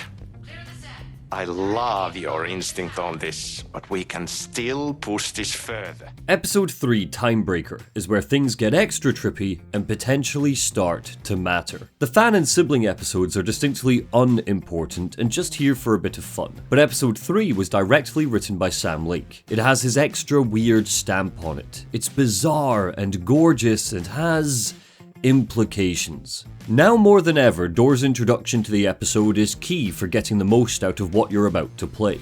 He talks about what ifs, about roads untraveled, and every syllable quivers with 2 words. Quantum Break. How have I talked about Quantum Break so goddamn much in this video? Shawn Ashmore plays himself. The actor Shawn Ashmore working with creative director Sam Lake and Poison Pill Entertainment on the sequel to a video game about time travel and parallel realities. It's gonna have lots of live action in it, it's gonna get weird, it's gonna tell the story of Mr. Hatch/Door whirling through the multiverse killing different versions of Shawn Ashmore. They're letting us catch a glimpse at what Quantum Break might have turned into if Microsoft hadn't strangled the rights and Poison Pill abandoned it to focus on Control. This is a shifty version of Quantum Break 2 squeezed into an hour-long Night Springs episode. The plan was always to turn Jack Joyce into an iconic archetype of a superhero. It's coyly hinted at that Joyce was a variant of Shawn Ashmore. Interior, dressing room. The actor looks confusedly at Branch, a copy of himself, a multiversal variant. He crouches and picks up the PRS. The agent enters. So we got another one of you, huh? Too late again. Excuse me? Laughing. No, this is just... It's a prank. The agent is played by Courtney Hope, aka Jessie Faden, aka Beth Wilder from Quantum Break. When I said I couldn't wait for Tim Breaker to meet Jessie, this is not what I had in mind. After all, neither of these characters are our characters, just echoes. But there's something really beautiful about having them unite in 2 out of the 3 stories. Jack and Beth is one of Poison Pill's most believable love stories, and turning their bond with each other into a star-crossed constant in the multiverse gives it weight and dimension. They'll reconnect a few times before the episode is over. The actor's glorious, trippy hop through 7 different realities is dogged by door and enemies called Time Breakers, and while I'm definitely nitpicking, it's once again in the combat that rough edges start to show. Each reality gives us the goal of finding an SEN, a shifter energy node, to charge the PRS, the polyhedron reality shifter. The PRS is just a redesigned angel lamp from Alan's campaign, and that's great, nothing wrong with cutting corners for a DLC. After all, there is so much other cool stuff going on in here. But bringing back the fade outs one more time feels lacking. They are the Time Breakers, where the episode gets its name from outside of being a fun nod to Tim E. Breaker. They're white fade outs that are really demonic, possessed Sean Ashmores. They wield police batons. They wear the sheriff jacket. We burn them away with our flashlight and gun them down, something that mechanically doesn't feel like Poison Pill at all. Normally, they're so good at tying game mechanics to underlying themes or motifs of a story, but not here. The sibling fighting coffee monsters with light kinda worked because they're black coffee, so with a gun to your head, you could argue you're burning away the dark coffee with light, I don't know. But light being a weapon against time monsters feels random. Again, the veil of this all being a Night Springs episode from Alan means it's hardly something to rail against. There's only a couple of combat sequences in the game, and in Reality 4, when things take a really weird turn, none of that starts to matter anymore. We were making a video game of the multiverse, but now it's suddenly real? Real and not real exist side by side in the multiverse. Echoes flow through it like currents in a cosmic ocean. The Sea of Night. Okay, grab a coffee, this is going to take a minute. A multiverse bubbling beneath all of Poison Pill's games is a fact we've known since Control. Dylan Faden effectively lays out their realities on top of each other, side by side, inside, etc. At the time, it seemed like this was an easy, hand-wavy way to reference Max Payne or Quantum Break. But Reality 4 gives us a world that is a comic book, sketched out by legendary Batman artist Christian Ward, and with how much I love all things Batman, it feels like someone has dropped me into a universe just for me. The agent returns to lay it all out for us in speech bubbles and panels. She works for the Ripple Effect Corporation, headquartered in a building that looks suspiciously like Monarch HQ from Quantum Break. They investigate the multiverse, looking into the infinite realities that stretch up into the cosmos. Fictional people, real people, video game people, they all exist in Poison Pill's games. By that logic, this video is in one dimension and you watching it are in a different one. Hey, look at that, we're canon, good for you. The agent seems to be aware of a couple of her variants. Beth Wilder's death in Quantum Break is referenced, so is Jesse Faden's role as director in Control. Notably, so is the sibling from episode 2, which means by that logic, episode 2 wasn't just a Night Springs episode drawn up by Alan Wake after being inspired by Jesse, it was another universe altogether that we got to experience. The same goes for the #1 fan. She wasn't inspired by Rose, she is just another Rose in another universe. Mr. Door's origin is laid out for us clearly. The time cave that Martin Hatch found in Quantum Break appears. He found something then that gave him the ability to walk between worlds. The feedback loop killed all other versions of him. There's just one version of Door, no matter how many universes there are. I think out of everything, this is the biggest lore implication that we should take away moving forwards. But then we get this. Conceptual, fictional, real, more real than real. Many versions of us all, in hidden interaction, linked by the energies that ripple through realities. A picture of Alan Wake, Scratch, and Tom Zane, painted on screen as an example of multiversal variants, lingering there for a total of 5 seconds. What is Tom the Filmmaker? Roll the music. Theory 5. Tom the Filmmaker is Alan Wake from another universe. If the 3rd episode of Night Springs is to be taken at face value, Tom the Filmmaker is an Alan Wake variant who has somehow found himself in the dark place. That's why he looks like Alan. That's why... wait, cut the music. What does this explain? Exactly, because looking at my Tom Zane conspiracy board, sod all. Instead, it just unravels into more implications and questions. If Tom the Filmmaker is another universe's Alan Wake, what does that mean for our universe's Thomas Zane, Tom the Poet? Was he also just an Alan Wake variant? Are we to take that there was an Alan Wake in the 70s and another Alan Wake in the 2000s, just with different names? Someone is existing in the wrong universe then. Did Tom the Poet come over? Or Alan? Are we saying that Tom the Filmmaker's real name is Alan Wake? Why has he taken on a new name? Why is he calling himself Tom Zane? Or is Alan the outlier here? Maybe the multiverse is full of artists calling themselves Thomas Zane, but there's just one Zane variant calling himself Alan Wake. We find our third Tom Zane movie in this expansion, Death Rally. Was this made by our Tom the Filmmaker? Or others? I don't like this theory right now either. Here's why.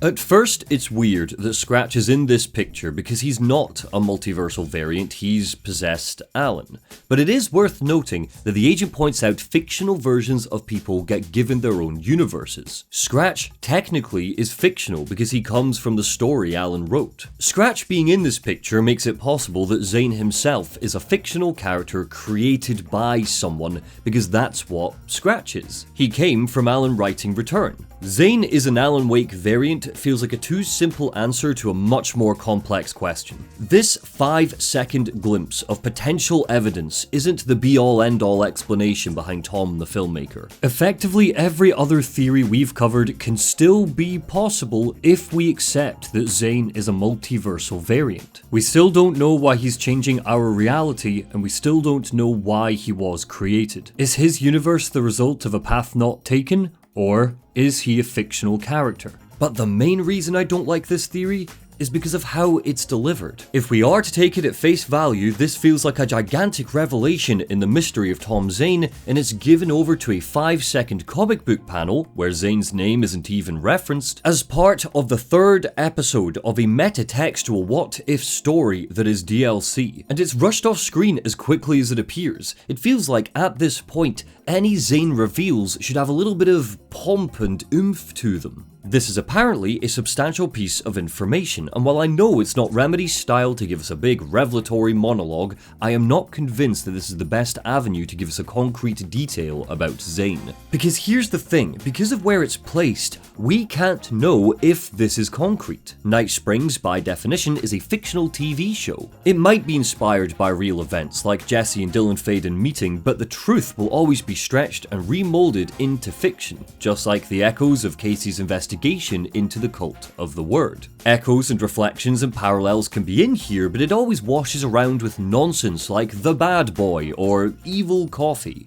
It's part of the fun of these episodes that you can't get a foothold on what's real, but that fun mainly comes from the fact you don't need to worry about it. The bad boy isn't going to clue us into the true nature of Scratch, and it doesn't need to. Have fun laughing at the silly dialogue and shooting haters. But when an entire chapter of one episode is given over to an admittedly beautiful exposition dump, it starts to feel like all of this matters. Like the background noise of the multiverse, there before just to battle corporatism and tie in past games, has some pretty far out implications that are in danger of overshadowing the intriguing world building Poison Pill have focused on over the years. Scratch being in this image with Zane and Alan means you can, in fact, make something out of nothing in the dark place. Not only can you create people, you create entire goddamn universes for them to exist in. If we are now saying that this version of the multiverse is canon, if the other two Night Springs episodes were just written by Alan because he glimpsed other universes out there where Rose fights the bad boy and Jesse fights Coffee, then that means his other visions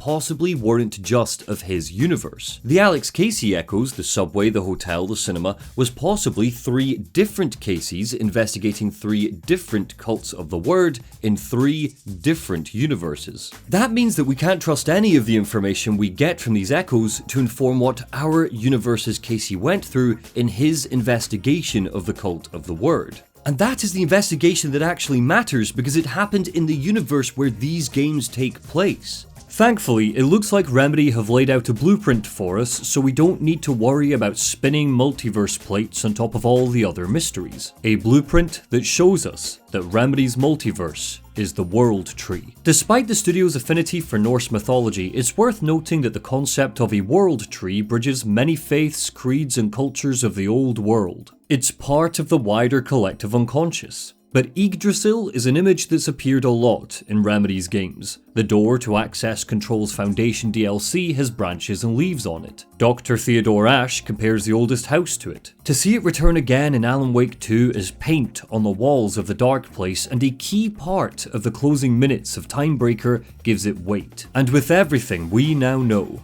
I think we can lay out the structure of Remedy's multiverse. Tim Breaker theorizes that something, maybe Warland Door, anchors this universe as the main one. All other universes branch off of it. If that's true, I'm not convinced that Door is the anchor, though he may be a contributor. Instead, I think it's the oldest house itself. It's a building that has seemingly always existed, taking on different shapes throughout the centuries. Inside it is the Nail, a paranatural object that seems to tether the oldest house to the astral plane, sitting on top of it.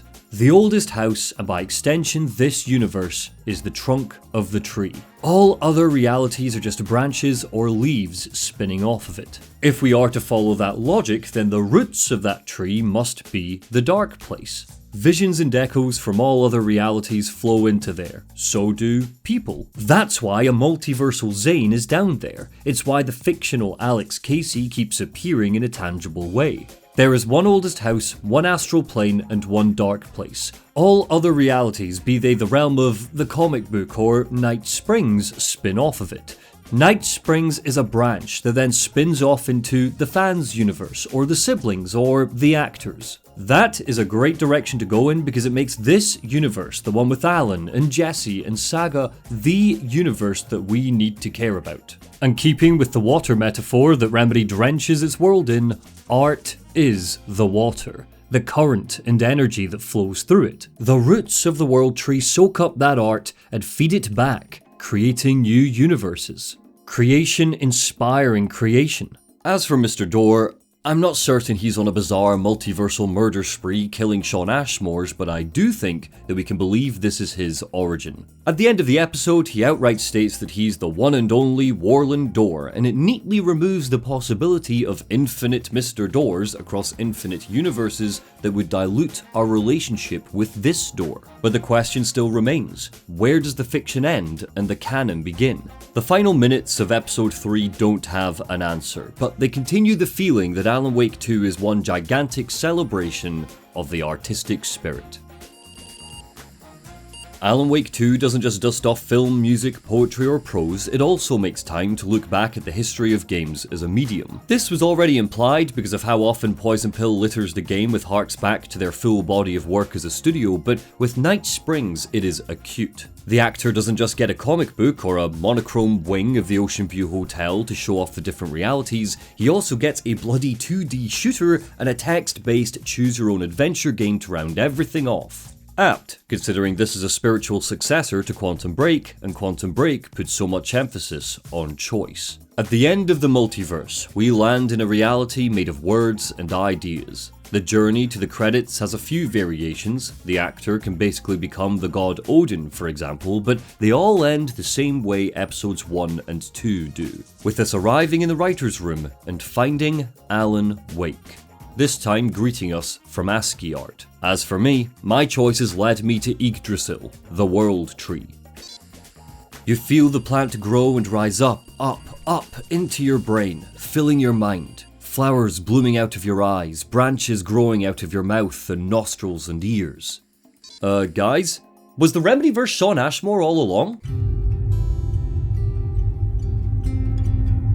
There's a feeling in Alan Wake 2. Something that's difficult to name or label. An unseen force that, even when you break something down to its individual components, keeps shining through. Difficult to name? Unseen?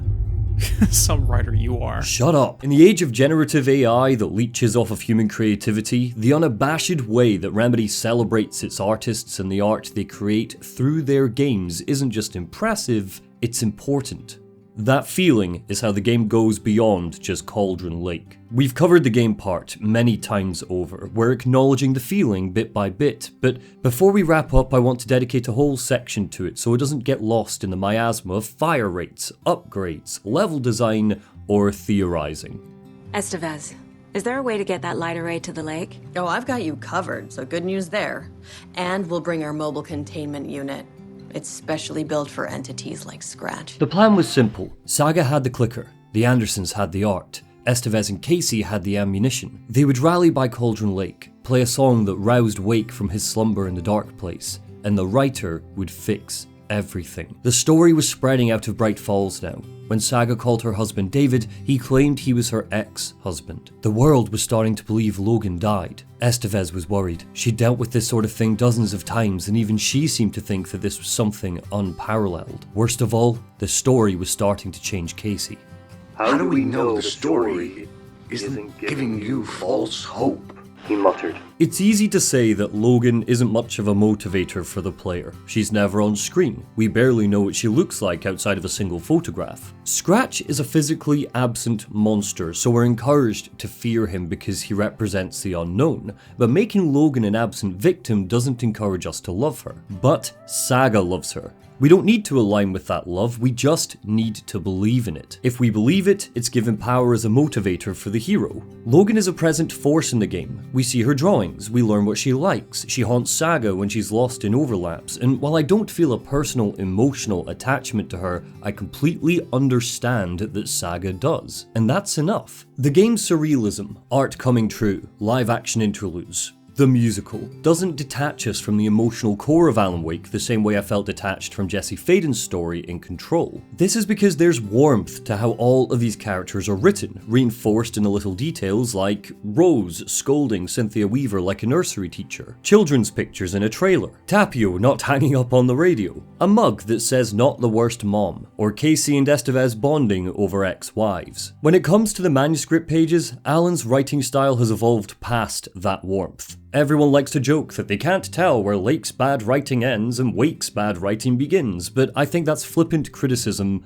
at best. There is an obvious difference here because Alan's short, pointed, detached sentences sit in direct contrast to how Remedy writes its characters. He's cold in his descriptions, the syntax is blunt. This is on purpose, he states as much in Control's DLC. The writing needs to be functional so metaphors can't seep in and change the scenarios and situations that his darkening mind dreams up. Saga had slid into a nightmare. A growing amount of evidence said her daughter was dead. Saga couldn't accept that. But when he talks about the dark presence, when he describes Scratch or the Taken or the nature of Cauldron Lake, that bluntness gets sharpened. Darkness boiled in his skull, like a storm cloud crammed into a bottle. His singular purpose was a sharp, pulsing black hole in his head, waves roaring out of it to whip his flock into a frenzy, filling them with his purpose. Speaking to the Friends Per Second podcast, Kyle Rowley talked about that Remedy feeling when he described the first time people at Epic Games played Alan Wake 2. We put the game in front of external reviewers, and one of the questions that Epic asked was, "Is this game too finish?" Our culture here is unique, Sam Lake added. It's something that's close to my heart and I feel proud about. It's very fresh and unique and exotic if seen by the outside. Things that might be cliché here might not be seen as cliché. The injection of Finnish culture is definitely what adds to the surrealness of these games for me, just like how a game that emphasized Gallic culture might add to the weirdness for, say, Finnish audiences. But to say the Remedy feeling is just the Finnish feeling is to not appreciate the out-of-the-box thinking that Remedy brings to all of their games, even when they don't stick the landing like with Quantum Break. When BAFTA asked Remedy the question, "What is a Remedy game?" they were bombarded with all sorts of answers. A little spice of weird, Simon Vaslin said. Something strange but with fun and levity, Mikhail Kasurinin added. Creative risks, Grindel Murray Raitanen. Character-centric, story-focused games with a strong, identifiable style, concluded Sam Lake. If you melt all of that down and press it into metal, then sure, an idiosyncratic, Remedy-ish game would come falling out. But in the age of the Remedyverse, I think there's a more important element: audience participation. Speaking to Entertainment Weekly, Sam Lake said, quote, "I do love the idea of enabling our audience to come up with theories. I don't want to shoot them down on that level. We are making questions possible and giving ideas to people that they can then form their own theories. I think that's very much part of the fun." Lake has claimed numerous times that Remedy have the answers. That way, every artistic choice has momentum and purpose. What's the deal with Tom Zane? What does Mr. Door want? The answers to those questions are likely stored away at the back of a filing cabinet somewhere, but Remedy games demand that we participate, even when live action clips are slipping into the experience and we're putting our controller down. When all of those developers were locked into interviews with BAFTA and asked about the weird parts of their games, we didn't get deep philosophical answers to why their titles are made the way they're made. You'd think, considering the subject matter and the layered storytelling they're so proud of, that members of the team would wax philosophy, but instead, it's funny anecdotes or functional, useful notes on game making. The game is meta because meta stuff is fun. The game breaks the fourth wall because breaking the fourth wall is fun. Why is there a musical in Alan Wake 2? Is it because Remedy wanted to show some deep desire buried in Alan's psyche that he fancies a future on Broadway? Or is it because musicals are fucking awesome and it would be a fun surprise for the player? And all of this might just be for the sake of fun, but breaking the fourth wall or incorporating winks and nods to Max Payne and Quantum Break forces a player to participate in the game world and the story. And if you're participating, you're closer to the action and the terror. When you read House of Leaves and you get lost in footnotes for footnotes, 6 pages from the starting sentence of a chapter, you start to lose your place. Getting lost in the text of the book the same way the main character gets lost, rifling through notes and scrawls. When Ferris Bueller points at the audience, it's so we can feel like we're part of the mischief. We're skiving school with him.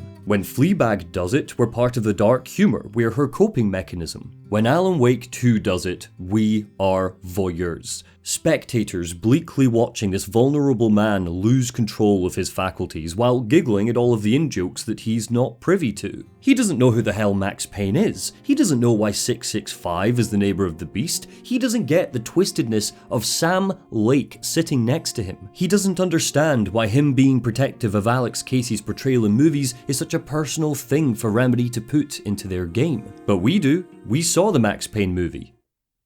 It sucked. Alan Wake 2 orders us to theorise, to talk online, and to build a community around resonating with these characters. It helps them find out what we're enjoying and what we'd like to see more of. Fans loved Rose, so we get more Rose. Fans loved Estevez, so we'll probably get more Estevez. Fans loved Barry, so we get more...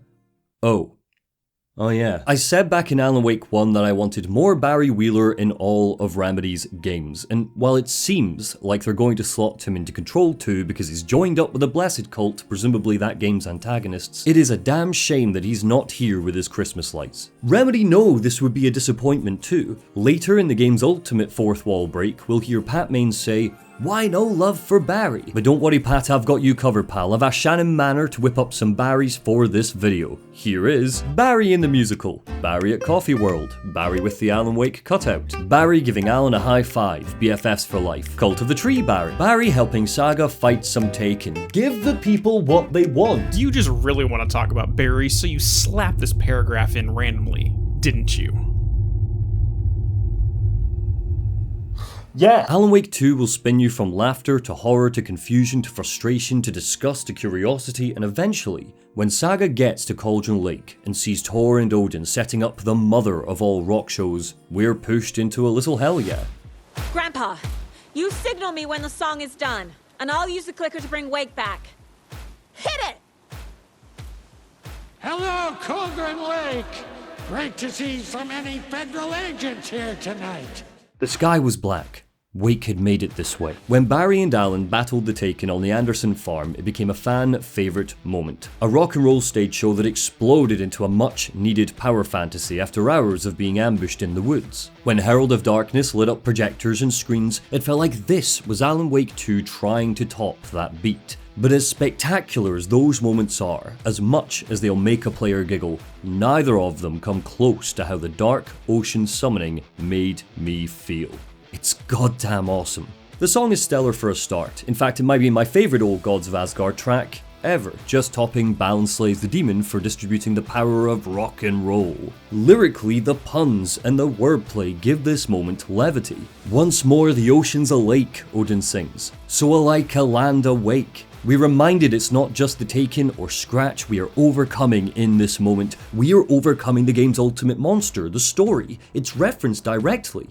The horror story falsely claiming, naming you servant of the night. Yeah, fuck the horror story. The story doesn't write us, we write the story. Saga has developed an antagonistic relationship with Alan because she feels like his writing has taken agency away from her. Alan is sinking into a dream that earlier drafts of the narrative have weaved. It's time for everyone to beat back fate, beat back some rewritten destiny. It's a collaborative exercise. Estevez and Casey help our battle by shining lights and tossing down ammo. The Anderson brothers blow back the Taken with pyrotechnics. It's like Dor said, Alan has so many people helping him, and it's not just the characters in the game either. Because Dark Ocean Summoning is an artistic collaboration, Remedy and Poets of the Fall and the player doing all the fighting makes it feel like we're working together to make this moment stick, to make it land, to make the magic work. That feeling would have always been there, but when the song gets supercharged, we see the Poets of the Fall illuminated against the night sky. Real-life artists working to free Alan Wake.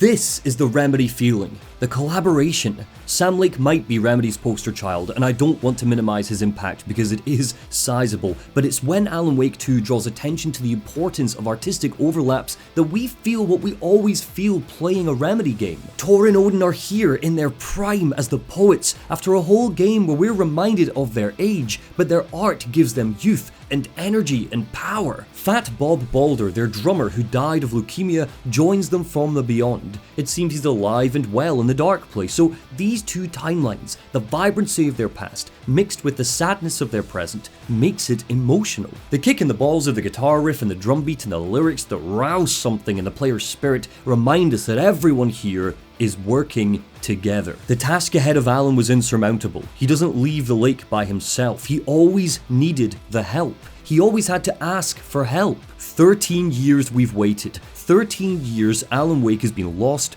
and tortured. 13 years, Alan. It's time to pull yourself up from the goddamn lake, and we, through Saga, are gonna do it, baby. The delays and the false starts and the funding difficulties and the lack of execution has contributed to all of this. And while that wasn't on purpose, the fact Remedy have been lost in their own dark place for 13 years trying to resurrect the writer imbues the Dark Ocean Summoning with a feeling of epicness and freedom. The musical might be Remedy Unchained, but the Cauldron Lake rock concert is Remedy becoming whole, completing the circle in this one blast of artistry.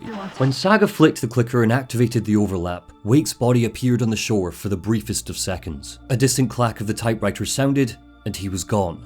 I did everything right. She gasped. Art to bring him back? Clicker to make it real? She cast her eye over the shoreline. So where the fuck is he? As the game swirls the player out of Cauldron Lake and back into the dark place to pick up with Alan, we see the other side of that unexplainable feeling. Hollowness. Emptiness.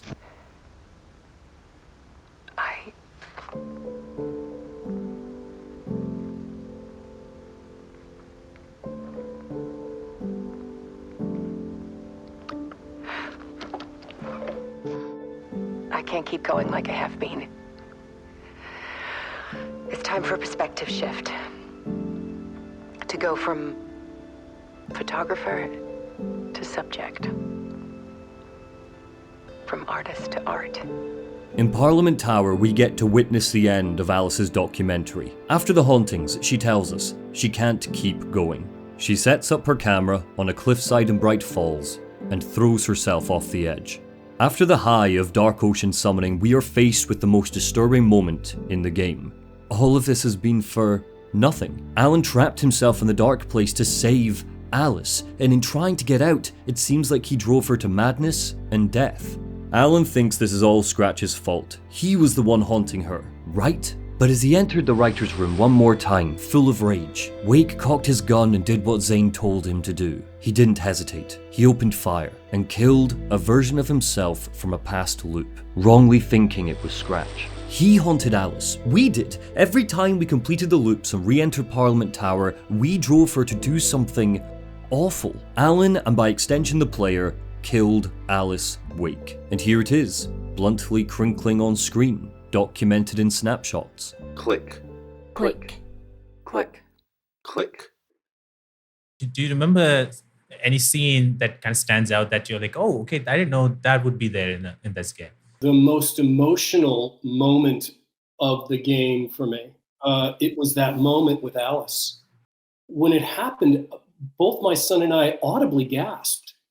I went, no, it was like that. It was like, and I remember going, I had to take some time. It really stunned me. And Xbox is a place where you know when you're investing in Xbox, you're investing somewhere that is dedicated to making games more successful and creators more successful so that they can invest more to bring even better experiences to you all of the time. I think one of the things that was most upsetting both to Xbox gamers and to employees is that, one of the shuttered studios in particular just created a hit game, did really well on Game Pass in terms of engagement, and won a ton of awards. Shouldn't succeeding in that way ensure the future of a studio? One of the things I really love about the games industry is it's a creative art form. And it means that Sources also told The Verge that Microsoft wants to bring AI features to game content creation and operations, including AI-generated art and tools in games. Do you think an AI could make you feel like that? As it dawned on Wake what happened, the mistake he'd made, he felt his shadows seep from his pores onto the wooden floor of the writer's room. He heard the monster behind him, lured in by the darkness of the moment, the dark presence. He accepted it, and because he accepted it, it didn't kill him this time. It became him. Somewhere far away was the sound of Saga Anderson's voice. He wasn't thrown into another loop. He was thrown onto the shore of Cauldron Lake.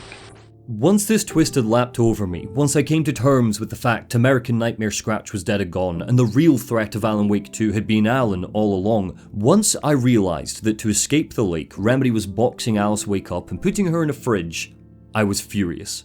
13 years they've been trying to reach each other. 13 summers, 13 birthdays, 4,748 cold nights alone. Of course, Alice Wake isn't gone. These pictures aren't of her death, they're of her throwing herself into Cauldron Lake. She's not dashed on the rocks, she is in the dark place, just like Alan is. This is all going according to her plan. She enters his spiral. He dove in to rescue her, she dives in to rescue him. Echoes, mirrors, reflections. But the player doesn't know that yet. We won't learn it until after the credits roll. For now, all there is the emptiness. This moment relies on our participation. We need to embrace the feeling of the game, the desperation it conjures, the emotional whiplash, the fist pump fuck yeah of the Dark Ocean summoning, and it achieves all of that because its frenetic nature, its bizarre structure, the little tricks it plays with its tension, horror, and retcons makes us feel psychologically vulnerable. We wanted the game to start making sense, and when it does, our answer is delivered with silent, static photographs and a woman's suicide. Estevez, Scratch is Wake with a dark presence inside him. He wants the clicker. Change of plan. I'll lure him to the cell. The clicker might have blasted Alan Wake back to the start of the game, but it still technically summons him in the present. It's just Alan is taken by the dark presence now. Scratch brings a reckoning. Well, saying that, our final boss fight is a little underwhelming. As a confrontation, the Scratch fight asks us to repeat the same strategy as before. We turn lights on, pin him down with gunfire, and stun him until we can lock him inside the FBC container. I'm thankful as hell that Remedy didn't rely on a strategy they've often used as a crutch for bosses, flanking our big bad with grunts to make us feel pressured, but because there's one hell of a finale run after this, it seems like fighting Scratch is a bit of an anticlimax. This battle in a vacuum works because it's tense and desperate, especially because Saga starts it without much ammo after holding her own against waves of Taken prior. But it's not nearly as terrifying as Cynthia Weaver or as tricky as Thornton and Mulligan were. It feels like a prelude to a more engaging final boss on the horizon that never comes. Saga trapped herself in the container with Scratch. Flash. Light filled the unit. Screws vibrated. Metal splintered. Scratch screamed. In an instant it was over. The dark presence exploded out of Wake, breaking the container, and swirled across the beach to Casey. Casey? Not Casey!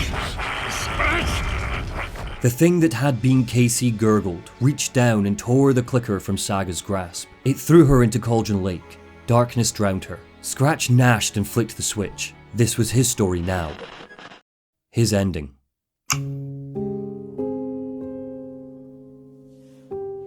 There's a woman in this house. I don't recognize her face. There's a woman in this house. She's intruding in my space. My palms begin to sweat. My heart is racing fast. I'm looking for my exits. How long will this capture last? As time goes on, I'm anxious. My mom will expect me home. This woman is making me stay. Won't even let me use her phone. The things she says are madness. She thinks she's my wife? But I'm just a young lad living with my mother my whole life. I can't recall how I got here. That part is most confusing. When I say I need to go home, that woman, she is refusing. When I get my chance, I'll make a run towards the door. I'm scared now. I just want my mom. I don't want to be here anymore. She's locked it. I can't get out. This is my worst fear. I'm trapped and shouting loudly in the hopes someone will hear. That woman looks upset now, tears rolling down her cheek. She reaches out to touch my hand. She's too upset to speak. We're both distressed, but catch a glimpse. There's something in her eyes. It's familiar. It's warm. I know her. She's let down her disguise.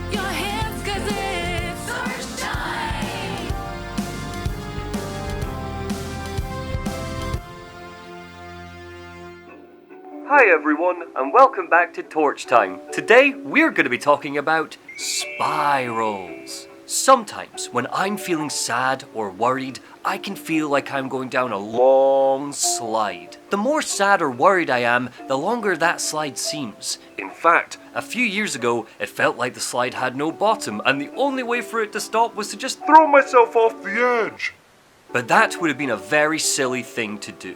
In fact, all I had to do was remind myself that people love me, and if I stuck my arms out, like this, they could help me climb up the slide. It might be slippery, but with the help of others, I could climb up that spiral right to the top. Today's story is all about that, sent in by Alan, age 45. It sounds like Alan's been feeling a little bit sad and worried himself. Aww. It sounds like he's been telling people a story that's completely out of order, but don't worry, Alan.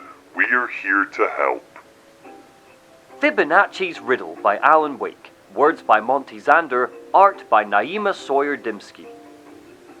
One night, when Alan was feeling confused and scared in the dark place, he went to visit his friend Tom Zane at the Ocean View Hotel. Zane gave him an adult juice, and that made Alan stop bottling up all of his fears and worries. Because of the adult juice, Alan's shadow came out. Your shadow can be very creative, but because Alan had spiraled so much, his shadow wrote a really spooky horror story. Ooh. Alan took the story and ran away, but then he lost his memory because he was so sad and worried. He got very lost and very confused. Thankfully, Alan's friend Mr. Door did a big musical that reminded him of a bunch of stuff he forgot. It was a very fun song. Alan enjoyed it a lot. Alan then went back to the Ocean View Hotel where Tom Zane was very excited to see him. Alan was sad because he'd lost the story. Zane was worried because he thought a nasty man called Scratch might steal the story and change it. Alan looked for the story in the hotel. It had gotten very spooky. There was lots of ketchup on the walls. Eventually, Alan found his writer's room, and the story was here. But it was very spooky. He thought Scratch had written the story and started to change it. He even added a new character in, called Saga Anderson. But when he was changing it, another Alan from the future burst into the room and put him to sleep. Future Alan thought he was putting Scratch to sleep. Oh no! Alan spiraled more, but it felt like he was just looping instead. He went to see his friend Mr. Door, and Door told him that he needed to calm down because he was hurting someone he cared about. Alan spoke to his friend Tom Zane again, but Zane lied to him and said he wrote the story with the nasty man, Scratch. Alan kept looking for the story and went to Poets Cinema. It was scary here too, with even more ketchup. After the cinema, Alan found his writer's room again. He was very angry because he thought Scratch made his wife Alice go to sleep, so he barged in and accidentally put another Alan to sleep. Oh no! This was the Alan from before, the one trying to make changes to the story. Alan got even more sad and worried, so a dark presence appeared and possessed him. Just as this happened, Saga Anderson flicked a magic light switch, so Alan and the dark presence ended up in a town called Bright Falls. Alan had a very bad, no good day in Bright Falls where he did some very bad things because he was possessed. But eventually, Saga Anderson managed to rip the dark presence out of him. Alan ran to the Valhalla nursing home where his writer's room was. This was a gateway back to the dark place. In the writer's room, Saga Anderson appeared and shot Alan with a bullet of light. But this didn't put him to sleep, oh no. This just sent him back to the dark place and even further into the spiral. Alan awoke on Mr. Door's late night show. Thankfully, Mr. Door decided to help him out and filled him in on what he forgot. As Alan tried to leave the show, the dark presence got him again, oh no, and that made him move even further into the spiral. He awoke on Mr. Door's show one more time, this time with an actor called Sam Lake, who was playing Alex Casey in some movies. Alan tried to find the story again, this time looking in a spooky subway station. There wasn't ketchup this time, but there were some people who had been out in the sun too long. Alan found his writer's room again. Inside was the body of Hotel Alan, and the story with all of the changes that Hotel Alan had made before Cinema Alan made him sleep. This was all very confusing, and Alan got really scared because he forgot that he was the one who put Hotel Alan to sleep. Because he was so scared, the dark presence appeared and invaded his brain. But Alan didn't sleep. He went further into the spiral and started the whole loop again. But Mr. Door was still his friend, so he put on the musical one more time to remind Alan what happened. The end. End. End. The end of the game is a trippy whirlwind where Deerfest sets the stage. Alan's theme song plays on the jukebox. People praise the depth of the words, the characterization, point out that the musical somehow tops the stage fight from the first game. They say the sort of pretentious shit that I've been saying this whole goddamn video. Alan's self-loathing, regret, and pain from 13 years in the dark place let the dark presence expose and corrupt his shadow. And when it was torn from him, we see that it took some of Alan's suppressed fears and desires with it. Scratch's ending is an eternal Deerfest that will trap Alan in what his shadow thinks is a utopia. Of course this is what it thinks he wants. It's been feeding off of his darkest desires and insecurities for years. All Alan Wake ever wanted was to create art that made people love him. It's why he went to Bright Falls in the first place, because he was trapped by his writer's block. To escape his spiral, he needs to come to terms with that and create art that surpasses just him. Alan Wake's brilliance is on full display with his choice of a hardcover book jacket made of a premium enamel stock with gloss lamination that is both tasteful and pleasant to the touch. Isn't that right?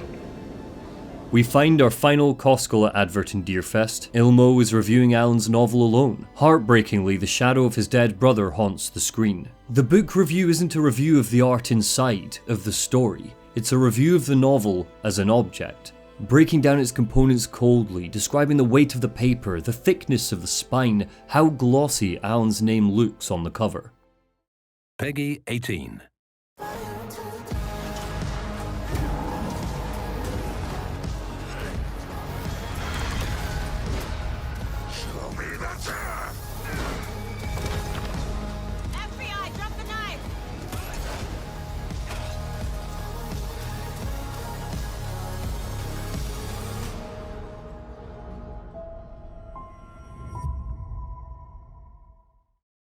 This isn't about Alan. The only way he's going to fix this is if he realizes it was always about the gooey center of the story, about the people wrapped in its pages, about the feeling. art for art's sake, thread with a message about mental health. I love it. The spiral door in the Valhalla nursing home was an overlap, leading to the writer's room in the dark place. Ahti had been guarding it until the time was right. Because water was needed to enter, he had fixed his mop bucket near the door. Wake and Saga could communicate with each other. Alan Wake 1's story was written by Sam Lake, and while it's clear he's been the driving force of Alan's journey for 13 years, numerous collaborators have joined him at the writing desk for Alan Wake 2. Kyle Rowley was Lake's co-director. Tyler Burton Smith worked with him on the story. Clay Murphy clacked away on the screenplay, whipping up dozens of pages, drafts and edits. But a game's story is only as good as the game design that carries it. Jan Polkinen was the art director. Simon Vaslin was the lead narrative designer in a team full of people concentrating on the minutiae of mission design, level narration and more. The story might be a monster, but it goes beyond just the lake. If Sam Lake armed himself with partners and collaborators, so did Alan, whether he realised it before now or not. Dor likely suggested Saga as the hero. Zane is part of the ritual to lead him on. Casey's investigation inspired initiation. Rose sent him the angel lamp. Ahti nudged him in the right direction. The old gods of Asgard summoned him from the lake. And Alice has been his guiding light through every spin of the spiral. He always had help. He always had collaborators. But in Saga, he finds a co-author. Whether Return had planned for it or not, she spent the whole game wrenching the story in the direction she wanted to go. And when she awakens in the dark place after being thrown in by Scratch, she pays a price for it. I'm in the dark place. I'm lost. I don't know how to get out. I don't know what to do. The mind place devours Saga and immediately starts feeding on her. Because the spiral is still in play, because the story is still going, Alan's construction of Noir York City remains. But here, Saga is locked away in her own corner, spinning to her own flavour of madness. Her darkness remolds the mind place to batter her with her insecurities, pain, anger and weakness. It doesn't manifest as a rabid feral creature of hate like Alan's does. It's in its infancy, similar to what we saw in Alan Wake 1's DLCs, The Signal and The Writer. But just like how Alan clung to Alice to regain control, Saga clings to Logan. There's a gorgeous, fractured moment in here where all Saga can put on the board is photo after photo of Logan. And with each photo we place, she fades into darkness until there's nothing left. This is a puzzle, albeit a thinly veiled one, and because the mind place hasn't had puzzles up until now, it's likely a player will just follow the red string road until the answers lock into place. We don't need to put every photo on the wall. Saga can ignore the ones that are intrusive thoughts and only place the ones that focus her mind and remind her of her strength. As she left her mind place and emerged into the city, a payphone rang eerily in the distance. It's me again.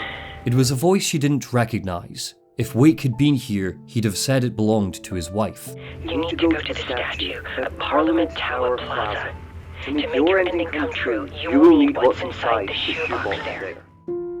At the start of the game, Alan boldly claims that in a horror story there are only victims and monsters. When Saga joins him, they agree that the new ending they write must follow two rules. It has to follow the events of the story, and it has to be bound by the genre, a horror story where the heroes pay the price.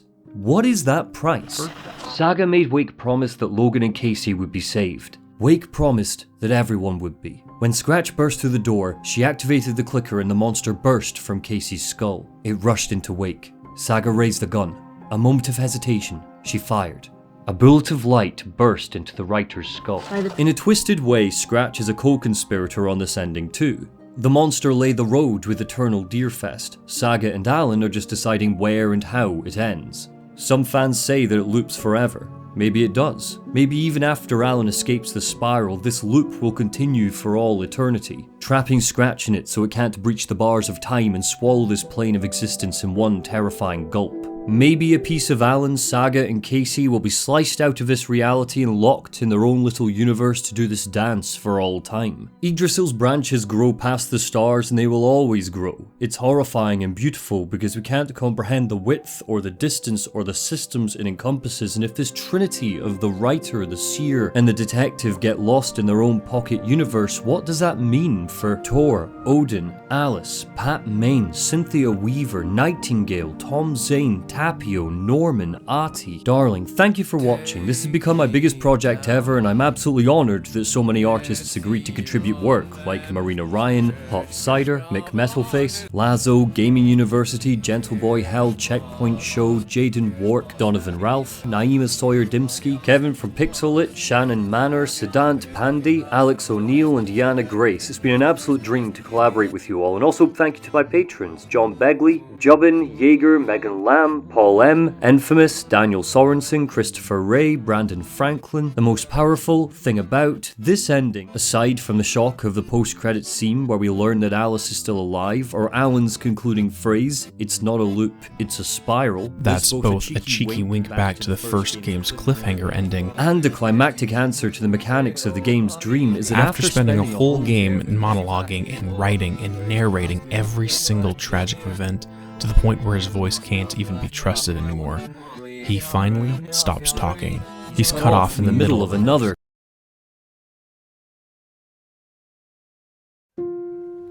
At the start of the game, Alan boldly claims that in a horror story, it's not just victims and monsters. I see that now there are heroes as well. When Saga joins him, they agree that the new ending they write must follow two rules. It has to follow the events of the story, and it has to be bound by the genre, a horror story where the heroes pay the price. What is that price? In New Game Plus, otherwise known as the final draft, we get closer to our answer. At release, the game ended on a huge cliffhanger. Saga shot Alan with the bullet of light. Scratch was gone. Casey regained control of himself, but what really mattered to Saga was whether or not Logan was alive, whether or not she had changed the story back. A long, ringing phone echoed over the credits. Logan doesn't pick up that phone. The loop resets before she can. Alan, Saga, Casey, everyone in the story is blasted back to what feels like the beginning, but in reality, they've just slipped into another layer of the spiral. They are going to relive everything again with some minor changes to get to the true ending. It's a brilliant way to recontextualize New Game Plus. There are extra manuscripts here, like one describing Saga's encroaching sense of deja vu. Alan experiences that deja vu as well the first time Tom Zane calls him on a payphone. Tor and Odin greet Saga when she enters the dark place and tell her they're planning to stay for a little while for mysterious reasons. Casper Darling's videotapes appear here. With every pass through the loop, Alan gets closer to the surface of the dark place, so it's as if his journey is starting to overlap with the plane that Darling is on. Of course Darling would be closer to the surface. He's been here for a lot less time.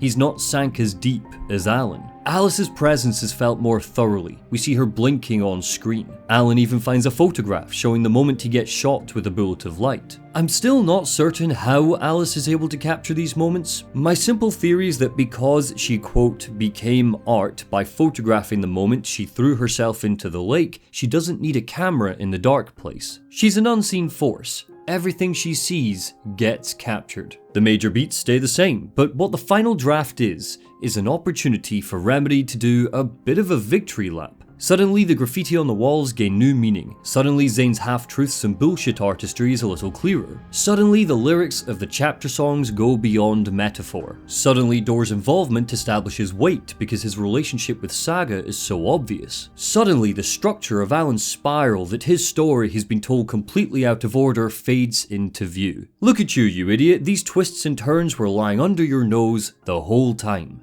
Weren't you paying attention? But most importantly of all, we get our true ending. Logan? Logan! Are you alright? I had a terrible nightmare. Can you come home, Mom? In a horror story, there are victims, monsters, and heroes, but just because the victims and heroes suffer doesn't mean they have to fail or die. This is a disquieting, pregnant ending, full of answers and interpretations and possibilities for what comes next. It is also a happy ending in the most romantic of senses. Everybody lives, or at least everybody who wasn't taken lives. Sorry Cynthia, sorry Thornton. Alice lives, Logan lives, even Alex Casey makes it out despite waving enough death flags to become a Deerfest float. But if everybody lives, I've heard some people ask, what price did Alan and Saga pay? There's every chance that Alan Wake 3 or the Lake House DLC will give us a concrete answer to this, but just like almost everything in this game, I think our answer lies right here. They had to do this all one more time in the final draft. God knows how many times they did it before, and they might forget the past loops as they travel down the spiral, but that doesn't mean the torment didn't happen. For some people, as their mind starts to go, that remains a comfort in the context of happier memories. It's okay. Just because you don't remember it doesn't mean it didn't happen. But for Alan and Saga, they pay the price. In the final draft, Saga needs to relive the terror of Nightingale, the anguish of learning Logan died, the pain of Casey being taken, the danger of Thornton and Mulligan. And as for Alan, he needs to go through each agonizing loop of thinking he killed Alice, of dying countless times, of living sleepless and paranoid in a city of nightmares. In the philosophical tree, Carl Jung says, "One does not become enlightened by imagining figures of light, but by making the darkness conscious." Alan confronts his shadow over and over again. He makes it conscious by writing Initiation and Return. To secure his escape, he had to reconcile his dark half, accept it, trap it in a loop, and wrestle with it until he became whole. Light and dark, balance slaying the demon. Doing all of this again? That feels like a price paid to me. And so I return. With me I bear the torch of knowledge, the light, the miracle illuminated, the master of two worlds. No, the master of many worlds. Joseph Campbell's The Hero of a Thousand Faces has been a major influence on Alan Wake's tapestry. The monomyth, or the hero's journey, has cropped up time and time again. It's been noted that Departure, Initiation and Return, Alan's three novels, are the three stages that encapsulate that journey. When a hero returns at the end of the journey, they return as the master of two worlds. In Alan's case, with his third eye now shining bright, he announces that he's the master of many worlds. At the time of this video, what precisely he means by this is up for grabs. My interpretation is that he's referring to how many worlds exist in the dimension of the dark place. After all, it exists as a result of the collective unconscious. It takes many shapes and exists on many different levels, evidenced by the existence of all these loops and spirals overlapping with each other. Traditionally, in the stage of return, the hero can finish their story in one of four ways. Number 1, the magical flight, where the hero is chased or races toward the end. Number 2, rescue from without. The hero is helped by an outside source. Number 3, resurrection. The hero dies and is reborn as someone new. Number 4, the refusal of return. The hero stays where they are. Alan Wake doesn't finish his story in one of these four paths, he finishes it using all four paths. The magical flight is where Scratch chases him from Deerfest, through the wellness centre and into the Valhalla nursing home. The rescue from without comes from a chunk of people, but primarily it's Saga that pulls him from the dark place. The resurrection comes from the Bullet of Light. As the song says, Alan dies like 1,000,000 times through the waves he breaks, and he is reborn outside of the spiral. He ascends to something new. And the refusal of return comes right afterwards. The story might have been changed. Alan, Saga and Casey might be back in Bright Falls at the end of the final draft, but there are a lot of people trapped in the dark place now. Tor and Odin went willingly, but they're still down there. Tim Breaker, bless his socks, is stuck humming the Night Springs theme. Casper Darling is lost amid wires and ramshackle scientific equipment. Tom Zane is doing whatever the hell Tom Zane is doing, but most importantly of all, Alice is down there now. The spiral has come full circle. She's waiting for her husband to use his new power to walk between the darkness and the light and reunite with her, hoping love conquers death. Or at the very least, fear. What? Is that supposed to be the end? I don't know how to end it. You're really going to end this on a House of Leaves quote? Well, I can't think of anything better. You always do a callback to the start of the video. It's getting stale. All I've done for the past how many hours is ramble, blindly theorize, and come up with like 50 different ways to say, this kinda messed me up and I love it. Don't forget how much you've padded it out with all the art, and dancing, and poetry, and singing. You really played for time there. Oh god, is that what people are gonna think? Sounds to me like you have such little confidence in yourself that you just thought, fuck it. The video will suck, but maybe people will get distracted by the bedtime story bit. You're not going to say anything? Who cares what you think? You're just dialogue written for Gaming University. Dialogue you typed out for Gaming University. Dialogue that's, what, supposed to end things on a massive downer? What happened to art for art's sake? You're being a real Alan Wake right now. If you don't speak, your closing words are going to be Gaming University. Ellipsis. I'm not letting you do this to yourself. 1, No, wait. No, 2, I'm sorry. No, stop. 3. Spoilers 4.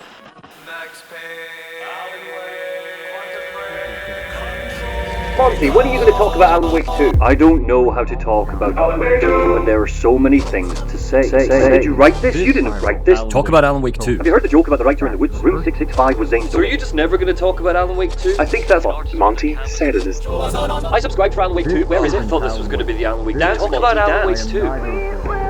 The Mind Place devours Sarah Mackenzie. She'd only be teaching for 20 years. This is not for you. Take me down into the well, my love. Shelter all my broken dreams above.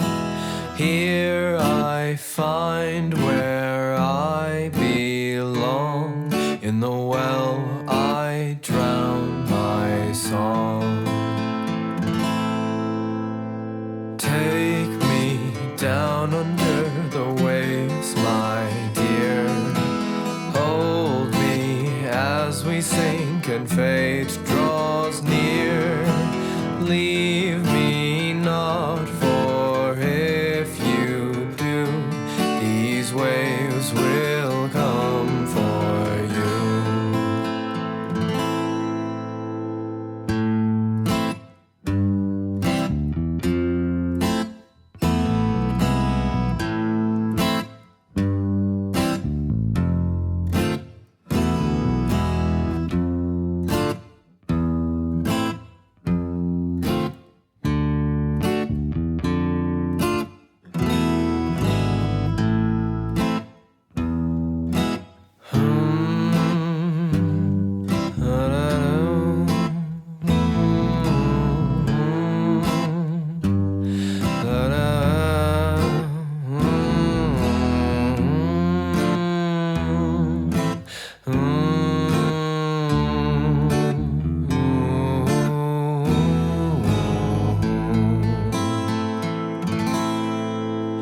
Lay me down into the lake to rest.